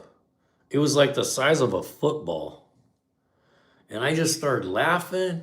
And my boss goes, what's going on? I said, man, come here, you gotta see this. I said, look at that, look at the boot on the rack and pinion. They're usually about this big around. It was this big around. It was blown up like a balloon, man. And it wasn't leaking. And I go, stand back. I go, watch this. And I poked it. And man, it shot fluid halfway across the shop. And what had happened, the rack and pinion had started leaking. And it was pushing fluid into that boot. And those clamps around that boot were sealed so nice, it just blew that thing up like a balloon. So I just need to take out the 4 bolts out by the rear differential. Slide out the drive shaft, increase the spline that goes into the transmission. Yeah, I would try that. It's something, it could be that. I'm not saying it is, but it could be that. Just remember, if you're not, if you haven't done a lot of automotive repair, make sure you block that vehicle, because when you pull that drive shaft out, it can roll, you know, because you lose the parking pole in the transmission when you do that. So when you pull out the drive shaft, you need to have that thing blocked really well so it don't roll over you and kill you. You know, set the emergency brake, but also block it. Because when you pull that drive shaft, if you don't have that done, it'll try to move on you. Okay. But yeah, just put some grease, or so when you pull it out, when you pull the drive shaft out, just take the drive shaft part, or the transmission part will be, depends on how it's set up. Usually the on the drive shaft's better. Just reach in there and take a Q-tip and put some grease on those splines where it goes into the tranny, and try that. If it gets rid of your noise, you're done. If it doesn't, you might need to take that to a shop and tell them you want the whole drive shaft inspected. Because sometimes, you know, being up there, you won't feel a really, a drive shaft has to be super bad before you feel it with it mounted. It's best to pull it out, get it on the bench, do one of these, rock it back and forth, see what it feels like. You'll find a lot of bad U-joints that way that you won't find. Because I see guys inspect them and they go like this, shake it on this end. They go like that and shake it on that end and say, oh, it's good. It may not be, because that's not a good inspection. Here we go, blah, blah, blah, blah, full electrical diagnostics I had with a customer. They had it And for they could not solve it. It was a ladybug in between the resistor of the mass airflow sensor. How funny! I've seen that before. So I used to work on a lot of European cars, and they had these big old metal mass airflow sensors that had a big door on them, and behind that they have like a screen about this big. I seen one with it had a butterfly that hit the screen, and the thing wouldn't hardly run because of that butterfly on the mass airflow. I know what you're talking about though, a bug on that mass airflow, it makes a big difference. That's why you should actually, you can clean those. You know, you gotta be careful with how you do them, but you can clean that wire on the mass airflows like on the Fords. You can just take them and take a toothbrush and use some carb spray and just do like that and then spray them a little bit. You can clean them off pretty, it does a pretty good job. What's another weird one that I've seen? I've seen some really weird stuff over the years. I had one that I fought forever, man. We rebuilt this motor on these people's car and they just spent a bunch of money on it. And afterwards it kept turning on check engine light. And so we sent it to the transmission shop and they sent it back and said, it ain't in the transmission. They said it's something in the controls. So I got it back. I worked on this thing for days trying to figure out what was wrong with it. And I went through the whole chart back and forth trying to figure it out, man. And it just wouldn't turn on the overdrive for the tranny. It wouldn't allow the overdrive to come on. And I went through the chart back and forth. Anyway, I ended up finding after about a week of working on this thing, the thermostat was only coming up to 83 degrees and it had to see 85 before it would engage the torque converter clutch. And I sent it up front and said, just put a thermostat in it just for the hell of it. I want to see what it does. And that's what it was. Bad thermostat. Kept transmission from engaging. Slide out there. Okay. Blah, blah, blah, blah. How big is the parking and locking pin in an auto? I've always wondered if it's over a half inch. No, a parking pawl in an automatic transmission. So it just has a big drum like this, and it has a bunch of teeth on it with, so it basically has a tooth and then a slot, a tooth and a slot. So the parking pawl just kind of goes in between those. And the parking pawl is probably about a 1/4 inch. It's not very big. It just has a spring on it and it goes down like this into one of those holes. So it's only about 2.5 inches long, and it's about, I would say about 3/8 of an inch wide, but not very thick. I've never seen one really break though, the parking pawls. I've never seen one broken. It's not a 1/2 inch though, for sure. Should I do anything else to my pickup? It's a 6.7 diesel with about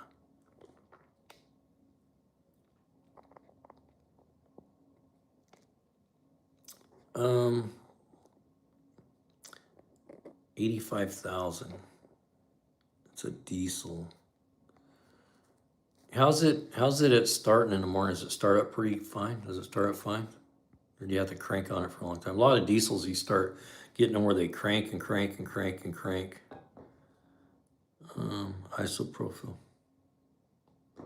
Alcohol. All for the mass airflow, alcohol? Yeah, that's probably a good idea. Yeah. I've used brake clean. I know you probably shouldn't use that, but I've used brake clean before. Carb spray. They actually have a throttle body cleaner that you can get that works pretty good. Pressurized isopropyl. Phil Collins, 420, 85,000 miles. Have you ever had a transmission serviced? You should service the tranny at about 60. A lot of people will say no, but I say 60,000, change the transmission fluid. 6.7 diesel. Probably on the diesel, if it's starting to have a long crank in the mornings when it's cold, have somebody look at the glow plugs. Absolutely. Leisha 66. Hit us up, man, in the live. We can go over whatever you need help with. You got a pretty new bike though, huh?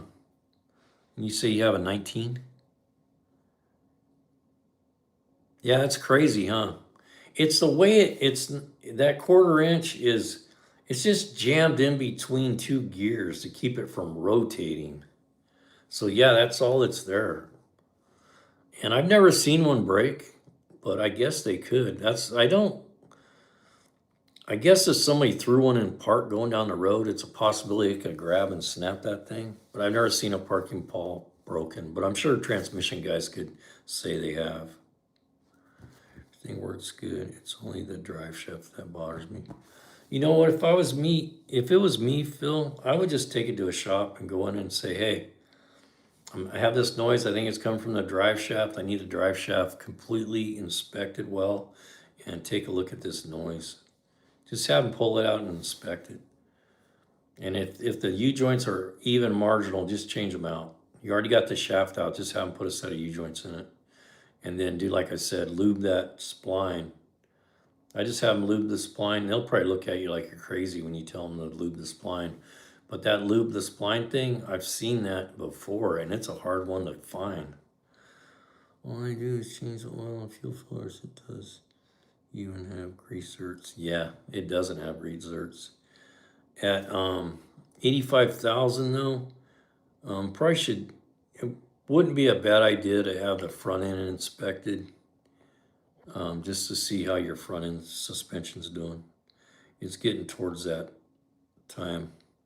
I'd lean towards injectors or fuel system on the diesel. Yeah,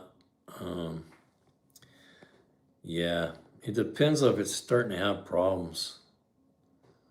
You know, that's the thing with the new Fords. They have a lot of issues with the injectors, you know, once you get around to that mileage. But as long as it's not running rough and it's not throwing a check engine light or nothing like that, um, you know, just let it be. Diesels go a long ways, you know. Just do the maintenance on it.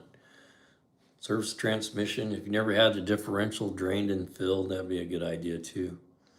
It's always a good idea to do the transfer case and the differential if you spend much time in water, like backing down with your boat or anything like that. It only takes a second to pop that plug out and see if it's got any kind of contamination. A lot of times I see them, they're full of water. You pull the plug out and they're over full and it comes pouring out, you know, looking like a milkshake. You know it's full of water. Built them to where they're pretty hard to get out of park sometimes if you're on a hill. Yeah, they do that. Yep, they will do that. Yep, I've done that before where you can really feel it, where it doesn't want to release. Like you said, especially if you're on like a really steep hill like that, they'll do that. Yep, for sure.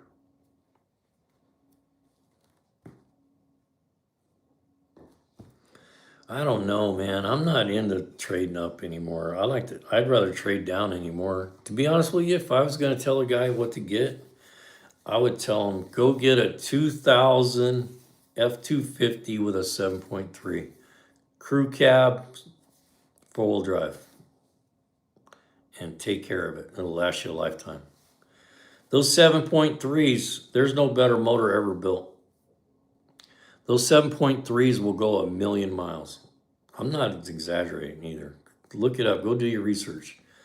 The 7.3 is probably the best motor Ford ever built.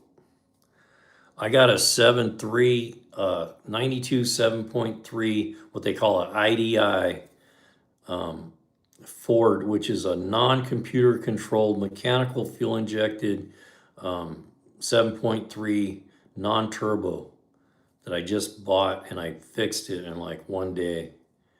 And I just needed glow plugs, and I put a starter in it, and I'm gonna fix it up. Now I'm gonna put some money into that thing, because right now those trucks right now sell for 15 and 20,000 if they're fixed up. If they have nice paint on them and the interior's done, you can get 15 grand for that truck.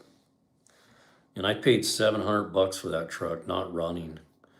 It didn't even have batteries in it. I couldn't even crank it. I was worried that the motor was seized up, because I was like, I don't even know if this motor's seized. I can get it home and find out the motor's seized. But I was like, hell with it, for heck with it. For 700 bucks, I'll take the risk. So I got it home, and it worked. it works fine. I fired it. It sounds strong. It's got 200,000 on it. So when I seen an odometer, I wasn't worried about it because I knew how those 7.3s are. Yeah, the 6.7s are powerful little motor. That's the thing with the older 7.3s. They're not no powerhouse, but they'll haul 25, 30,000. They'll pull 30,000 pounds. They're not going to do it at 80 miles an hour, but they'll do it at 50 all day long. It'll haul until you're old and gray. Those old 7.3s, man, I'm telling you, they're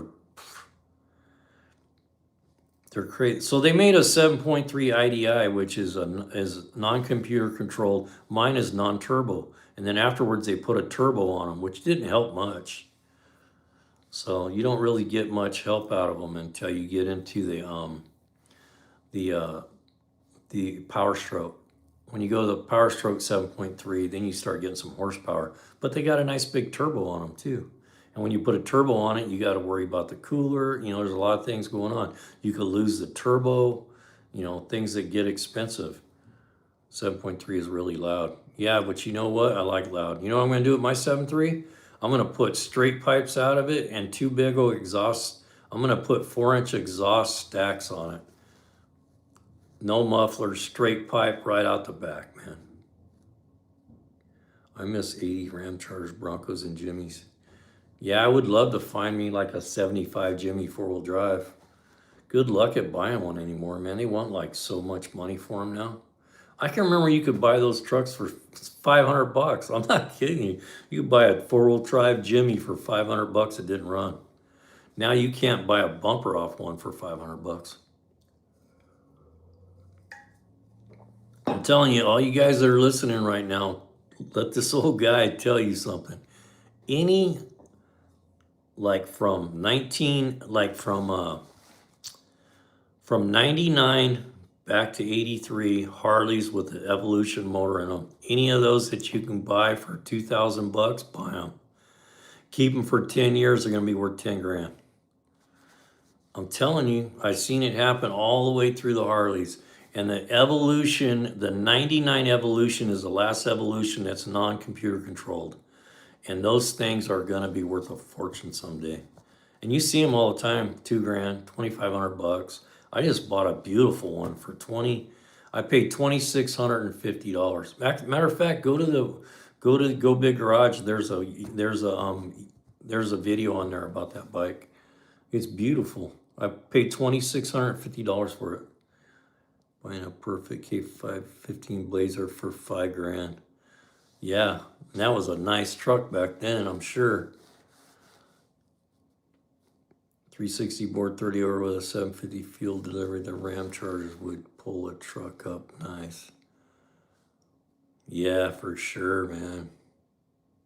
I tell you what, full lockers. I tell you what I have sitting in the backyard right now. I have my daughter's first vehicle that I bought her when she was 16. And she's, how old is she now? My one daughter is 40, so she's 35, 36. She's 36. I still have her first car. It's a 1973 Mercury Comet with a factory 302 with a 4-barrel on it. And man, that car is a rocket ship. It's all stock, you know.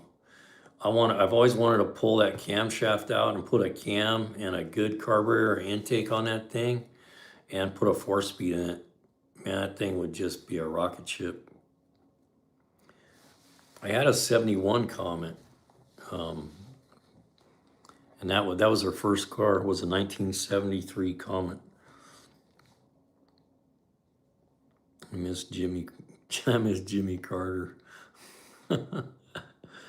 Board 30 over. Well, boys and girls, I'm gonna have to call it a night.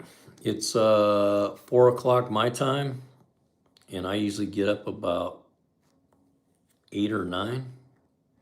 So I'm probably gonna sleep in about 10:30 tomorrow and get up and start doing some stuff. My birthday's, I got tomorrow night's my birthday dinner. My friends are taking me out for what about the 883 Evo? Nothing wrong with that. Not at all, man. Actually, that 883 Evo and an 883 is a rocket ship. Yeah. Anything with Evo in it. I'm telling you, the things are. I just bought that one. That one I bought, I paid $2,650. Well, I just bought that road. I bought a Road King, and I resold it, and I kept all the custom parts off it. I made money on it, and I bought it cheap, and I sold it for a profit. What bull? Like the animal? What about the? I'm not sure what you're talking about. What bull?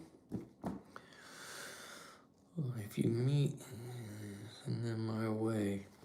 Hey, Phil Collins, get on that plane and go to the Philippines for a month or two. Go take a vacation. You may never come back. Really? I'm serious. I'm dead serious. All right, boys and girls, we're going to call it a night. Friday night, we're doing a live here. We're going to do trivia, automotive. We'll spin for artwork, and then at the end of the trivia, whoever got a question right gets to spin, and then we're giving away a snap-on wrench. Okay, so come back for the live on Friday night. If you're not sub, please sub. And the other thing is, if you're planning on spending money on Prime, go click one of our links.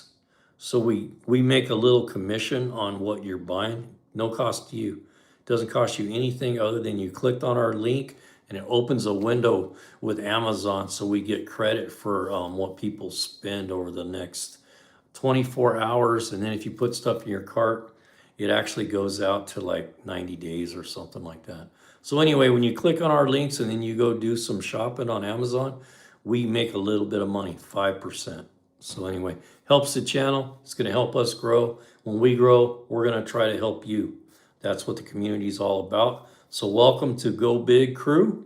You're part of the crew now. So anytime you see us live, come hang out. A lot of times I'll go late, really late night at like this, just to bull crap sessions, because I can't sleep on the next. All right, Crafts Organics. I'm gonna go check you out. You never put your is your Craft Organics your YouTube handle as well? Let me click on you here, man. Let's see if I can see you. Yeah, I can't see your stuff, so if you would, let me know what your YouTube stuff is. I'll go check out your channel for sure. I don't mind big fuss. All right, man. Hey, thanks for hanging out with me tonight. I appreciate talking to all you guys, and we'll see you on the next live, all right? I'm going to go catch some shut-eye. Take care.